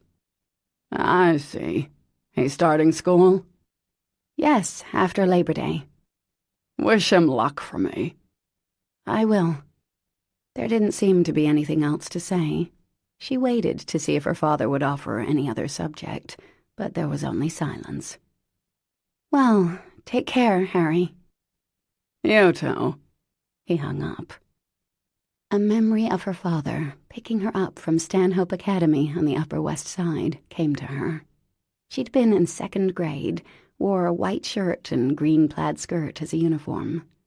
Her father rarely came to get her from school, and the sight of him there, so unexpected and so impressive, had practically lifted her off the pavement. "Daddy," she'd said, running to him, and she remembered how small her hand felt in his, how safe Harry had made her feel. Back then, her father had been her favorite person in the world. She swallowed the unexpected lump in her throat. Parker went back outside. "Boys," she said, "I think we should go on a picnic." 2 hours later, Parker, James, Nikki, and Lavinia were at a lake somewhere west of Gideon's Cove. Beauty and Nikki were already wet, having dashed in the second they'd gotten there. Nick hurled sticks as far as his little arm would let him, which wasn't terribly far, but Beauty charged in each time. James and Vin were sitting on a blanket, laughing. Those two were BFFs, practically. Pine trees surrounded the lake in a dense wall, broken only by the occasional boulder. There was a dock about 30 yards out, and 3 teenage boys had canoed out there. They were shoving each other and laughing, falling in occasionally, diving like otters, constantly in motion. She snapped a few photos. Maybe this could be her new job, photographer. Or, given her actual skill set, cashier at Walmart, if Walmart would kindly hire her. "Mom! Mommy! Watch me! I'm a dolphin! I'm dolphin diving!" Nikki yelled. She watched, laughed, and snapped a few shots. "Now I'm a shark, Mommy! See? See my fin? I'm eating a seal!" Nikki thrashed around, causing Beauty to yelp in ecstasy. The sun beat on her hair. No need for highlights after this summer, though she probably had a few new wrinkles after all the wind and sunshine. A few more muscles, too, though the 11 pounds hadn't gone anywhere. "I'm hungry," Nick said, sloshing onto shore. "Vinny, can I please have some chips?" "Sure, gorgeous," Lavinia said, offering Nick the bag. Parker looked out at the deep blue lake, so pure and inviting. "Vin, want to go swimming?" she asked.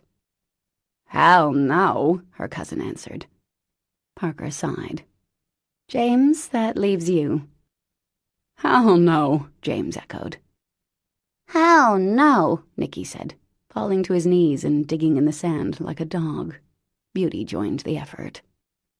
"Come on, James," Parker said. She took off her sweatshirt and slid out of her shorts. "That bathing suit is not fair," he murmured. "You look like one of those whatchamacallits," Ben said, taking off her post-cataract surgery sunglasses. "Sports Illustrated models." "Right, just with stretch marks and the cellulite I got for my last birthday." "You're perfect," James said. "Aw," Ben said. "Go with her, Jamie. Buddy system and all." He shook his head. "Are you scared, James?" Nicky asked, pausing in his digging. "Yep," he answered. "Really? But you're a grown-up, aren't you?" "Grown-ups can be scared, too." "I swim a lot," Nick said. "I could probably swim 10 or 30 miles. It's not scary." "No, it's not scary. I only think it is," James said. Parker studied his face. "Have you been swimming at all since then?" she asked quietly. "Nope." "Will you come now?" He hesitated, glanced at Nick. "Whoever goes swimming with me gets 10 kisses, Parker announced. "Nicky, want 10 kisses?" "No," he said. "You kiss me all the time. I want $10, or 10 lobster claws, or 10 nail guns." "Lavinia?" Parker asked. "I'm with the kid. $10, maybe. For $50, definitely." "James?" He looked out to the water. "How far do I have to swim for these 10 kisses?" he asked. "To the raft." "She won't kiss you, James," Nicky explained, his tone tolerant. "She's not your mommy." "Go on, you two," Lavinia said. "I'll watch the kid." James glanced at Lavinia, then back at Parker. With a sigh, he pulled his t-shirt over his head. "Now we're talking perfect," Lavinia said, lighting up a cigarette and squinting appreciatively. "Very nice, Jamie." Parker took his hand and towed him to the water's edge, where he stopped. "Come on, James. You can do it." "I hate the water." "I know." She went in up to her knees, still holding his hand. "Come on." His jaw was tight, and no smile lightened his face at the moment. Took a few steps in. "You're doing great," she said, going in a bit deeper, not letting go of his hand. He followed reluctantly. When they were waist deep, Parker stopped to let him get acclimated. His face was a little pale under his tan. She swam out a few feet, then turned to look at him. "Harvard varsity swim team, James. 3rd Olympic alternate. Red Cross certified in lifeguarding." "Very impressive," he murmured, his eyes on the raft. The 3 boys had gotten back in their canoe and were now fishing in the middle of the lake. "You can do it," she said. "You have to, someday." "Do I?" "Yep." Parker swam out a little farther and started to tread water. "Swim to me, beautiful man," she said. "I'll take care of you." His eyes were dark and a little tormented. "Not fair," he said, and with that he dived under the water. He surfaced just past her and swam steadily, if a little desperately. 1 yard, 4, 10. Parker kept pace easily off his right, her eyes never leaving him. When he reached the raft, he grabbed onto the ladder and waited for her to get up first, then followed, water streaming, his hair nearly black with the wetness, drops of moisture sliding down the planes of his face. He didn't look at her, just sat, breathing hard. Parker slipped her hand in his. He was shaking. Probably not from cold. "You did it," she whispered. "Hated every second." "And you did it," she repeated. He still didn't look at her, just stared back at the shore. Nicky waved. "See? It's not scary," he yelled, and James waved back. The planks of the raft were dry and gray, and the water lapped softly at the edges. A seagull called from overhead. Lavinia coughed, then said something to Nicky. The sound of his laughter floated out to them. "Shit," said James. "I have to swim back, don't I?" "'Fraid so," she answered. Finally, he looked at her, squinting a little in the sun, and studied her face. "When do I get to collect my prize?" he asked. She glanced at Nicky, who was occupied with digging. "Now works for me," she said, her legs tingling a little. He leaned over and kissed her, a long, lingering kiss. "That's one," she said when he pulled back. Ew, gross, her son yelled from shore. "Shoot, busted." "You're right, Nick," James yelled back, grinning. "I should have asked for $10. I told you so. "I would have held out for at least 20, Lavinia called. James looked back at Parker, the drops of water sliding down his brown skin. His smile faded, and his eyes were serious. "I love you," he said. Then he pushed off the raft and was in the water, swimming back to the safety of the shore, leaving her feeling fragile and precious and completely new. From where he lay on the dock back home, James could hear Parker singing Home on the Range, which was apparently her son's favorite bedtime song. Lavinia had left an hour or so before, and Parker's voice and the gentle slap of the waves were the only sounds. Overhead, the sky was a dark purple, a sliver of crescent moon slicing through the clouds that slipped past. Happiness wasn't a feeling he was used to. He'd been pretty content the past few years, grateful to Harry, glad to be able to provide for Mary Elizabeth. He'd had fun, sure. Leah had been fun, as had been dinners with Harry, playing basketball with the guys on Saturday mornings, catching the occasional baseball game. But that was nothing compared with this. Today, he'd been part of something. A family. The kid wasn't his, but the little guy's wriggling delight at finally being able to use the nail gun, the way he'd grabbed James's hand, it had touched some part of James he'd thought had been erased 18 years ago. But now, the time before the tragedy kept running through his head. Christmas mornings, fishing trips, running for the school bus with his 3 brothers, telling Mary Elizabeth stories well past her bedtime. He'd been part of a family once, and when that family fell apart because of him, he'd assumed that was it. When you're told over and over by the father you once worshipped that you don't deserve to be loved, it sinks in. It seems true. James had simply thought that some people were cut out for family life. Others, like him, were not. Until today. Today he'd had a family. Lavinia and Parker and her son. Today a kid had held his hand. By the time they'd gotten back from the lake, Nicky had been sound asleep in his booster seat, and James had lifted him out, cradling the little guy's sweaty head, shifting his limp weight onto his shoulder and carrying him inside as Parker held the door. The 4 of them had had hot dogs and salad for dinner, and he and Vin had done the dishes, while Parker and Nicky fished off the dock. It felt better than he could have ever imagined. Maybe, he thought, maybe it was time to let the past go and stop blaming himself for Mary Elizabeth. Maybe being an irresponsible 12-year-old kid didn't warrant a life sentence. Earlier today, he'd gotten the call from New York. The job offer had been finalized. The package details had come through today.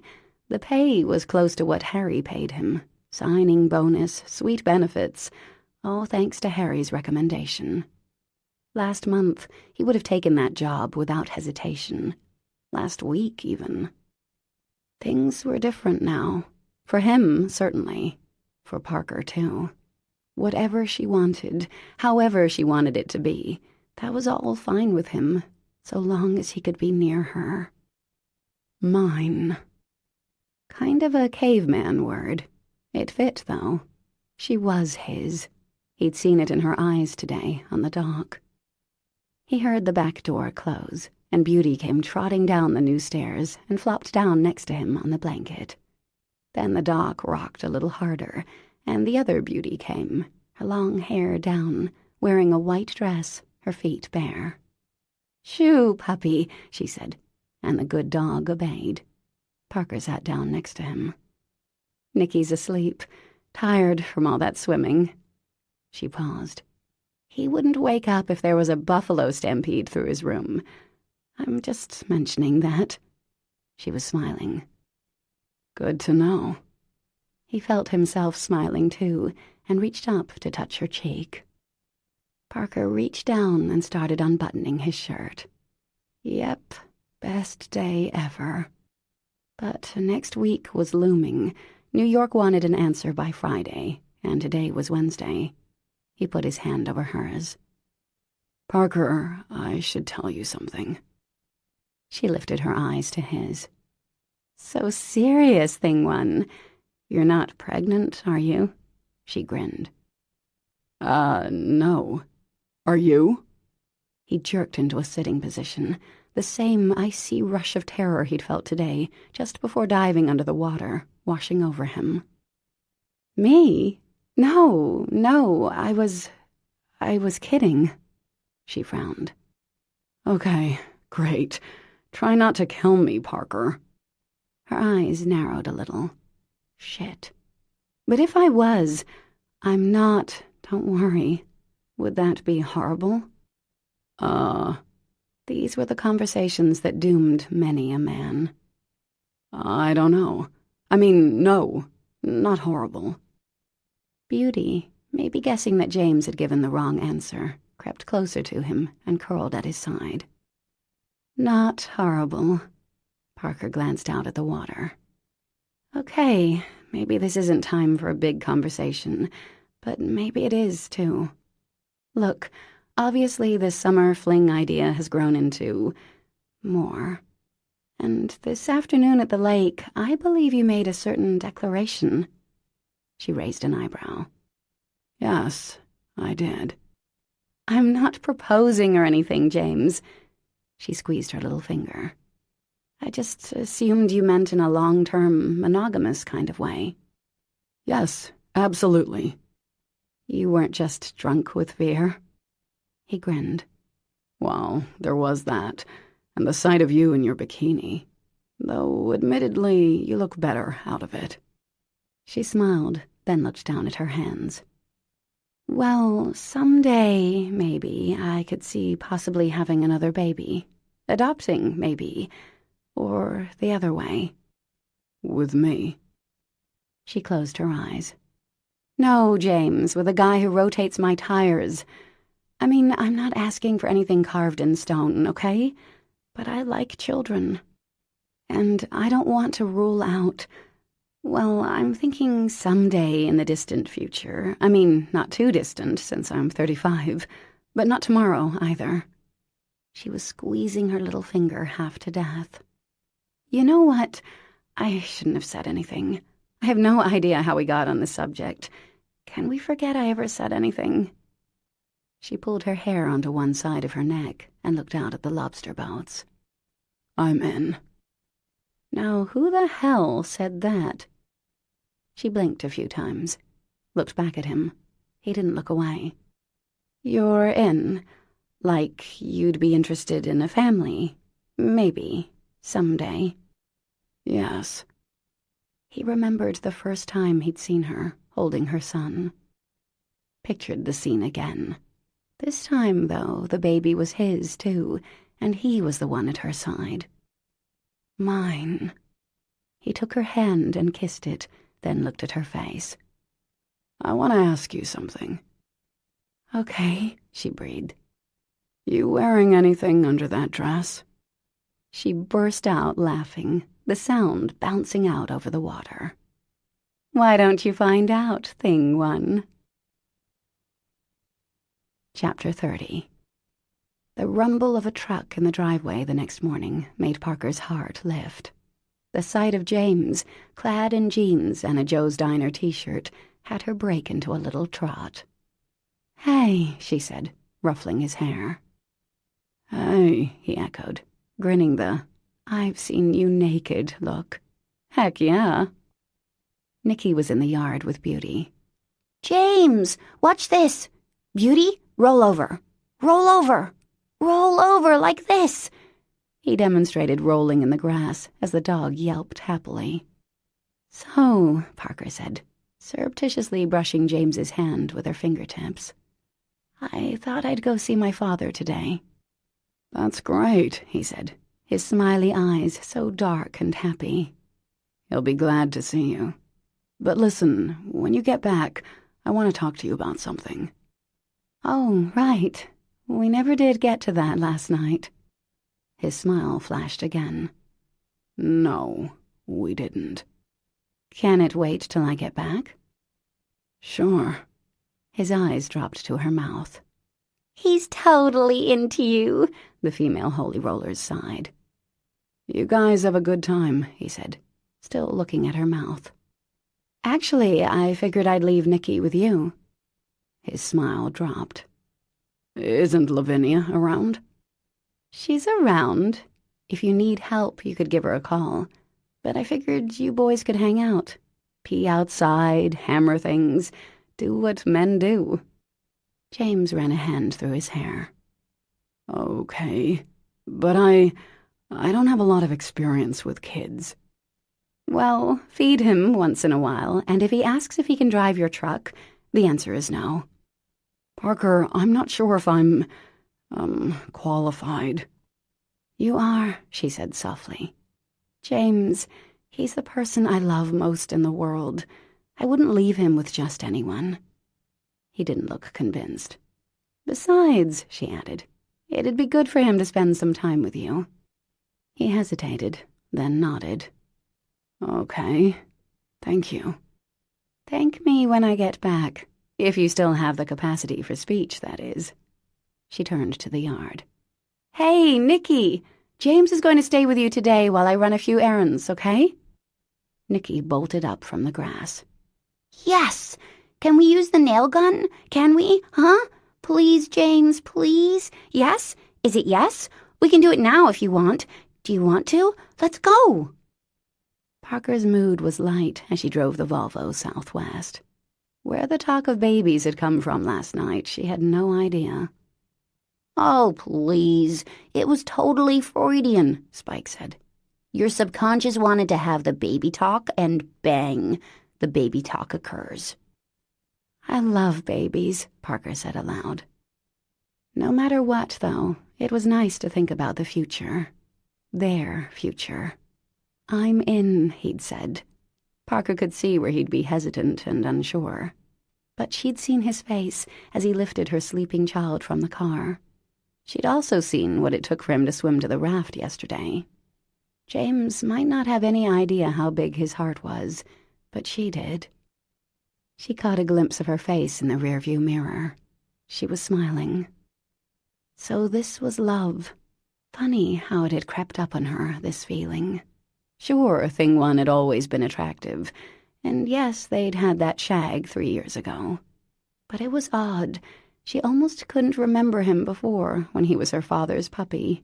Now, when she thought of him, she pictured his smile, his big, work-roughened hands and kind eyes. Now she was thinking of him as, well, hers. Yep, hers. Nice word. Aware that she was now not only smiling but also humming, and possibly purring, Parker pulled off the highway. She had time for a stop, and Harry would appreciate the gift. Maybe. Hopefully. New Hampshire North Side Correctional Facility looked like a big box store. The men wore blue work shirts and pants, resembling custodians more than convicts. The visiting room was a cafeteria-like space, the tables and chairs bolted to the floor. When Harry came in, Parker almost didn't recognize him. No power suit, no sleek haircut, his gray hair now thinner and a bit scraggly. He'd lost a little weight, too, and his face was slack. "Dad," she said, standing up. The words surprised her. "Parker, how are you?" They looked at each other for a second, not sure what to do next. "No touching," the guard said. relieving them both of the awkwardness of expectations. They sat. There were several other families in the room. A man and his wife and 3 children were playing backgammon.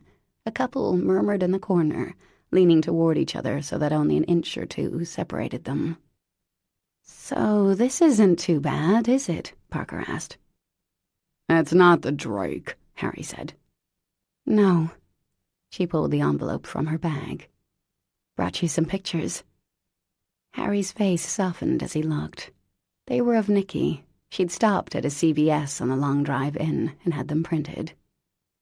"He's gotten big," Harry murmured. "Yeah." She tried to remember the last time Harry had seen her son, and couldn't. Easter, maybe. "He says he has a loose tooth." "Is that right?" "I can't tell, but he says so." Her father smiled faintly, still gazing at the photos. "He looks like you." Parker snorted. "No, he looks like Ethan, almost exactly." "No, very much like you at that age." Harry glanced at her, suddenly wary, as if he'd crossed a line. "Well, a good-looking boy, that's for sure." He put the photos back and passed them to her. "Thank you for showing me." She slid the packet back toward him. "They're for you, Harry." "Oh, well, thank you even more." He looked at the envelope, resting his fingertips on it. "Have you told him I'm in jail?" Parker gave a half nod. "I told him you were in a timeout for grown-ups." "Maybe I could talk to him sometime." "Sure, that would be nice. I did tell him you were in here for being greedy and breaking some rules." "True enough," Harry said, studying the table. An awkward silence fell. Okay, so they'd covered Nikki, and it was reassuring that Harry had wanted to talk to him. He might not be the best grandfather in the world, God knew, but he wasn't the worst either. Maybe his time in here would help her father figure out some priorities. On to the next topic. Parker racked her brain for something neutral to talk about. "So what are you doing here to pass the time?" Harry shrugged. "I read. There's a gym. Sometimes we have television privileges. Go to meetings." "What kind of meetings?"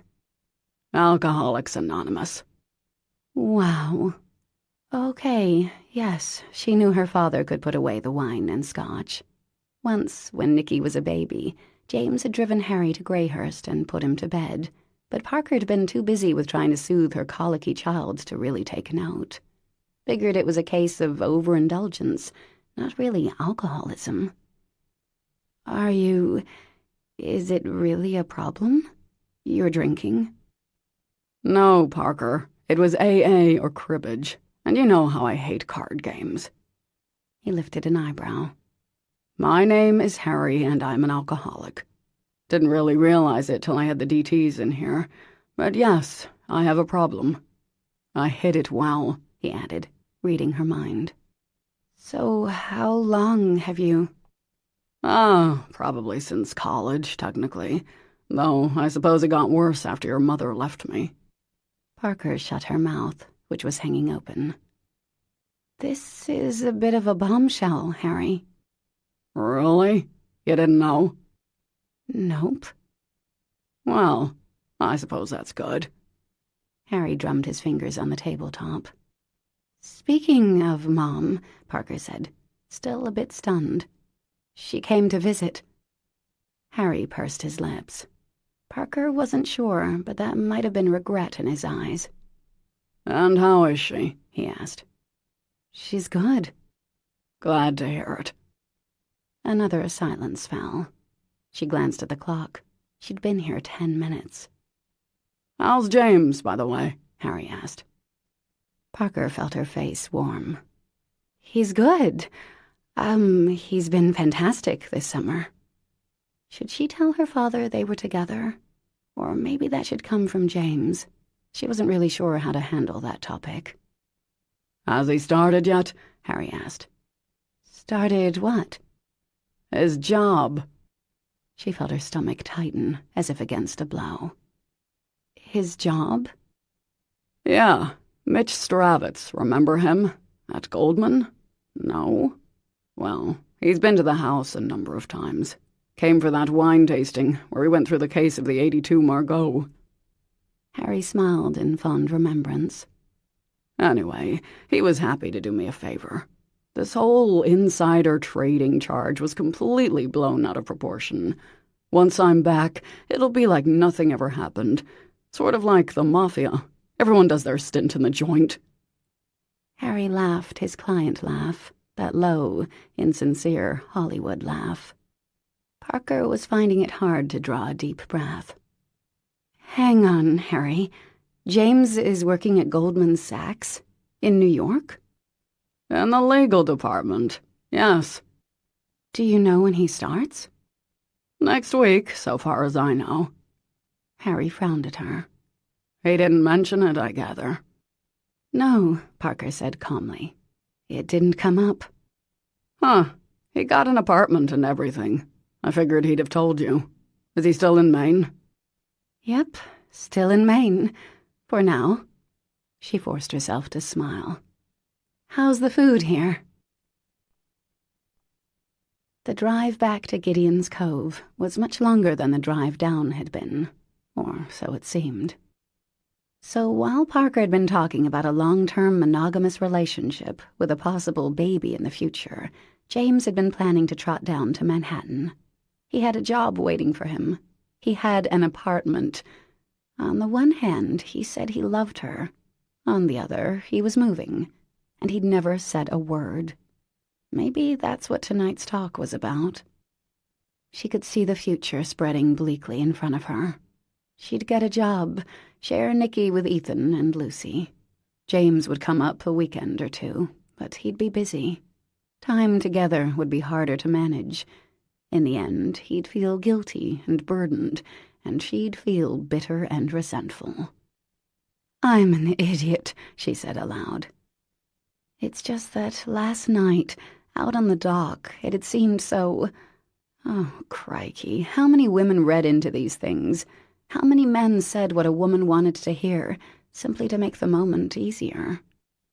Well, she and James were going to have that talk when she got home, that was for sure. She checked her phone. No new messages. Just as well. This was a talk to have in person, and besides, she was entering the area where cell phone service started to cut out. The Holy Rollers were silent. Polly patted her shoulder, but no one had anything to offer.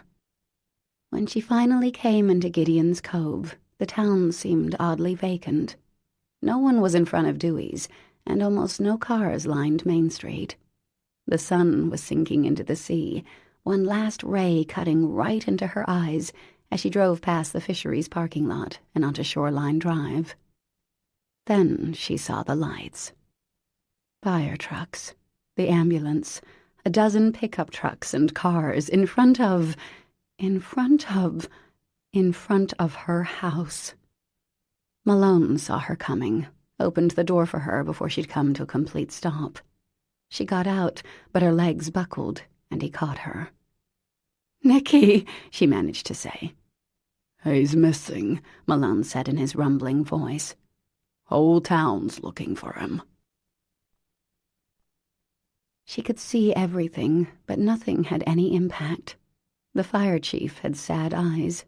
Maggie was holding her hand so hard it hurt. Lavinia choked on sobs, sitting on the runner of a fire truck. Raleigh, Ben, and Stuart stood to one side, saying nothing. James was wet. Jonah Beaumont pulled on his scuba gear, his face white. Collier Rhodes was on his phone. Parker could hear herself answering questions, but she felt so deep inside herself that it was like looking out from the bottom of a deep, dark mine shaft. She was feeling for her son, feeling for him, reaching for him. "Where are you, sweet boy? Come to Mommy." A blue t-shirt with a dinosaur skeleton on the front. "It glows in the dark. Brown shorts," she said, in answer to a question. "Please, God, please, please, anything but this." Her son had been gone for 2 hours. 2 hours, and she hadn't even known. They'd tried calling her, but the damn cell phone service sucked up here in this miserable, godforsaken county. The dive team was in the water. The dive team was in the water. Please, God, don't let him be in there. But the images were too clear, his little body being pulled up, limp and white, a tiny casket, Ethan devastated, their beautiful boy gone. Parker choked, started to gasp, her breath yanking in and out of her chest. Maggie hugged her hard. "Easy, Parker, easy," she whispered. That's right. She didn't have the luxury of her own feelings. Her son needed her. She would not fall apart now. "Give me a minute," she said, her gaze glancing off James, who looked decades older. She put her hands over her ears, muffling the sounds of radio and talking. Closing her eyes, she thought. "Where's the nail gun?" she asked. The chief glanced at someone else, a look that clearly said, "She's losing it." "Is the nail gun around?" James bolted into the darkness. A second later, he was back. "It's not in my truck. That's where I left it." Okay, so he took it. The nail gun is with Nicky, so he probably went off to make something. He could have gone down to the dock to drive nails. He could have fallen in. Has anyone talked to Ethan? Maybe Nicky... As you listen, remember that rest is also part of the experience. Enjoy this break as a small gift for your mind, and thank you for choosing this free audiobook.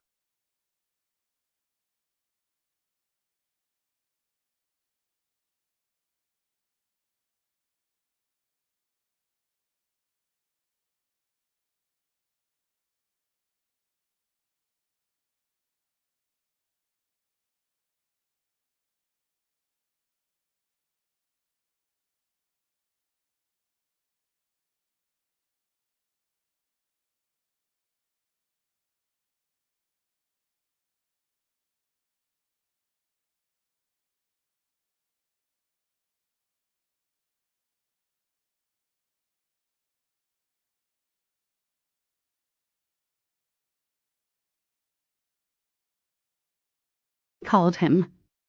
"I did," James said. "He hasn't heard from Nick. He's getting a flight up." Where was he the last time you saw him? She asked James, forcing herself to look at him, and in that moment she hated him, God help her, and hated herself as well, because she'd left her baby, her boy, her son with him, and James had lost him. James flinched, as if he knew what she was thinking. "I was making dinner. Macaroni and cheese. He was on the couch, playing with his little computer thing." Nintendo. God, she'd left her son with a man who knew nothing about children, who'd told her he knew nothing about children, and she wouldn't listen. She did what she wanted. "And then he was... gone." His voice broke. It didn't matter. He didn't matter. Only Nicky mattered. "Did you go anywhere today? To the hardware store? To the harbor?" "No." "Maybe he went to the Pines," Lavinia suggested in a wobbly voice. "I told him his great-great-grandfather built the place." The chief dispatched a crew to go up the street. Collier squeezed Parker's shoulder and went with them. It was fully dark now. What did Nicky love? What would make him go off? "He's hiding," Parker said abruptly. "He hides all the time. He loves forts, and he took the nail gun, and he's hiding in a fort somewhere. Where's Beauty? Maybe she's with him." Beauty, who never barked at strangers. Beauty, who hid when people came into the house. "Call the dog," the chief instructed. "People, quiet down." The crowd, which had grown to maybe 50 or so, grew silent. "Cut the trucks." The growl of the town's 3 fire trucks died abruptly. "Go ahead, Miss Wells." "Beauty!" Her voice was quavering and weak. "Beauty, girl! Come on!" Everyone was silent, listening. "Beauty! Come on, girl! Let's go for a swim! Come on, Beauty!" Better, if edged with hysteria. There was nothing but the sound of wind and water. "Oh, please, God, please." She tried again. "Beauty! Come on, sweetie. Let's go for a swim." Then she heard it, the whine of her faithful little dog. "Over here!" someone yelled, and Parker was running. People were shining lights at the bottom of the house, where James had put up lattice work so no skunks could get under there. But there was a shallow scraping in the dirt, enough so that a child and a dog could fit under there. James ripped off a great chunk of the lattice, and Parker grabbed a flashlight and wriggled under, spiderwebs veiling her hair, sand in her pants. Then her light caught the reflection of her dog's eyes, and she saw Nicky's head, the cowlick he got from Ethan. "Nicky!" she called, reaching out to touch him. He was warm. He was breathing. "Nicky, sweetheart." Her son opened his eyes. "Mommy, you're back." "I got him," she called over her shoulder, and a cheer went up from the crowd. "Nick, we've been looking for you, baby." "I fell asleep in my fort," he said, rubbing his eyes. "Mommy, why are you crying?" Later, when everyone had patted her son, when Chief Tatum had given him a plastic fire hat, when the yard and road had cleared, when Ethan had been called, when Nicky had been fed and bathed, Parker just held her son on her lap. "I'm sorry," Nicky said for the millionth time. "This is why you tell me if you're going to hide," Parker said, kissing his head. "You weren't here." There was a hard edge of resentment in his little voice. "No, she wasn't. You should have told James then." "I don't like James," Nicky said sullenly, and Parker knew he blamed James for all the fuss, for Mommy being scared and crying. "I want to go home and live with Daddy." "We're going home in a few days." "Good, because I hate it here, and I want to live with Daddy." He started to cry. She kissed his head and held him a little tighter.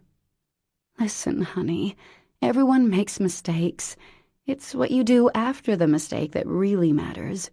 You don't hide without telling a grown-up, and you never go somewhere you don't know is safe. Promise me, Nicky. It's really, really important."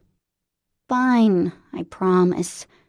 He took a shuddering breath and snuggled closer. "I love you, Mommy." "Oh, sweetheart, I love you too. So, so much." She held him until he fell asleep, breathing in the scent of baby shampoo. Then she put him in her bed and got in beside him, calling quietly to Beauty to jump up next to them. Thank you, God. She could have been in the ER right now. She could have been watching a boat drag the harbor. She could have been picking out a little casket. Oh, Jesus, thank you for sparing me that. Little sobs jerked out of her as she smoothed Nicky's hair.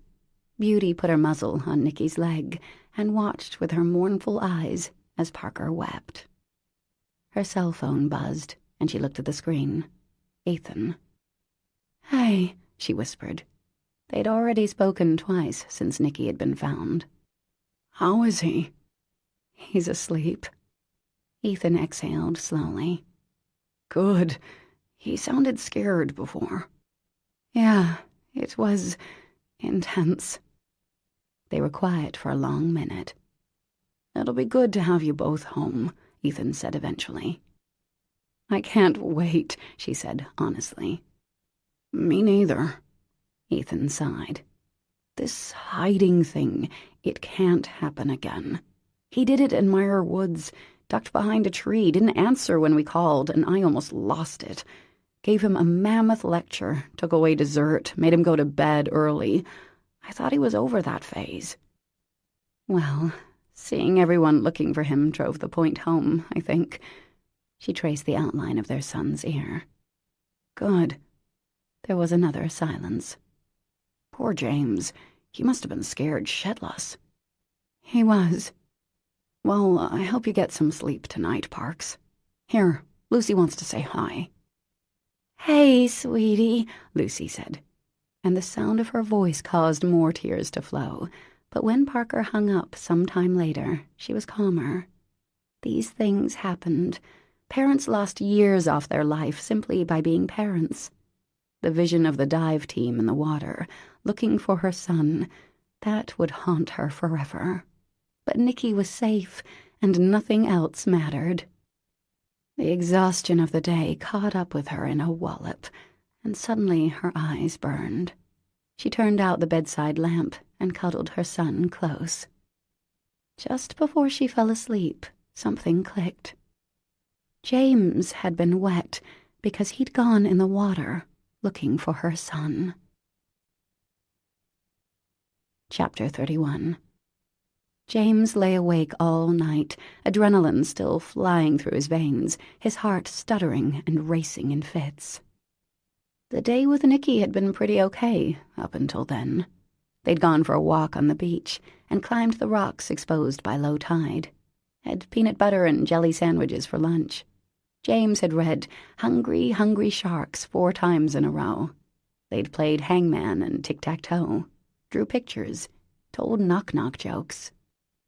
The whole time, James had watched the kid like a hawk, didn't let him out of his sight, said no to every dangerous activity the kid suggested, which had ruled out climbing trees, jumping on Parker's bed, a game of hide-and-seek, and swimming. "Let's use the nail gun," the kid had suggested. James had considered it, pictured taking Nicky to the ER because he had a nail through his hand. "Maybe tomorrow." The kid pushed out his bottom lip. "You kissed my mom." It was an accusation. James took a slow breath. "Right, I did." "Why?" "What do you say to that?" "Well, she's nice." "She's my mother." "Oh, definitely, your mother." And the kid had seemed satisfied with that. Then he'd asked if he could play his little handheld computer game, and James said sure. He had to make a quick phone call.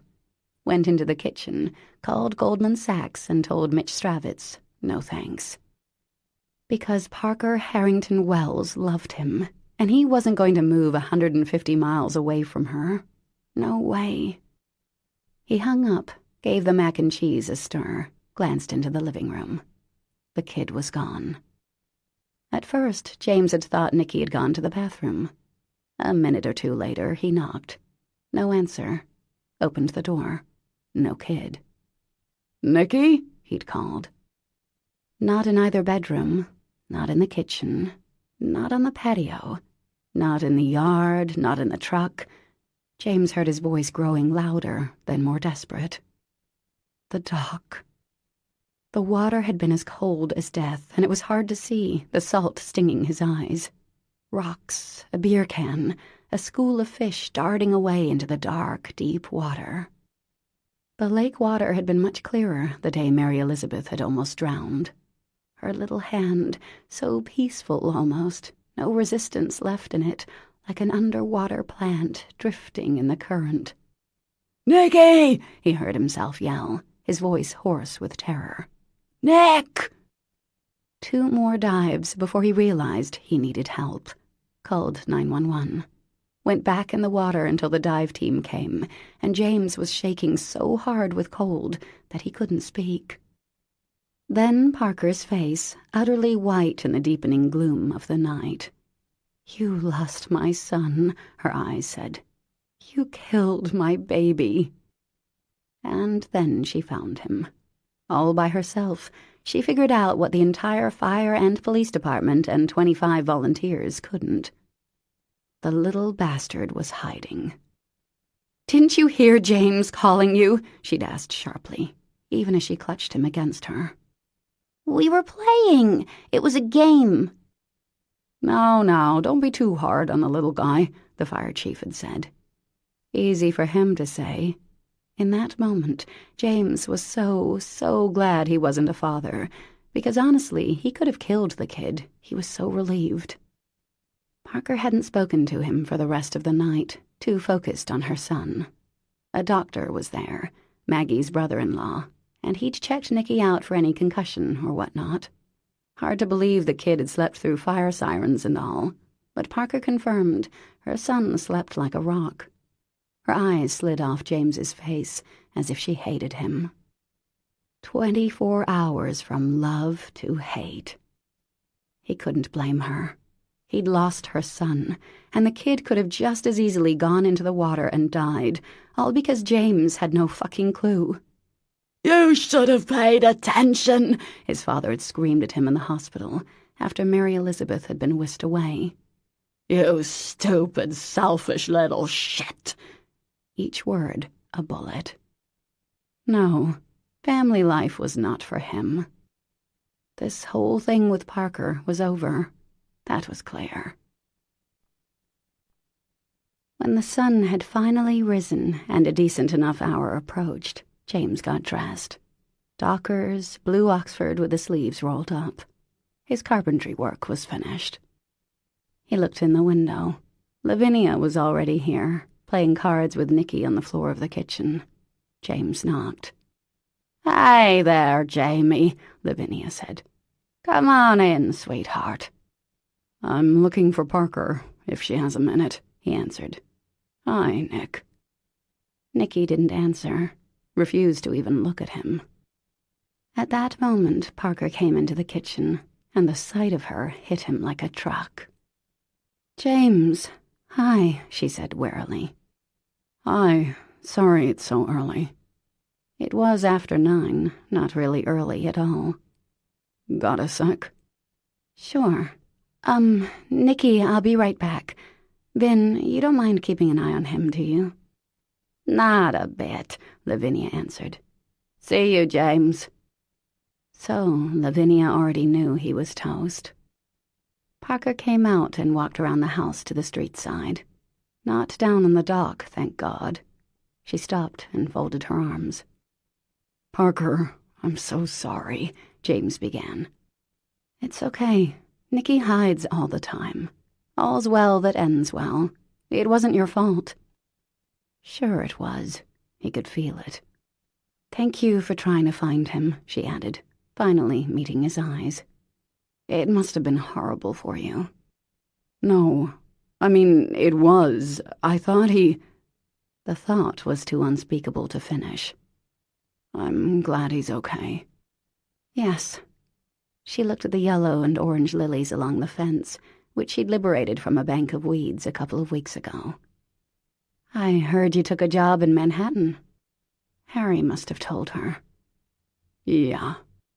"It sounds perfect for you. Congratulations." And there it was. "Thanks. They just called last week."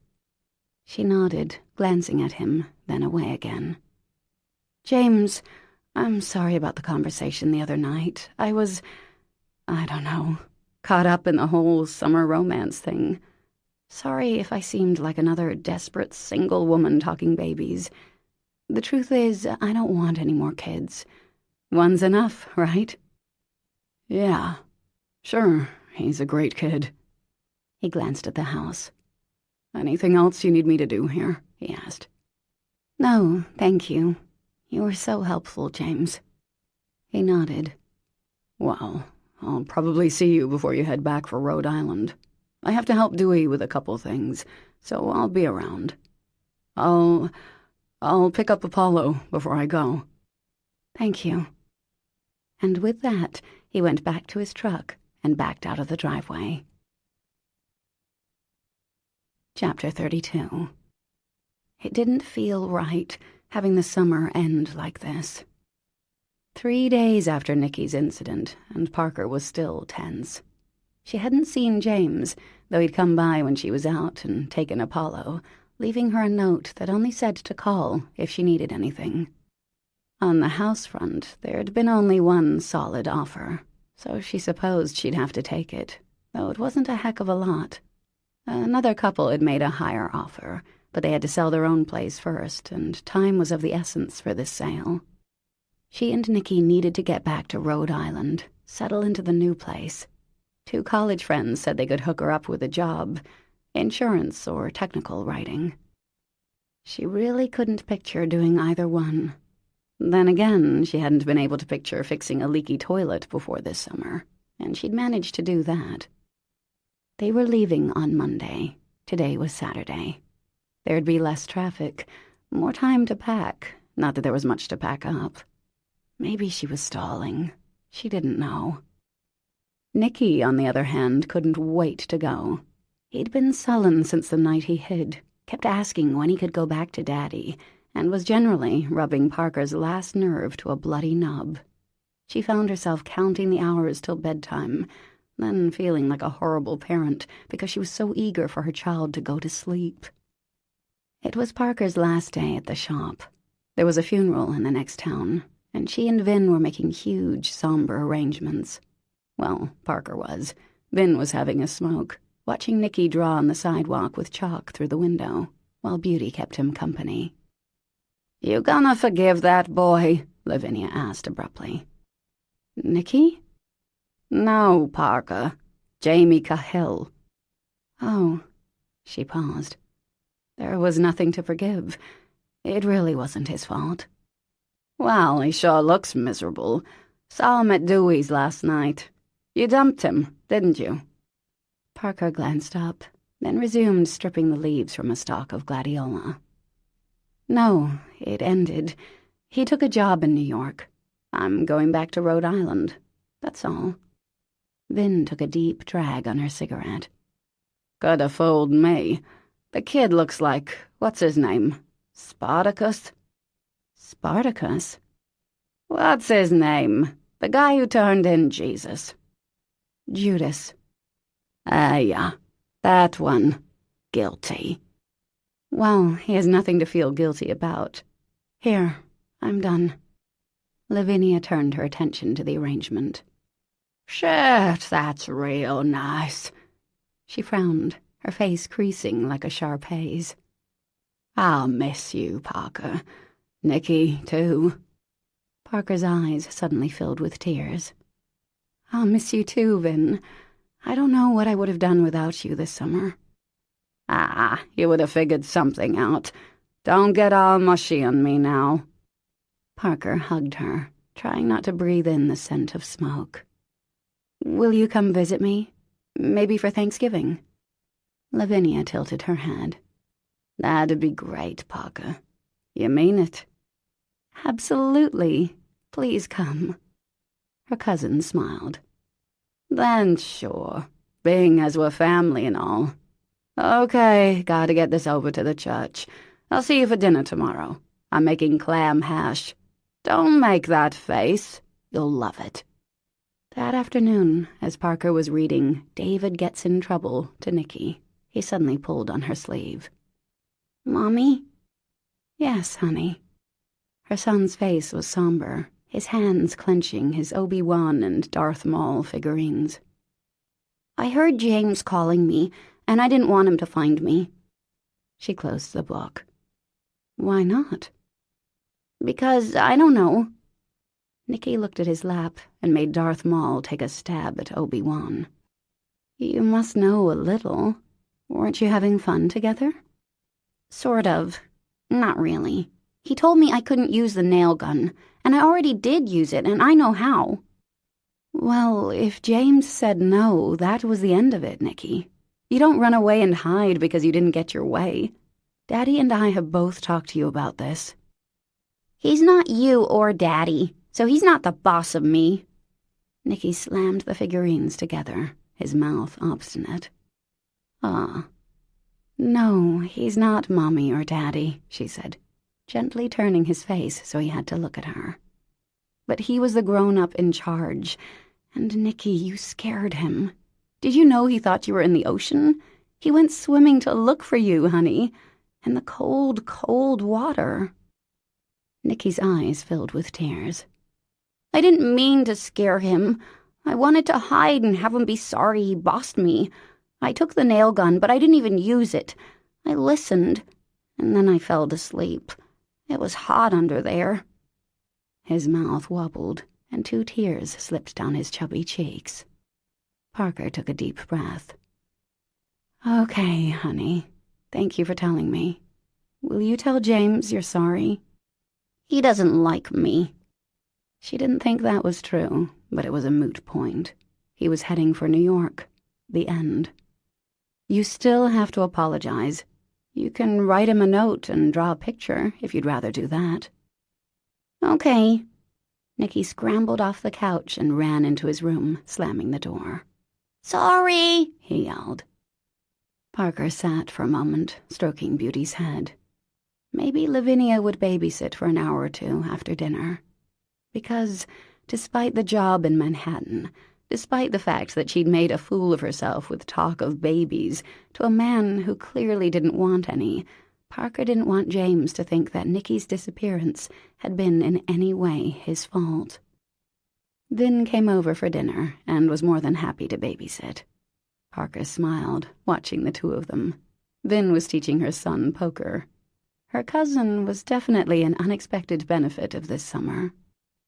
She decided to walk into town, realizing abruptly how much she'd miss Gideon's Cove, the constantly changing sounds of the ocean, the rush of wind through the seagrass, the sweet smells of Maggie's baking that drifted from Joe's diner each morning. She'd miss the cries of seagulls and the rumble of the small fleet coming in each night. She'd miss the people who'd welcomed her without a second thought, without judgment. Mostly, she'd miss James. She never thought she could be that type of woman who blushed when a man smiled at her, who felt a man's presence before she could see him.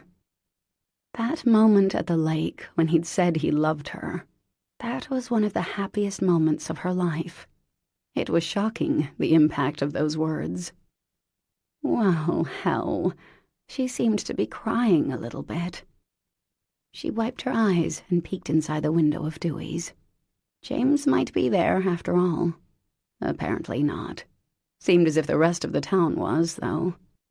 Parker could see Maggie talking animatedly, her hands flying, as Malone looked at her, a faint smile on his face, radiating satisfied alpha male.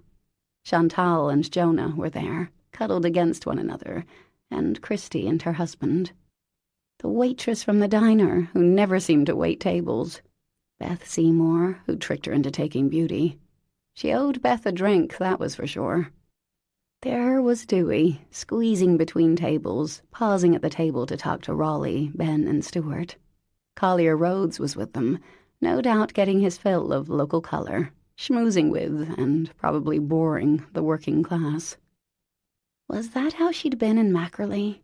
Gracing the masses with her presence, swooping in from Greyhurst occasionally to buy a round at Lenny's? That wasn't how it felt, but it might have been how it seemed. She'd always been grateful to live in Mackerley, grateful to have an inn via Ethan and Lucy and their families. She lived in Greyhurst because it was there, and it held some happy memories. Some bad memories, too, but more of the happy variety. She hoped she hadn't seemed like a snob, or worse, an idiot. Well, time to see James and say goodbye. The thought hurt so much it pushed the air from her lungs. She didn't want to say goodbye to James. She didn't want him to go to Manhattan and become a Harry. He was better than that. Besides, she loved him. The incident with Nicky, she was past that. They could both get past that, hopefully. In her pocket was Nicky's note, a drawing of Beauty holding Apollo in her mouth. It looked as if Beauty was eating the python, but no, Nicky had informed her Apollo was simply getting a ride, and the words, "I'm sorry, James, from Nicholas Giacomo Mirabelli." She went onto the porch of the two-family house where he was staying, and paused, looking in the window of the first floor. The little old lady who lived on the bottom floor of the house was sleeping in front of her huge TV, where a slasher flick was playing in gruesome detail. Parker smiled a little, then went up the stairs to James's apartment.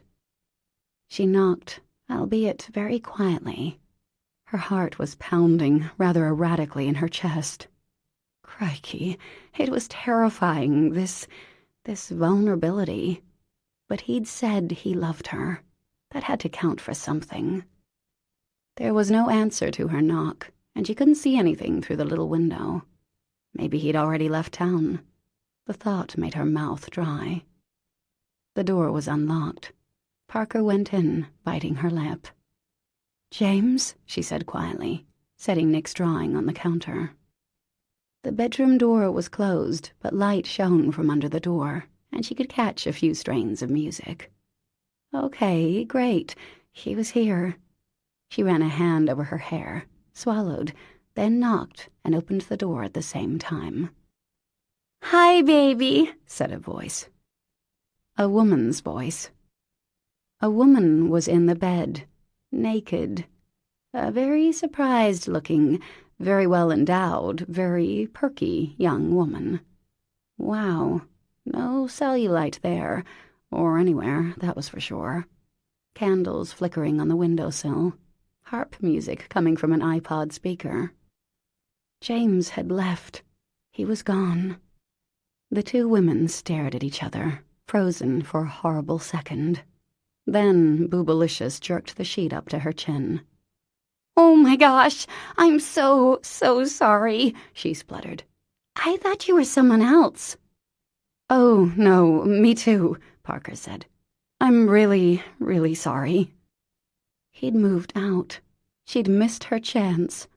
Her throat tightened, as if Apollo was wrapped around it. I'll go," Parker said. "My friend used to live here. I didn't realize he already... I'm so embarrassed and so sorry." The woman smiled sheepishly. No, I should have locked the door. My bad, totally. I'm waiting for my boyfriend. Obviously. Duh, right?" "Well," Parker half grimaced, half smiled. "You have a good night." "Thanks." Beautiful girl, woman, whatever. Parker turned to leave, then froze. Apollo's glass tank was in the corner, complete with a python curled up inside. Then the bedroom door opened, and there was James, a six-pack of beer under one arm. "James," Parker breathed. "James," the naked woman said at the same time, albeit much more enthusiastically. "Hi, baby." Chapter 33. This couldn't be happening. His luck wasn't this bad. A guy goes to Jason's for supper, comes home to find... this? James's eyes ricocheted from one woman to the other. Nope, his luck really, really sucked, apparently. And what do you say in a situation like this? "Hi," he ventured. "Surprise," Leah said. This nice lady came to see her friend, who, lived here before and just moved. Awkward, right?" "Oh, indeed." James seemed to be paralyzed. "Speak, idiot," his brain commanded. But Leah was in his bed. Leah, for God's sake. How the hell had she found him, even, let alone wound up in his apartment, in his bed, naked? Because, yeah, there was her left breast, and while it was a completely excellent breast, he could have sworn they broke up, and she and her fabulous rack really had no business being here. But here she was. Her pretty red hair was curled. She was all made up. There were candles burning. He didn't even have candles. How? She must have brought them herself. And it was clear what Leah had in mind. And in this corner there was Parker, wearing jeans and a Joe's t-shirt, and flip-flops, her hair in a ponytail. And if, just if, she'd come over to offer the proverbial olive branch, James sensed his odds were falling. That, instead of a branch, she might whip out a chainsaw and cut off his arm, or another body part. He was so screwed. Parker, this is a friend from home. Leah, this is Parker." Yes, what was the etiquette in a situation like this? Last names? No? Leah sat up straighter, finally pulling the sheet over her breast. "Parker? Parker, Wells? I'm so happy to meet you. You're Harry's daughter, right? Cool. James has told me a lot about you. You're an author, right? Really cool. A pleasure to meet you too, Leah, Parker said, her rich girl drawl in full glory. I gather you're James's girlfriend. If looks could castrate. Well, yeah. Leah's voice was charmingly sheepish. We've been together since, oh man, that wedding on New Year's, right, James? He didn't answer. 8 months. That's great, Parker said. Her expression and tone were completely pleasant. Obviously, my business with James can wait until after you two catch up. Welcome to Gideon's Cove. Have a wonderful night. She walked past James, not touching him. She's totally nice, Leah said. I thought she'd be so stuck up. I'll be right back, James said. Stay here. The door to his apartment closed as Parker left. Way too classy to slam it, of course. I wanted to surprise you, Leah said, a hint of a pout creeping into her voice. And you did, he said over his shoulder. Be back soon. He bolted out the door, clattered down the stairs. James, said Mrs. Kandinsky, opening the door. There's a very pretty young lady here to see you, and I believe that children's author just left. Thanks, Mrs. K, he said, not stopping. Always in such a hurry, you young people, she commented. Parker was already a block ahead of him. Parker, wait up, he called. She didn't slow down. He didn't blame her. He caught up to her in front of Dewey's and grabbed her by the arm. She shook him off. Already, people inside were watching them. Parker, it's not what you think. She gave a bitter laugh. Wow, that was really the wrong thing to say. I didn't know she was coming. I had no idea. You heard her. It was a surprise. Parker tilted her head and looked at him, her expression calm. How old is she? Just out of curiosity. 22, 23.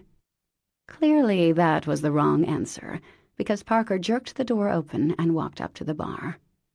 Hello, Dewey, she said pleasantly.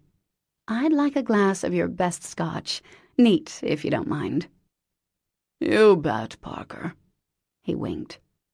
Parker. James came up beside her. I really need to. Hey there, Parker, said one of the three musketeers. Stuart, who'd helped Parker paint her bedroom. How's it going? Well, she said, smiling at the old man. I've been better, Stu. How are you? How's your knee? Not so bad. You look upset, sweetheart. Anything I can do? If you could keep James here from talking to me, that'd be great. James flinched. Parker, please let me explain. The lady doesn't want to talk to you, Stuart said pleasantly. Sorry, son. Dewey placed the glass in front of her, and she drained it in one gulp. His uncle's eyebrows rose. Parker.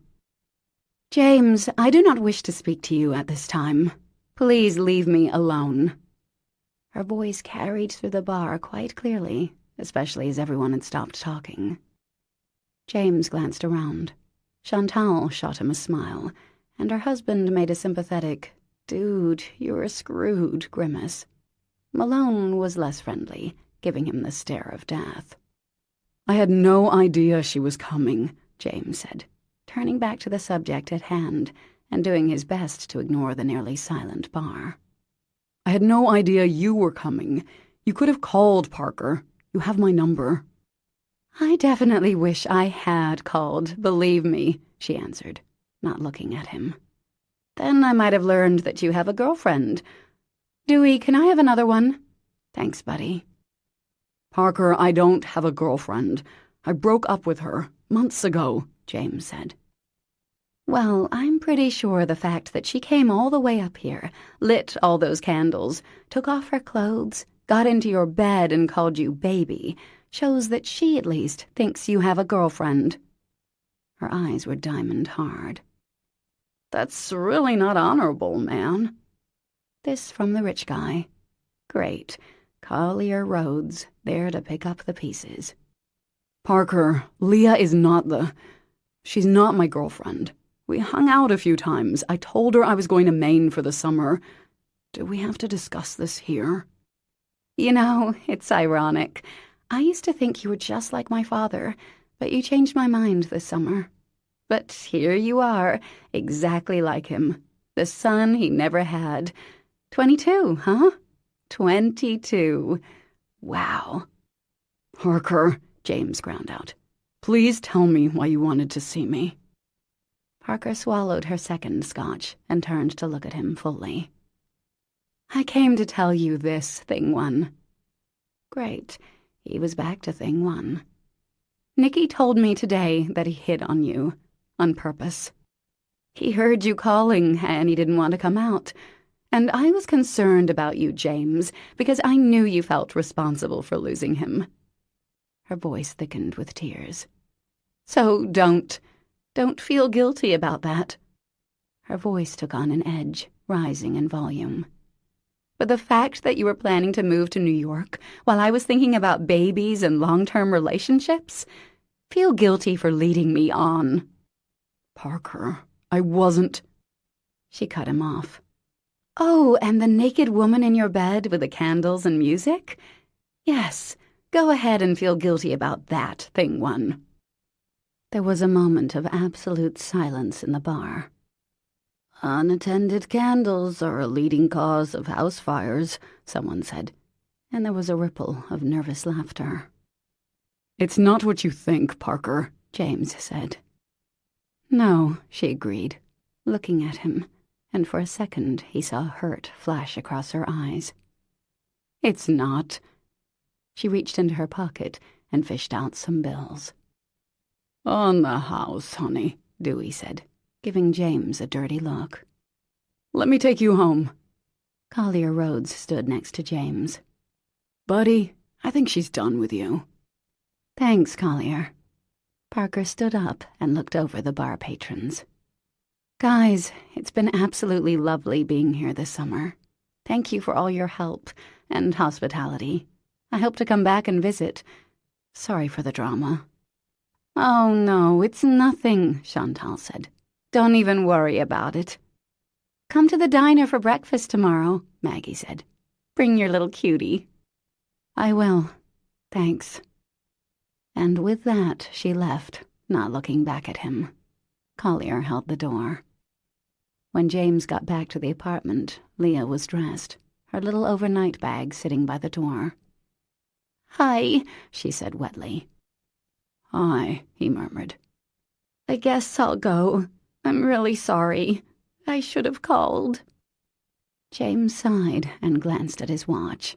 He sat heavily in the other kitchen chair and scrubbed a hand through his hair. Leah, I have to say, I'm really surprised to see you. I stopped in at the hardware store and some old guy told me where you lived. She looked like a pin-up girl, all chest and hips and little rosebud mouth, pretty as anything. She bit her fingernail, then folded her hands. James, I know we put things on hold, sort of. Well, you did. I was pretty into you. I thought if I could surprise you and remind you that I'm really fun, then maybe you'd want to get together again. Her voice faded to a whisper as she spoke. He sighed. God, he was tired. He hadn't slept much since Nicky disappeared. You are fun, Leah. You're really nice and sweet and fun. Just not what you're looking for. A tear dropped onto the table, and she smeared it with one fingertip. You're a really good guy, James. That's not easy to find. He looked at her a long minute, then took her hand. I'm sorry. She swallowed and shrugged, trying to smile. So you and Parker finally hooked up, huh? He nodded. Hooked up and broke up. You in love with her?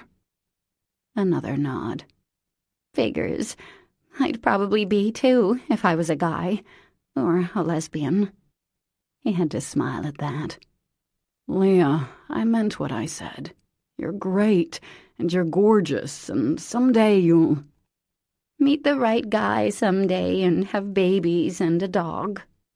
Exactly. But I'm not the right guy. She surreptitiously wiped away a tear. At least you never led me on. Never pretended it was more than it was. No, he'd used her and let her use him, and somewhere along the line she'd fallen for him, and he hadn't noticed. Stay here tonight. You can have the bed. It's a long drive. Okay, thanks. He sighed, squeezed her hand, and stood up. You hungry? He asked. I make some killer pancakes. Chapter 34. 22. Maybe that wasn't what should have stuck with Parker, but hell, 22.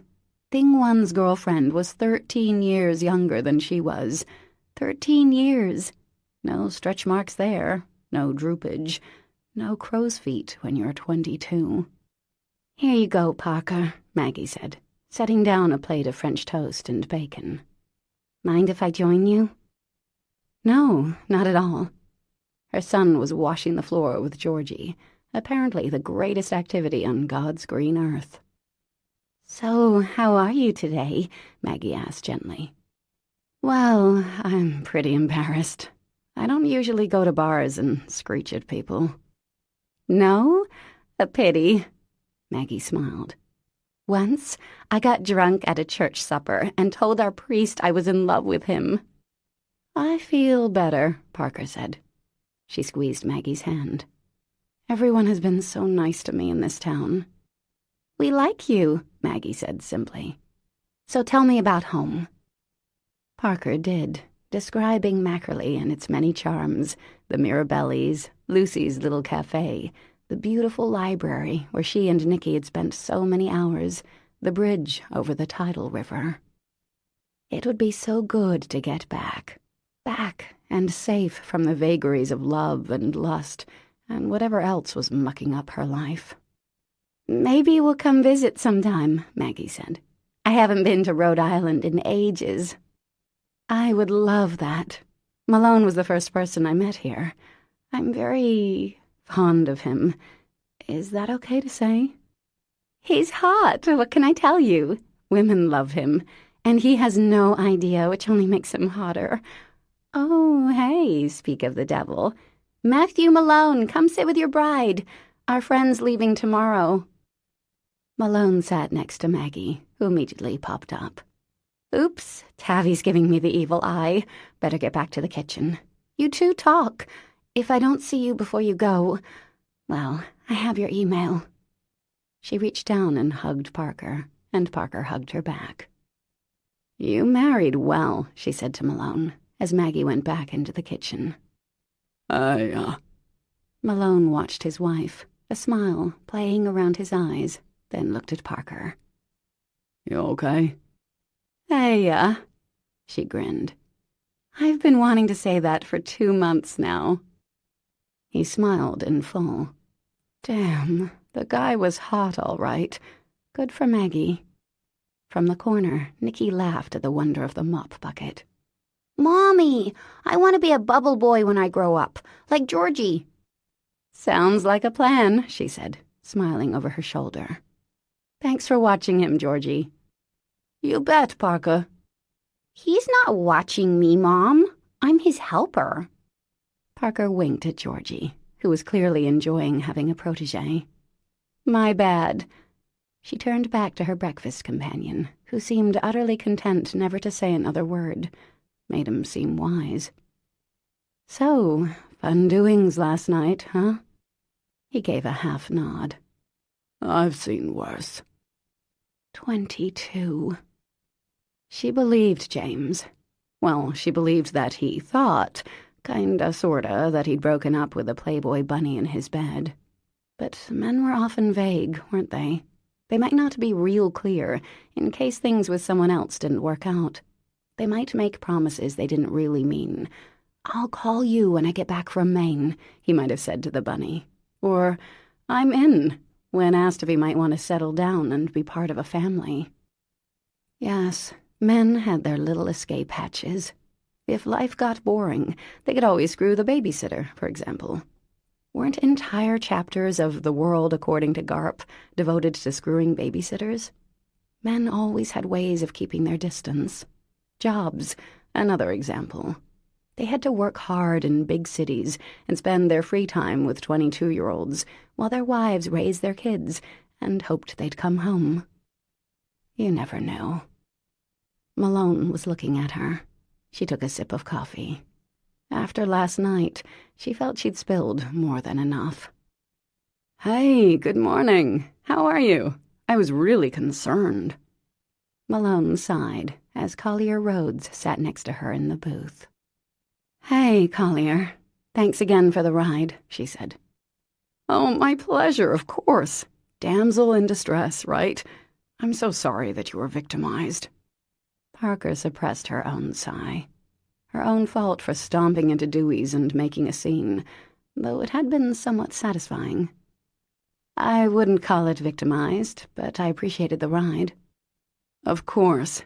Hey, Judy, he said, calling to the heavy-set waitress, who appeared engrossed in a crossword puzzle. I'd love the house special today, except maybe instead of eggs it could be egg whites, with a little fresh cilantro if you have it, and no bacon. Maybe some turkey bacon if you have that. Some OJ, no pulp, and a flaxseed muffin if Maggie made any of those. I don't even know what flaxseed is, Judy said, not looking up from her paper. Why don't you ask Maggie yourself? Okay, will do, Judy. Gosh, this is the best place, isn't it? I love it here. I come in every day. Malone raised an eyebrow at Parker, and she stifled a smile. Say, Parker, I saw the for sale sign in front of your house, Collier said, turning to look at her. Why is that? She glanced at Malone, who rolled his eyes. Because it's for sale, she suggested. Excellent. I was thinking it'd be a great house for a caretaker, because, like, my travel schedule is a little crazy. Did I tell you I'm booked on a speaking tour? It's called Living the Life Fantastic. No, I didn't pick the name, trust me, my agent did. But I thought, yeah, I need a caretaker. Back before I retired, I'd close up the house for the winter, but since I plan to pop back and forth between gigs, I'd like to have someone keeping an eye on it. Turn on the heat, stock the fridge. Is your place winterized? It needs a little work. A furnace, for example. A cellar. It's a jewel, Malone said gruffly. Parker blinked. Malone, my man, you were so right, Collier exclaimed. Parker suspected he had a man crush. It really is a jewel. Historic, too, Malone said, taking a sip of coffee. Built as a companion house to your own. Historic companion house, her ass. It was a fortified shed. She felt the wriggle of laughter trying to force its way up her throat. The creases around Malone's eyes steepened. It's really not winterized, Collier, she said, unable to lie. That's okay. Have you had any offers? Actually, I'm, considering a couple right now. Shoot, Collier said. Well, what would I have to offer to beat it? Parker paused. Well, Chantal is handling. Double it, Malone suggested. You want the house? Go for it. Holy halos. Malone was pimping her house. Even so, doubling it was crazy, and Collier had been nothing but nice, if somewhat vacuous. Well, Collier, doubling it would be a bit... You know what? He interrupted. Malone's right. I want the house. I'll double the higher bid. I'm sure I can swing it. I'm sure you can, too, Malone said. A man of action. He toasted Collier with his mug and smiled at Parker. Fantastic. This is so great. Thank you, Parker. I'll call Chantal and get you a cashier's check right away. Collier beamed, then got up to harass Maggie about his omelette. Parker sat there for a minute. Malone, she said, don't take this the wrong way, but I love you. He winked. Take care, Parker. You too, Hottie. Then she got up, tousled his hair, and fetched her son from the wonders of the storage room. She packed up Nicky and left at dawn the next day, not wanting to see anyone on the way out. It was hard enough. Beauty was curled up next to Nicky's booster seat, and her son was chattering away.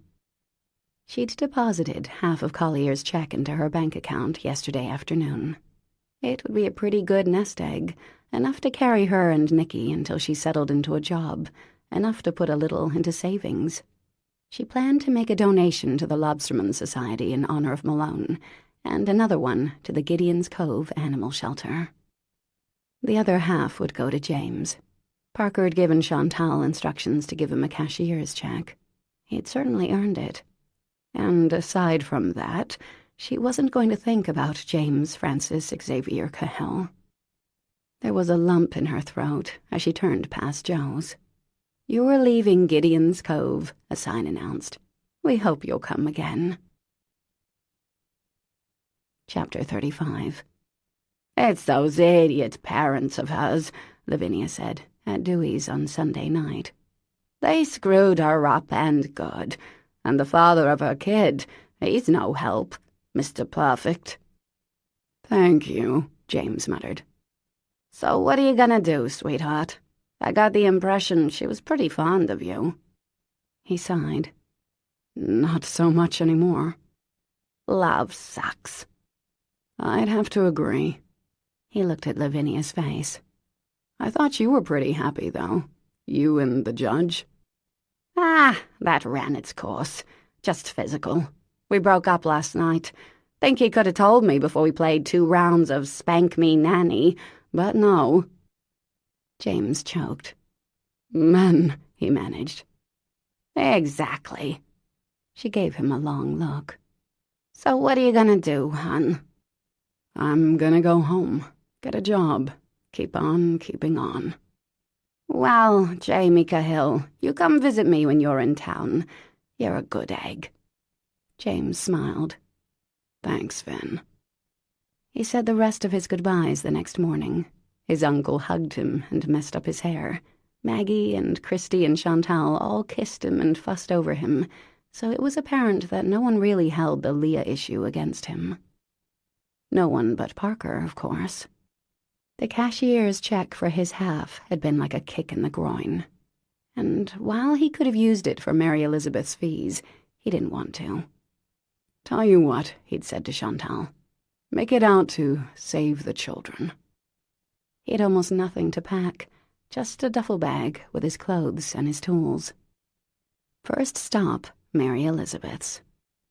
As always, seeing his sister lifted his spirits. They took a walk. She didn't ask about Parker, but he saw that her room was filled with Holy Rollers crapola, a big poster from the movie, manga versions of the book, and several stuffed animals, including a kitten that could flatten out as if roadkill, then pop open again, with wings coming out of a zippered compartment in its back.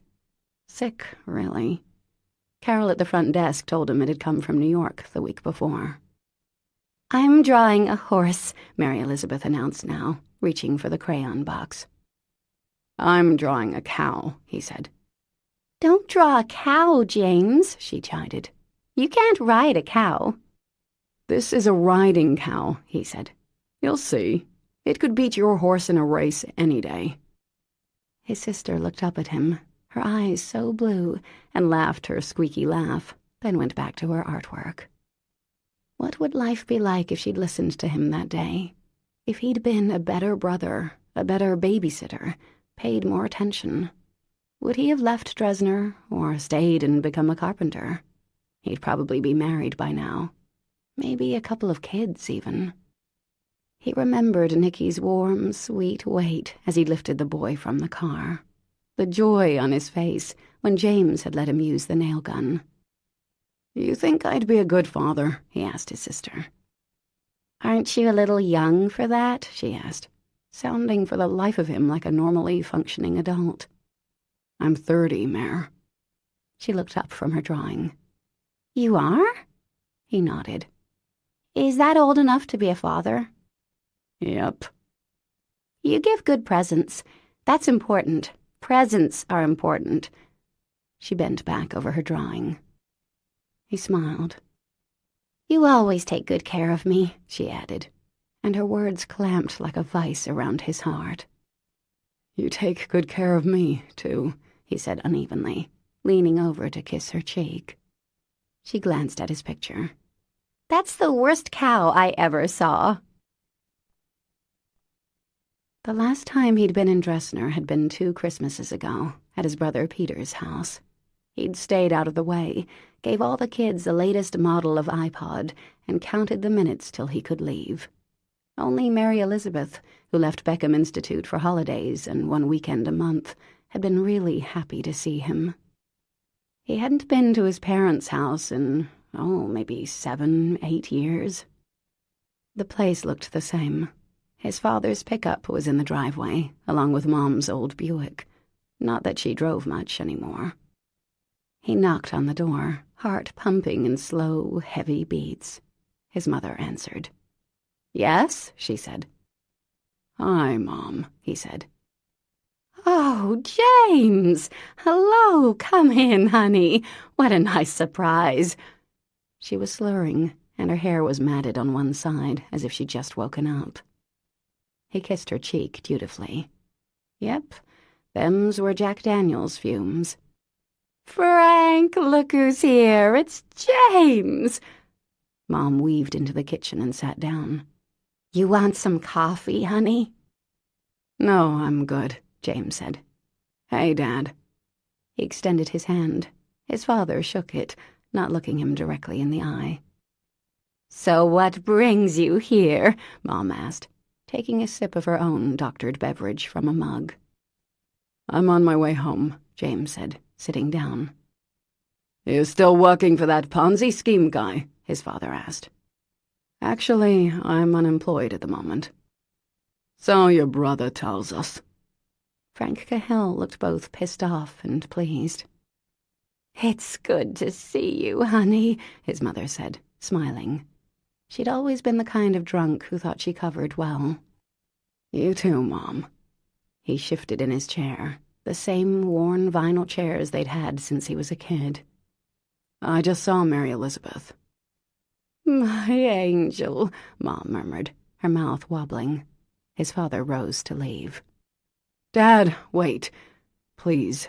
I need to ask you guys something.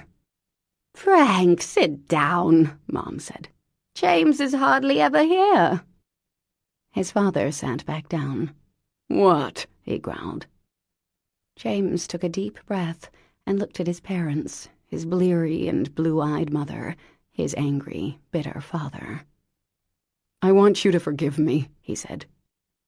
Ah, Jesus, his father said. Dad, Mom, I wish... You wish? Who cares what you wish? You were supposed to take care of your little sister, his father barked, slamming his hand down on the table. You said you'd stay home and watch her, and instead I come home to find her half dead, all because you wanted to watch the fucking television. I know. And look at her now. I know. So how dare you ask us to forgive you? Your mother's never gotten over it, neither have I. And Mary Elizabeth... His voice choked off. She has to be cared for the rest of her life. I know, James said. And I'll always take care of her. I'd have her live with me if you'd let me. I've asked you that before. Right, so you can ignore her again? She's got the mind of a 7-year-old, James. You can't take care of her. Yes, I can, and I would. No, you can't. James looked down at the table. Okay, she's your daughter. Damn straight. Frank sat back in his seat and folded his arms. James sighed. I'd still like you to forgive me. Let's not talk about this, his mother said, pulling a tissue from her pocket and wiping her eyes. This is not pleasant. Look, James said, looking at the scarred tabletop. I screwed up, but I was 12 years old, and you know how she was. She did what she wanted, and we all let her get away with it. I told her not to go swimming, and she didn't listen. And yeah, I should have watched her better. But Dad, kids screw up. I tried to save her. I did my best. I did everything I could, and I'll always be sorry it wasn't enough. I would have given my life for her. But I can't keep living under what happened when I was 12. It's killing me, Dad. You don't look dead to me, his father said coldly. You destroyed this family. James nodded wearily. But I love my sister. Frank gave a disgusted snort. I think it's time for you to go. How easy, James thought, staring at his father's face, to pin all the blame on someone else. His father had spoiled Mary Elizabeth most of all, had made excuses for her not listening, had let the rules change according to what Mare wanted. His father had been the decision-maker in the family, the one who deemed James old enough to watch his sister for the day. Maybe Frank blamed him, because to acknowledge that he'd failed Mary Elizabeth too, maybe that was more than his father could bear. It had been worth a shot. James paused, then stood up. Take care, Mom, he said, kissing his mother's head. She sniffled in response. He dropped a hand on his father's shoulder. See you, Dad. He removed his hand before Frank could shrug it off and walked through the house. There was the funky little closet where Mary Elizabeth always hid during hide-and-seek. James and his brothers would have to pretend to be stumped, wandering around the house saying, "Where could she be? I can't find her anywhere," as she giggled wildly inside. There was the railing Pete had encouraged him to slide down, neglecting to warn against the ball-busting newel post at the bottom. The dining room, which had always looked so magical at Christmas, filled with Grandma's cut-glass bowls, the candles and the good china, which only came out on holidays. Once upon a time, this house had been a happy place. It'd be good to be back in Rhode Island, where nothing had ever been too complicated. Saturday morning basketball games, the occasional bike ride, beers with the guys, flirting with some girls. Maybe he'd call Harry's friend from Goldman. It might not be too late. He opened the door and went out, closing it quietly behind him, crossed the tired yard. "Jamie, wait!" It was his mother, shielding her eyes from the sun. "What is it, Mom?" She came up to him. "Your father's sorry. It's hard for him." "I know." "You know how he is. He's strung so tight, and your brothers, well, they are not much better. Tom's exactly like him. They are peas in a pod. Petey's not bad. You should call him more." "Sure, Mom." "Good." His mother beamed. "I should go. It's a long drive." He opened the truck door. "You'll be her guardian, you know, once your father and I die." James froze. "We signed the papers when you graduated from law school. You've always been a good brother." "Mom." She waved her hand. "And this problem of mine, the drinking, that started before. Long time ago." She gave a shaky smile, then ran a hand through her hair, making it wilder than ever. Then her eyes filled with tears. "Honey, that day, as horrible as it was, my God, and it was, I thought I'd lost you both. We just pulled into the driveway, and I happened to look over at the lake, and there you were, trying to save her, screaming her name. When you went under, I thought you were both dead." His mother wiped her eyes, then smiled apologetically. "Sometimes, afterward, I'd wake up at night and think you really did drown, and I'd sit by your bed at night and pet your hair and just look at you. My baby boy." "Mom." His voice broke. "I know you tried, honey. I watched you try. Without you, she'd be dead. Don't you forget that." James rubbed his forehead, looking at the ground. "Mom, if you ever wanted to come live with me. Oh, honey, why would I want to do that? I love your father, even if he can't get over what happened with Mary Elizabeth. He's very good with her, you know. He visits her twice a week, Wednesdays and Sundays. I know. I see the visitor's log. He paused. Well, you don't have to live with me, but I sure would like it if you visited. His mother smiled, looking her age and then some. Maybe, sweetheart. I'd come get you. That sounds nice. He hugged her then, hugged her for a long time, breathing in the scent of whiskey and shampoo and the musty smell of his childhood home. Chapter 36. 7 weeks after arriving back in Rhode Island, Parker opened a flower shop.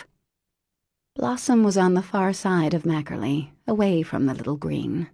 It had occurred to Parker that while Ethan and Lucy were hugely important in her life, she probably shouldn't take a storefront on the same block as their restaurant and pastry shop. So over to the other side of the island, next to a pizza place and a shoe store. An old Lavinia-style flower shop was going out of business, and the timing had been perfect. A little construction for a new counter, made by Gianni, who was grumpy in his retirement and looked for odd jobs to keep him out of the house. A cozy little corner with a wing chair, a love seat, and a coffee table, should a bride come in for consultation. Parker had ordered some giant Georgia O'Keeffe posters and hung them on the brick wall, stocked up on tissue paper in every conceivable color and ribbons to match, and gotten to work. She loved Blossom, loved Tuesday mornings when she'd be at the shop at 5 a.m. to get the week's delivery from the wholesaler. She loved the waxy, clean smell of flowers, loved Carlotta, whom she hired after the first week to run deliveries and cover some hours. Carlotta had 6 grown children and 17 ear piercings, spoke Portuguese, and often brought Parker a coffee. After 2 weeks, Blossom already had repeat customers, including Ethan, bless his heart, who ordered all the flowers for his restaurant from her, ensuring some continuity. He also stopped by for flowers for his bride, about once a week. She'd done 1 funeral and 1 birthday party. She had a wedding booked for Christmas time, and had sent out beautiful printed announcements, complete with pressed flowers, to her Harvard and Miss Porter's classmates. There was a lot of reason to hope she'd do just fine. The shop was 10 minutes from Nicky's school, 15 from the little Victorian they'd rented. Parker was already hoping to buy the house eventually. It was snug and adorable, more than enough room for her and Nicky. A spiral staircase led to Nicky's room on the 3rd floor, which she called the Bat Cave. Parker's room was on the 2nd floor, along with 2 smaller bedrooms, and downstairs was a galley kitchen, a dining room, and a living room. Her favorite part, though, was a front porch. Every night, Parker and Nicky sat out there before dinner. He'd tell her about his day, the games the gym teacher came up with, the art classes, his sight words, how Colette was the prettiest girl in kindergarten, and the nicest, how she sat with him on the bus, and they would probably get married. "Don't worry, Mom," he said, zipping his Matchbox cars over the porch railing. "You can live with us and our 8 babies." It was a simple statement, but Parker's eyes filled with tears. It had been happening a lot. Another plus of the front porch and normal neighborhood, accessibility to other humans.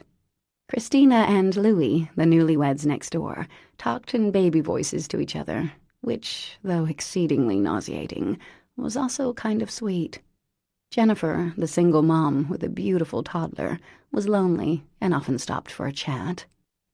Sometimes Parker wondered how she'd managed to live at Greyhurst all those years. One night, when Nicky was at Ethan's, Parker sat on the porch, nursing a glass of wine, 1 foot on Beauty, who was snoring gently, when Lucy came up the front walk. "Hey there," she called, smiling. "I left the boys to do manly things. Figured we could hang out." "Absolutely," Parker said. "Glass of wine?" "Can't," Lucy said, patting her belly, which had begun to pop. Those doctors are so mean. Know what they said last week? Limit your chocolate intake. Don't they know who I am? Parker laughed, and Lucy sat next to her. They chatted till it got dark. Nikki, Ethan, baby names, work, then went inside, little Beauty padding after them, then curling up in the corner to keep an eye on Lucy. She was still shy, though her abject terror at outsiders seemed to have passed. "I love this place," Lucy said, looking around. "You've done a nice job, Parker." "Thanks," she said. She'd painted the walls a soft green, filled the bookshelves, and hung some framed artwork by her son. "I never really had a place of my own. I mean, I had apartments and stuff, but my mom would come in with her decorator and take over." "Did you mind?" Lucy asked. "Nah, it was her way of taking care of me." "And how is your mom?" "Oh, she's fine. She's in the final 10 for Real Housewives of Las Vegas." "Dear Lord." "I know. She might come out for Thanksgiving, but my cousin is a definite." "It'll be great," Lucy said. They were coming, too, as well as Gianni and Marie. A full house. Lucy took a sip of her seltzer water, then pulled a throw pillow into her lap. "So, uh-oh, are you going to lecture me?" "Yes," Lucy smiled. "You were so good at lecturing me about this time last year." "Was I?" "Oh, yeah. Figured it was my turn." Parker sighed and took a sip of wine. "Okay, go for it. I'm ready." "Thanks. Well, it seems to me that on some levels, you've never been better. The shop is fantastic, and you seem to love it." "I do," Parker said. "Never thought I'd be a florist, but you're right." "And this house feels so much more like you than Greyhurst ever did." Parker gave a half nod. "Yeah, hard to feel at home in a mansion when it's just two of you." "Nicky's doing great, obviously." "He's getting married." "Yes, Colette. Do you approve?" Parker smiled. "I do. She came over on Sunday and has beautiful manners." Lucy was quiet for a minute. "You ever hear from James?" Parker looked down. "No. We're done. Summer lovin' and all that." "Please, no singing," Lucy smiled. "The thing is, well, you've been different since you got back. A little sad." Dang. There were those ninja tears again, slipping up on her without warning. You know, a lot of change." "Right," said Lucy. "But I know you had feelings for James." Parker took a sip of wine. "No, you're right. I did. And I know that's pretty rare for you." "Hey, I was in love with John Stamos for quite some time. Of course, I called him Jesse back then." Okay, so John Stamos, sure. Who didn't love him? And the Old Spice man, we can't forget him." "He saw me through a lot of lonely hours," Parker seconded. Lucy smiled again, her soft, gentle smile. "But in all seriousness, Parker, the fact that this guy got to you, that's huge, isn't it?" Her words brought a lump to Parker's throat. "He's a lot like my father." Her voice was just above a whisper. "Really? Because I never got that impression. I always thought James was kind of sweet, and a little lonely, maybe." Parker swallowed. "He is, or he's not. I don't know, Luce.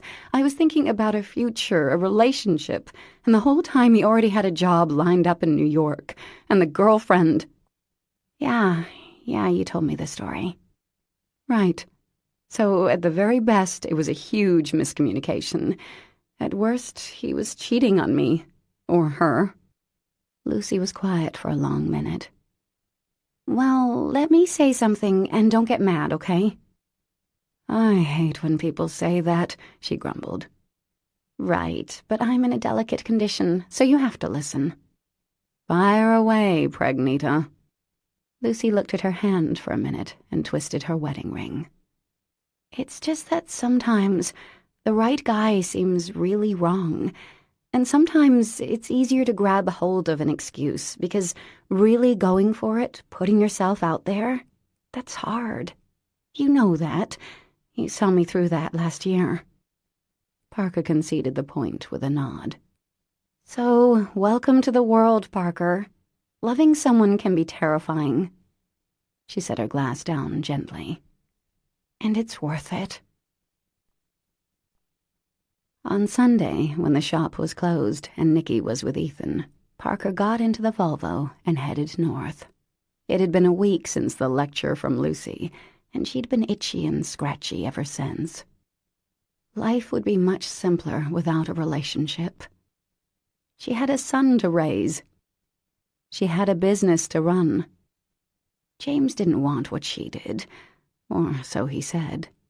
Except for that one time on the dock, I'm in. He'd gone into the water looking for her son. As she turned onto the street of dear old Dad's correctional facility, a car pulled out of the parking lot. She caught the quickest glimpse of the driver, and before her brain registered who it was, longing surged up so fast and strong that her chest actually ached. James. Her hands zinged with adrenaline, and she bit her lip hard. But he didn't see her, turned the other way, didn't seem to glance in his rearview mirror, didn't tap his brakes. She went in, the guards as polite as the waiters at the Pierre, and went into the visiting room. A few minutes later, Harry appeared. "Parker," he said. He looked better than last time. "What a surprise." "Harry, how are you?" "Good. And you?" "Fine." "How's Nicky?" "He's great. He wants to get married and have 8 kids. She pushed some hair behind her ears, her heart thudding sickly, though she wasn't sure why.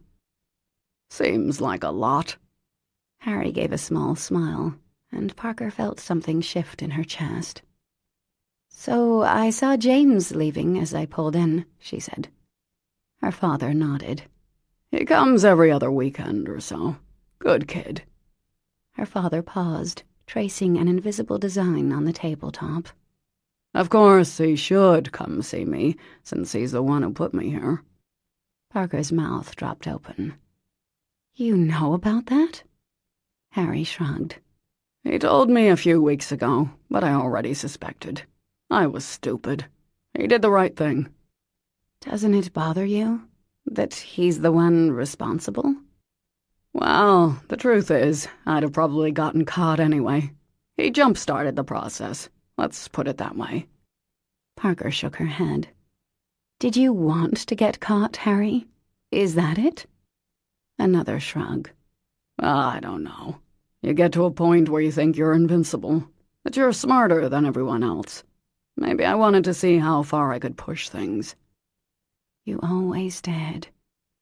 "I have a question for you, Harry," she said, her voice low. For the first time during the visit, her father looked uncomfortable. "Go ahead."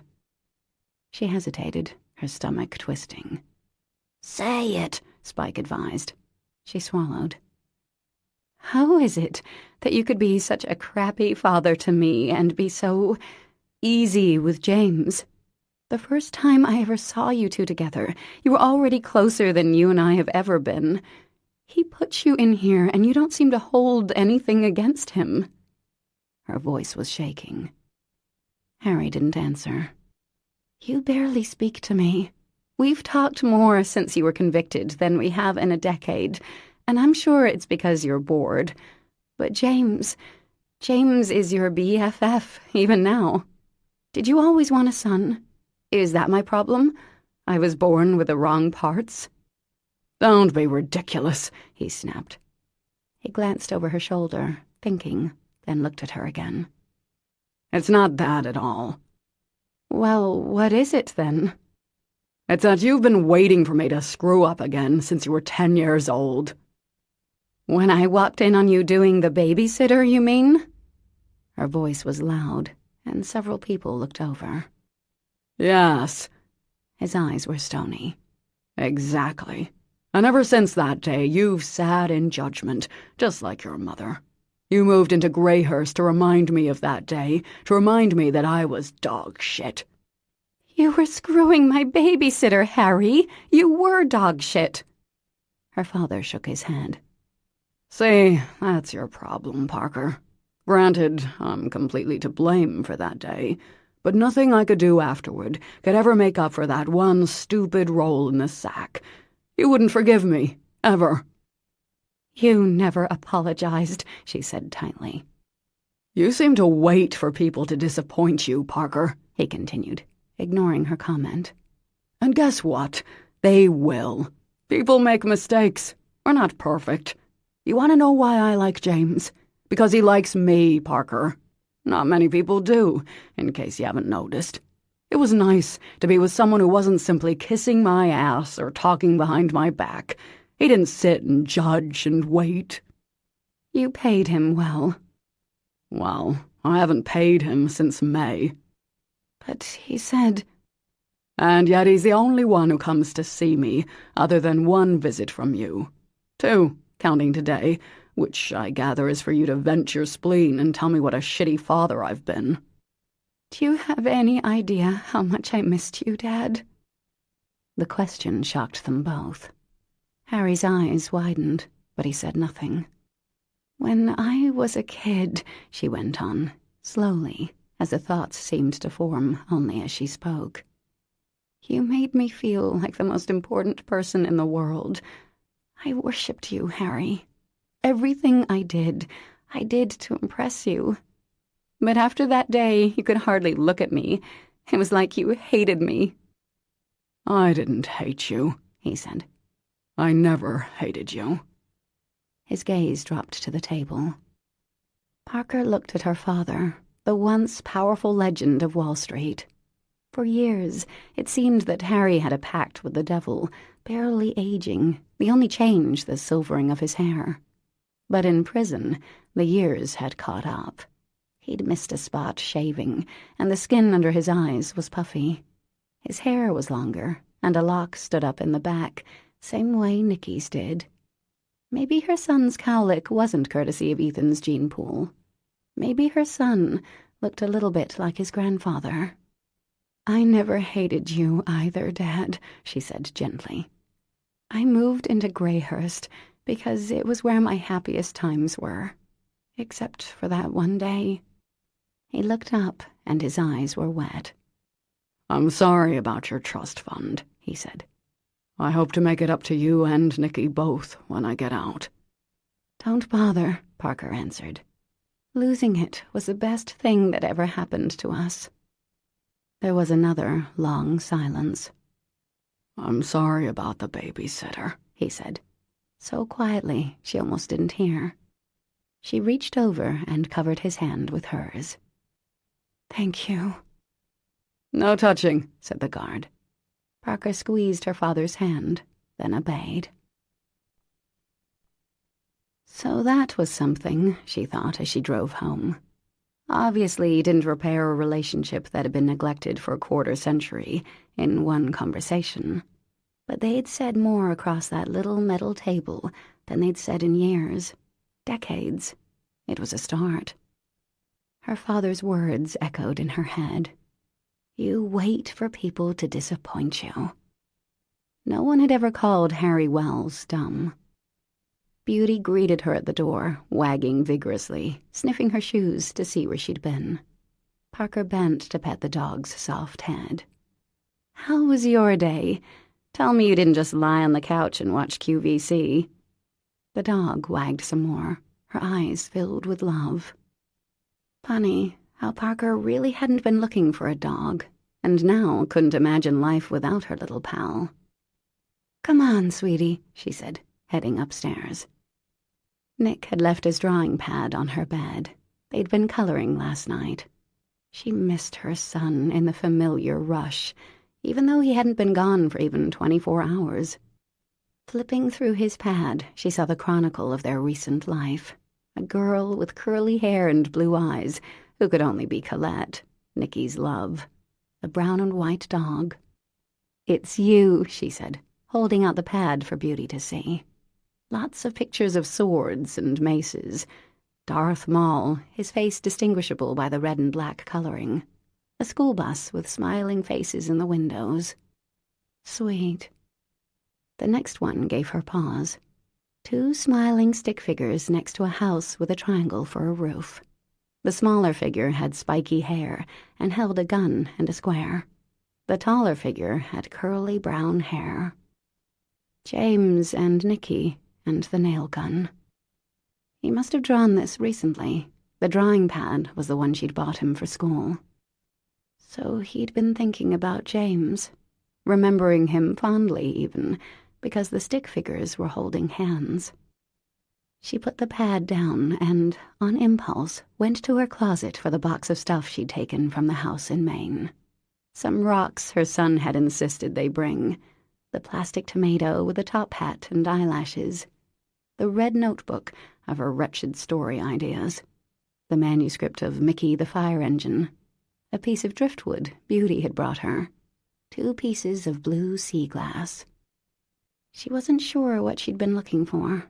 Sighing, she opened the notebook. There were the pulverized chipmunks. Swimmy the shark being eaten by his mommy. The lonely maggot. Nice. Quite a theme of distress here, most deaf. Oh, crikey, the archangels. That one was really scraping the barrel. She turned back to Mickey, the story Nicky loved. Now that was the book that should have made her famous. A hard-working but aging fire truck bumped into disservice by the bigger, shinier truck. Only firefighter Bill had kept the faith in Mickey, and on that frigid winter night when the apartment building was on fire and the newer truck's engine couldn't start, Bill asked Mickey to come through just one more time. Wonderful themes about being chosen, being useful, commitment and friendship, of showing up when you were needed the most, of forgiveness. James had said he loved Mickey. Beauty rested her muzzle on Parker's shin. "Really? You think so?" Parker asked, rubbing the dog's velvety snout. The dog blinked. "Okay, you're the boss." She brought the manuscript downstairs, rustled around in her desk, and pulled out a manila envelope, and did a Google search of the address. James F. X. Cahill, care of Goldman Sachs, 200 West Street, New York, New York. Chapter 37. "I'm not going in there. You're crazy. You're trying to kill me." "I've hardly killed anyone this year," James said. "Come on. I feel like an idiot as it is." "'Cause you are an idiot, man. Go yourself. Leave me out of this, Skinny." James could feel his teeth turning to dust. He was grinding them so hard. When he'd signed up for Big Brothers Big Sisters, he'd envisioned taking some cute little kid to the movies, shooting hoops, going out for ice cream. Someone around Nicky Mirabelli's age, for example, or maybe 7 or 8. In this scenario, he'd pick up the kid in a poor but respectable neighborhood where the parents would be delighted to see him. Instead, he'd been greeted by the dead-eyed stare of an enormous man who'd exuded boredom and contempt like a toxic gas. "Hi, I'm James Cahill from Big Brothers. I'm here for Timal." "That right?" "Yes, sir. Thank you." "Okay, let's go then." He grabbed a jacket, then stopped. "What, you got a problem?" So, yeah, Timal was 15 years old, stood 6'3", and had the physique of a Patriots linebacker. He looked as if he could, and might, snap James in half. Nevertheless, James couldn't exactly say, "I was looking for someone cuter and less frightening," so here they were, standing poolside at the Providence YMCA. "Look, I signed us both up," he said. "That is not my problem, Skinny." It was probably 100 degrees in here, and about 1,000 little kids seemed to be having a screaming contest for who could sound the most in peril. James's skin was crawling. His nerves were like piano wire, and he was trying not to let Tamal see that he was freaking terrified. While Tamal refused to go in the pool, he had nonetheless let James spend $89 on a pair of swim trunks an hour before, since he didn't own any. He also asked if James would buy him a $165 pair of Nike sneakers. When James asked if he liked basketball, Tamal gave him a very loud and eloquent lecture on racial stereotyping, then asked if he could get a Kobe Bryant shirt. Just try it, Tamal. It's okay if you don't know how to swim. We're here for lessons. Bite me, Skinny. I can swim. I don't want to. Really? Indeed. Why, you think black people can't swim? No, I didn't mean that. Hi, are you James and Tamal? I'm Quinn. I'm your swim instructor. A very beautiful girl bounced up to them. Red bathing suit, blue eyes, brown curly hair streaked with the greenish blonde of a swimmer. Are you guys ready? Oh, baby, I am so ready, Tamal said, pursing his lips and giving her an appreciative scan. Tamal, stop. This was a really, really bad idea. Show some respect, okay? Oh, indeed. Quinn, honey, I respect you, baby. Yeah, you actually will have to stop, or I get to drown you, Quinn said, tapping her clipboard. It's part of the rules. Tamal rolled his eyes. Well, I'm not going swimming. No way. Great, James said. Well, let's stand here for an hour then and listen to the children scream. I'll give you two a minute. How's that? Quinn said, bouncing away again. What do you want to swim for anyway? Tamal said. James thought about the answer he'd prepared. Really important skill to have, the importance of wholesome hobbies. They could swim here in the winter and go to the beach in the summer, though whether Tamal would tolerate him for even 10 more minutes was dubious. He sighed. We don't have to. I'll take you out to eat instead. Now you're talking. James looked at all those little kids in the shallow end of the pool, shrieking and splashing. I almost drowned when I was a kid. My sister, too. She has brain damage because of it, and I've been scared to swim ever since. I thought maybe if I had someone with me, it wouldn't be so hard. But it still seems hard. See? He held up his hand, which was shaking. Shit, man. That is one sad story. Where do you want to eat? I don't know. Chili's okay? Yeah. James turned to go. Sorry, Quinn, he called. We have to cancel. Not a problem, she answered. When he got to the door, he found that Tamal wasn't with him. The kid, the Hulk, was still at the edge of the pool. James sighed and went back. You really want to do this? Tamal asked, jerking his chin at the water. No. I mean, I actually do know how to swim. I just hate it. But if you don't want to do this, I'll come back another time without you. Tamal gave him a long, suffering look. Dude, you're about to piss your pants as it is. You won't come back. Yo, Quinn, come on over, beautiful. My man's ready. When James got home late that afternoon, he was exhausted. His head was killing him, and he was fairly sure there was some nasty-ass pool water lurking in his left lung. But he'd been swimming. Not as rewarding as when Parker had bribed him out to the dock, but he'd done it. Tamal had howled with laughter, shown off his own pretty solid swimming skills, and then, at Chili's, eaten a bacon burger, a full order of baby back ribs, and the triple dipper platter. Extra fries. You want to see me again? James asked, as he pulled up in front of Tamal's house. What, are you my girlfriend now? The kid asked. Dude, this is part of my parole, okay? James stared him down. 4 hours with the kid, and he was starting to catch on. Okay, that was a joke, Tamal said. Yeah, my mom wants me to have a positive male influence. And that's you, dude. Pretty sad if you ask me. Great. I'd rather not have to see your skinny white legs again, though. Next time, maybe we can do something else." James smiled. "Sure. You like baseball? We could go see the Sox, maybe." "Man, are you kidding? Take me to Yankee Stadium, hook us up in a hotel for the night. That fancy-ass Waldorf Astoria. Get us some box seats. We'll be all set." "Maybe we can go down for one game. No hotel and no box seats, though. I don't make that much." "Too bad. My cousin Louie, his big brother took him to the 7th game of the World Series, dude." "I will never take you to the World Series. You still want me?" "You still want me? Man, you sound like a girl. Later, dude. Call my mother. Set something up." "Okay." The kid heaved himself out of the car and sauntered inside.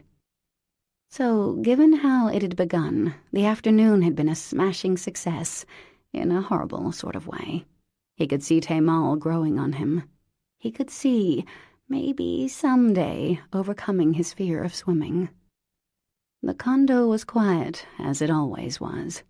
He should look into selling it, even with the real estate market in the toilet, because his new job wasn't paying what his old job did, and while he'd paid Beckham Institute in advance for the next 4 years, that time would be over before he knew it. Maybe he'd be promoted by then.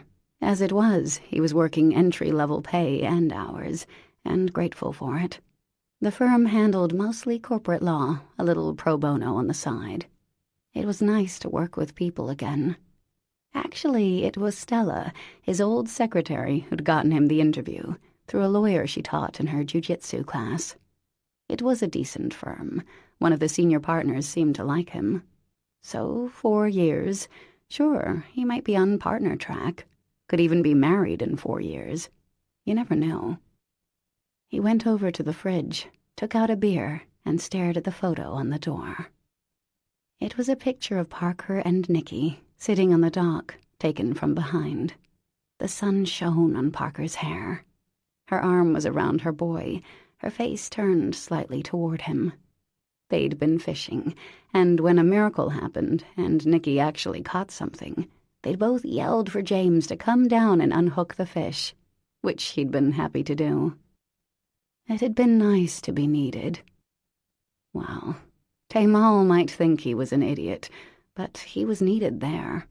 And he'd been calling home more regularly, talking to his mom. He'd even called Pete and talked to his niece, Morgan, who'd answered the phone.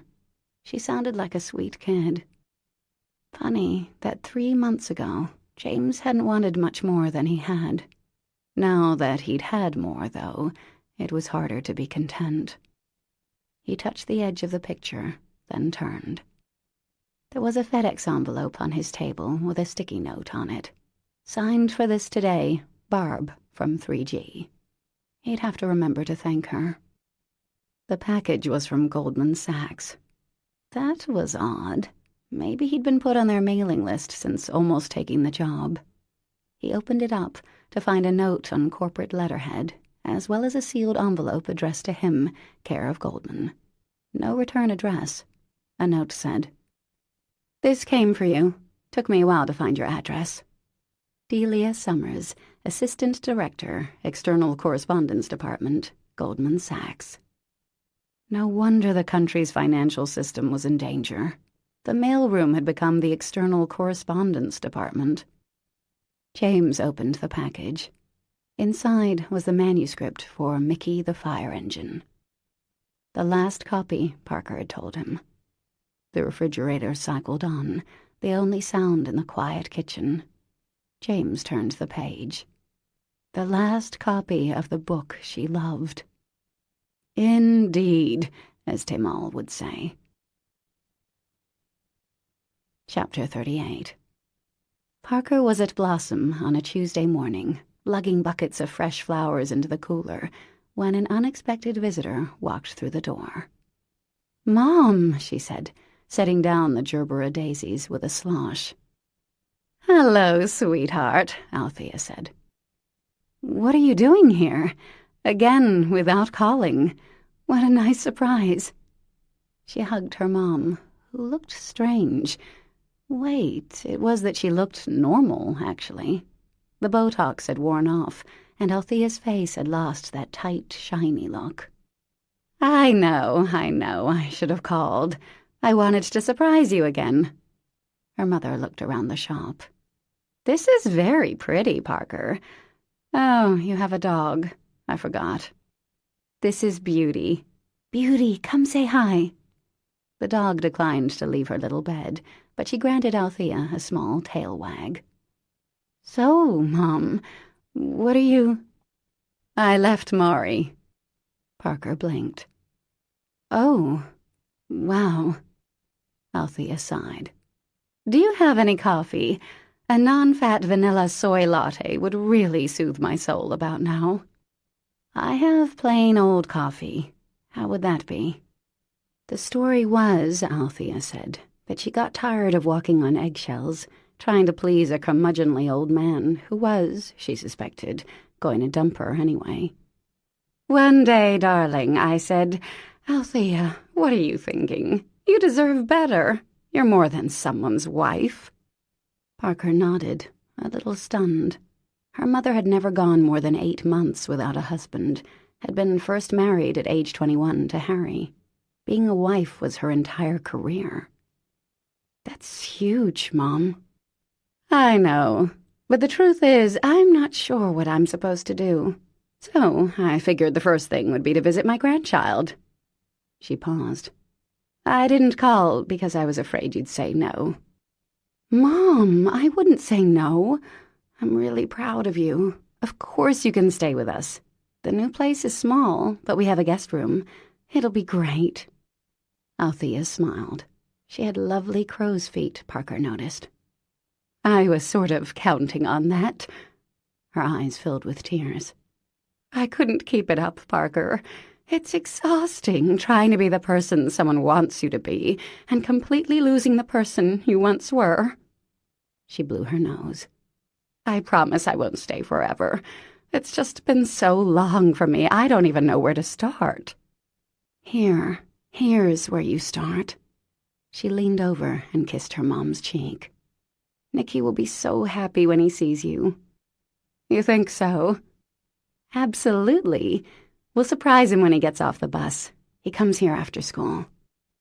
Parker spent the rest of the day showing her mother around the shop, letting her watch as she filled orders, talking about Nicky and the adjustments to their new lifestyle.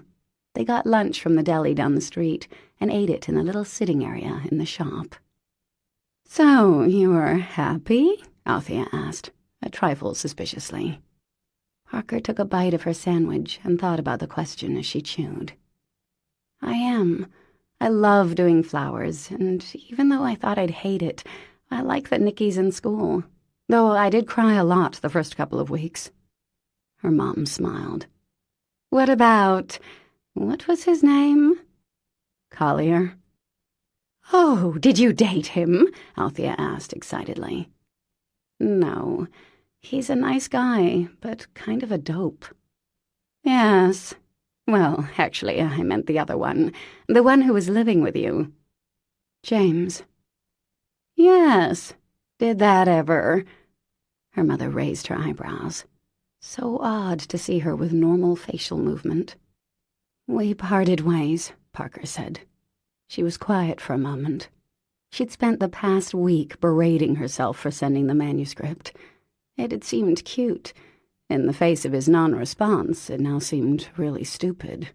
She should have been more direct, just written him a note, or called him and said, Look, I'm sorry. I miss you. Please give me another chance. Don't be sad, sweetheart, Althea said, patting her hand. We're 2 single women. We can do facials and have movie nights, and I can make your favorite dinner. Do you even know what that is, Mom? Parker asked, smiling. No, but you can tell me, and I'll give it a whirl. Nicky was indeed excited to have faraway Mimi up close. He wanted to show off the new house, especially the fort he'd made in his room, so Parker switched his booster seat to Althea's rental car and let him go home with her. Her mom beeped the horn and turned the corner. Parker watched them go, a little bemused. Aside from a few summers here and there, she hadn't lived with her mom since she was 13 years old. The cynical side of her wanted to take a bet on how long it would take Althea to find another husband. The better part of her was proud. Althea had never left a husband willingly. Well, except for Harry. Althea had put up with a lot from her husbands over the years, proving the old saying that if you married for money, you earned every cent. But she'd married Harry Wells before he'd become a big deal. She'd loved him once, and when he cheated on her and traumatized their only child, Althea walked away. Her mother had protected her as best as she'd known how, and that was worth a lot. Parker sat down at her desk, smiling at Nicky's kindergarten photo.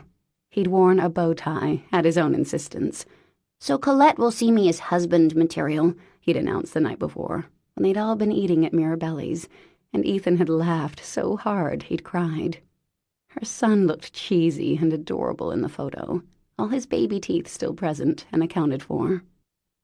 This was what her life was now, a business to run, bills to pay, a son to raise, a new home, her friends, sweet little Beauty curled at her feet, and now her mom staying with her for a while, trying on some independence for size.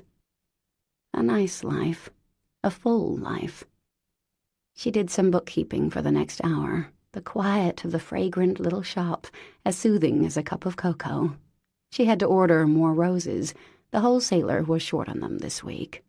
She'd work late on Friday for a Saturday wedding, but the thought gave her a tingle of excitement. Maggie Beaumont, well, Maggie Malone now, had emailed her pictures of the arrangements so Parker could put them on Blossom's website, and the bride had loved the look. Maybe if she could swing it, she and Nicky could go up to Gideon's Cove for a week this summer. See Ben and the rest of the people she'd met. Eat at Joe's, see how the babies had grown. The phone rang, and Parker glanced at the clock. 5 minutes till closing. She could let the machine get it. If it was an order, she wouldn't have time to fill it until tomorrow. Then again, she'd be a fool to turn away business. "Blossom, how can I help you?"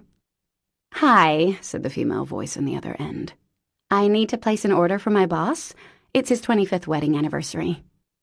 "I'm just about to close. Are these for today?" "Afraid so." Parker paused. "Well, for 25 years, I guess I can stay open a little longer. What's he looking for?" "He said something gorgeous and expensive." Oh, goody. Hopefully he'd remember that she stayed open for him on his special day and use her again. She took out her pen. "And the card?" "Yeah, let me read that. He wrote it out for me. Ready?" "Yep." "I have loved you since the first moment I saw you, and I haven't stopped since. Thank you for our beautiful children, thank you for our life together, and thank you for being my wife. Hope we can fool around later." Parker laughed. "Okay, got it. It'll be ready in about half an hour. Do you have a credit card number?" "Can he pay cash when he comes by?" "Sure. Thanks for choosing Blossom." 25 years, and the guy was still cheeky, Parker thought, reading the card once more. Poetic, too. Well, he'd get a beautiful bouquet to bring home to his wife, that was for sure. Not because he was spending a lot, but because he sounded like a good husband. "And, let's face it," she said to Beauty, "I am a sucker for love." She pulled a dozen yellow roses, some brilliant purple lisianthus, a few deep orange lilies, 4 branches of pink phalaenopsis orchid, some heather and fern. This couple was fun. No mere roses and baby's breath for them. Something extravagant and vivid and memorable. She pictured the husband as she worked, somewhere in his 50s, probably, an insurance executive or a doctor, maybe. The wife would have gotten home a little early, knowing her hubby was not the type to forget their anniversary. The kids were off at college, so the place would be all theirs. He'd come through the door, the beautiful arrangement in one hand, a bottle of bubbly in the other, and she'd be wearing nothing but a smile. And because he loved her, it wouldn't matter that she wasn't 22 or 30 or 40 anymore. In his eyes, she was truly the most beautiful woman in the world. The thought brought tears to Parker's eyes. A sucker for love, indeed. "What do you think?" she asked Beauty when she was finished. The dog wagged her tail appreciatively. The bouquet was wildly beautiful, filled with intense colors and odd combinations. She wrapped it in purple tissue paper and tied it with lots of red ribbon. Then the door to her shop opened, and she looked up, expecting to see her customer. Instead, it was James. Her mouth fell open. The rest of her froze. Beauty, however, had no compunction. She ran over to James, whimpering happily, putting her front paws on his knee. "Hey, girl," he said, bending to pet her. And oh, that smile, it was even better than she remembered. Beauty began crooning in joy, her tail swishing wildly. Then he straightened up and looked at her. "Hi." "Hi," she breathed. "So, Mickey the fire engine. I'm starting to wonder if it's about more than trucks." Her heart was jackhammering so hard she'd bet he could see it fluttering under her shirt. "It's a metaphor." "For what?" Damn if her mind wasn't completely blank. "Second chances?" "I see." "How are you?" she managed to ask. "Good. And you?" "Good." Crikey. "How's New York?" "I don't know. I live in Providence." "You do?" He nodded. He lived in Providence, not New York. "I thought you—" "I didn't take the job." "Oh." She sounded like an idiot. Clearing her throat, she said, James, I'm very happy to see you. And maybe we can have a drink or something and talk, but I have to wait for a customer. It's his anniversary." James smiled, and her heart seemed to leap toward him. "Oh, right, the flowers. Actually, those are for you." He nodded at the arrangement she just finished. "I'm a couple decades early, but I'm optimistic, too." "Oh. Oh." She glanced at the card. "Are you... Is that a proposal?" He tilted his head, as if thinking. "Yep." "A marriage proposal?" "Yes." "I reject it," she said. He closed his eyes briefly. "Great." "It's just that I wanted to do the asking." Holy halos, where was this coming from? Go for it, The holy rollers said. For a nanosecond, she pictured them, the 6 angels all in a line, smiling and nodding, Spike in his leather jacket giving her the thumbs up. "I'm waiting," James said. He was smiling. "Okay." Parker's eyes suddenly filled with tears. "James," she said, her voice wobbling, "I'd really like you to overlook the fact that I was a snob and ignored you and thought you were scum, and then, when we finally did hook up for real, basically jumped at the first chance to ditch you." "Do you have any qualities to recommend you?" he asked, laughing, and she smiled, though a couple of tears slid down her cheeks. "Yes, I do.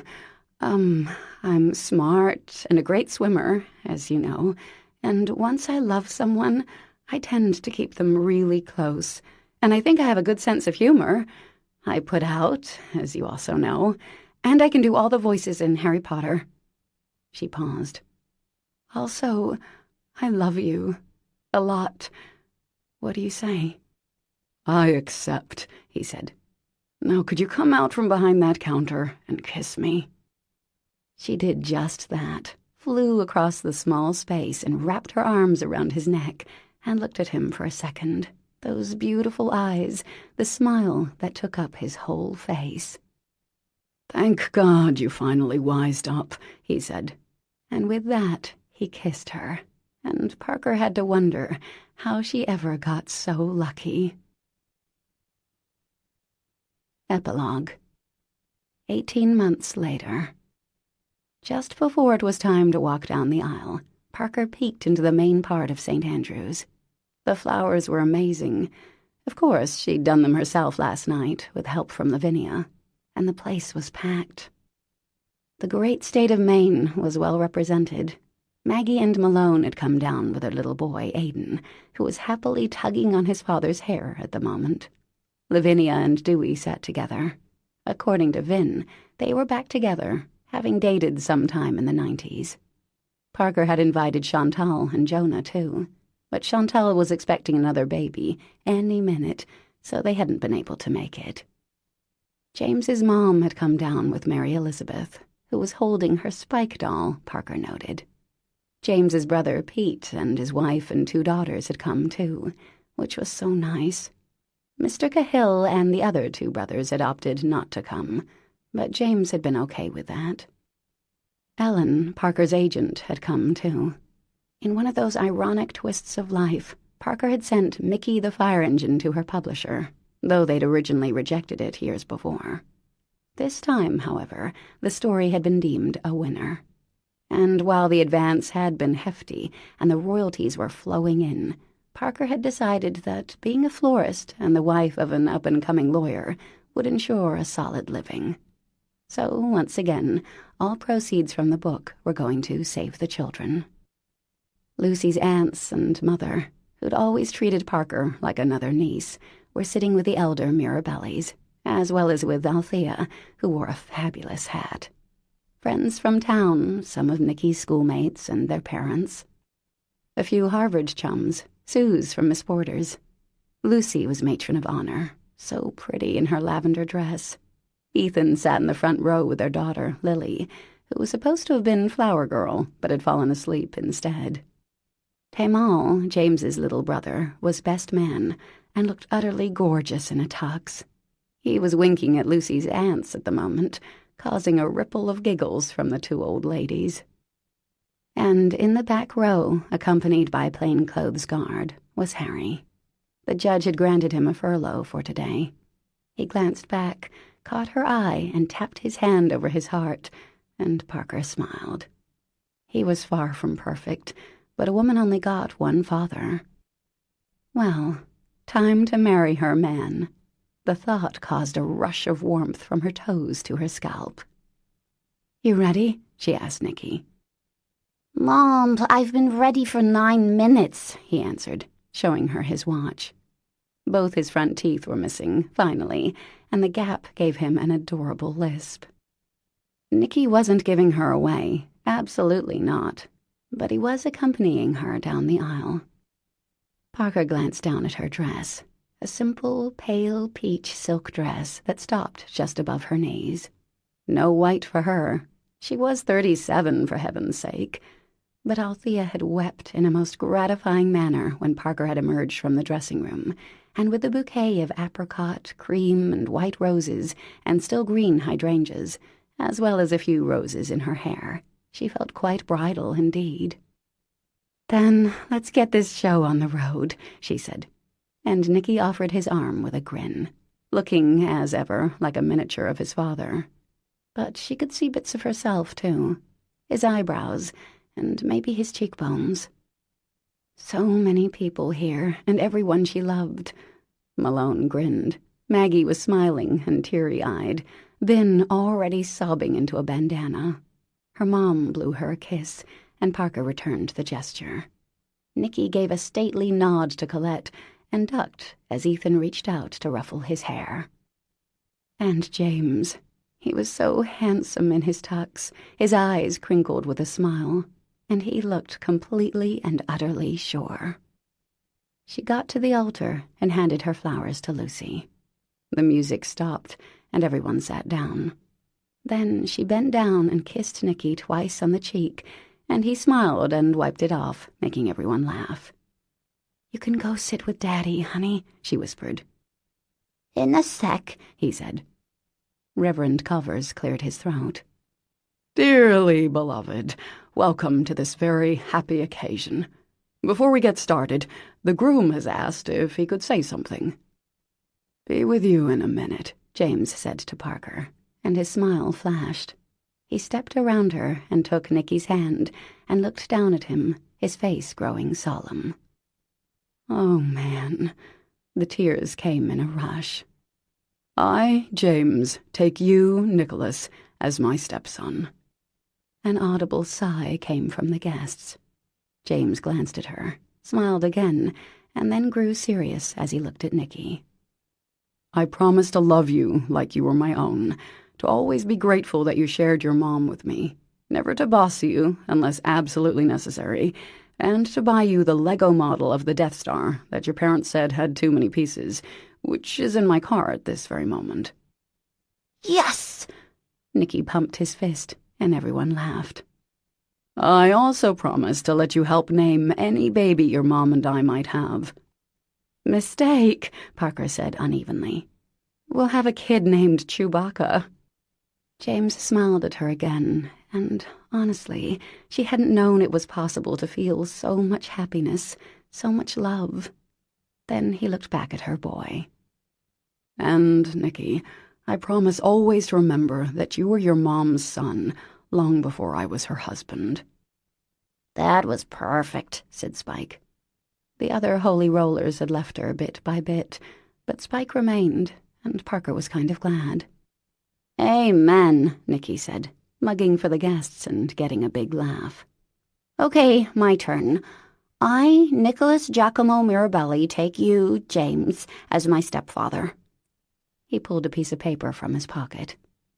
I promise to try eating what you cook, even though your food isn't as good as my dad's. I also promise to try to keep my room clean and not let Apollo out of his cage without asking. And I'm glad you're marrying my mom, because she's really happy.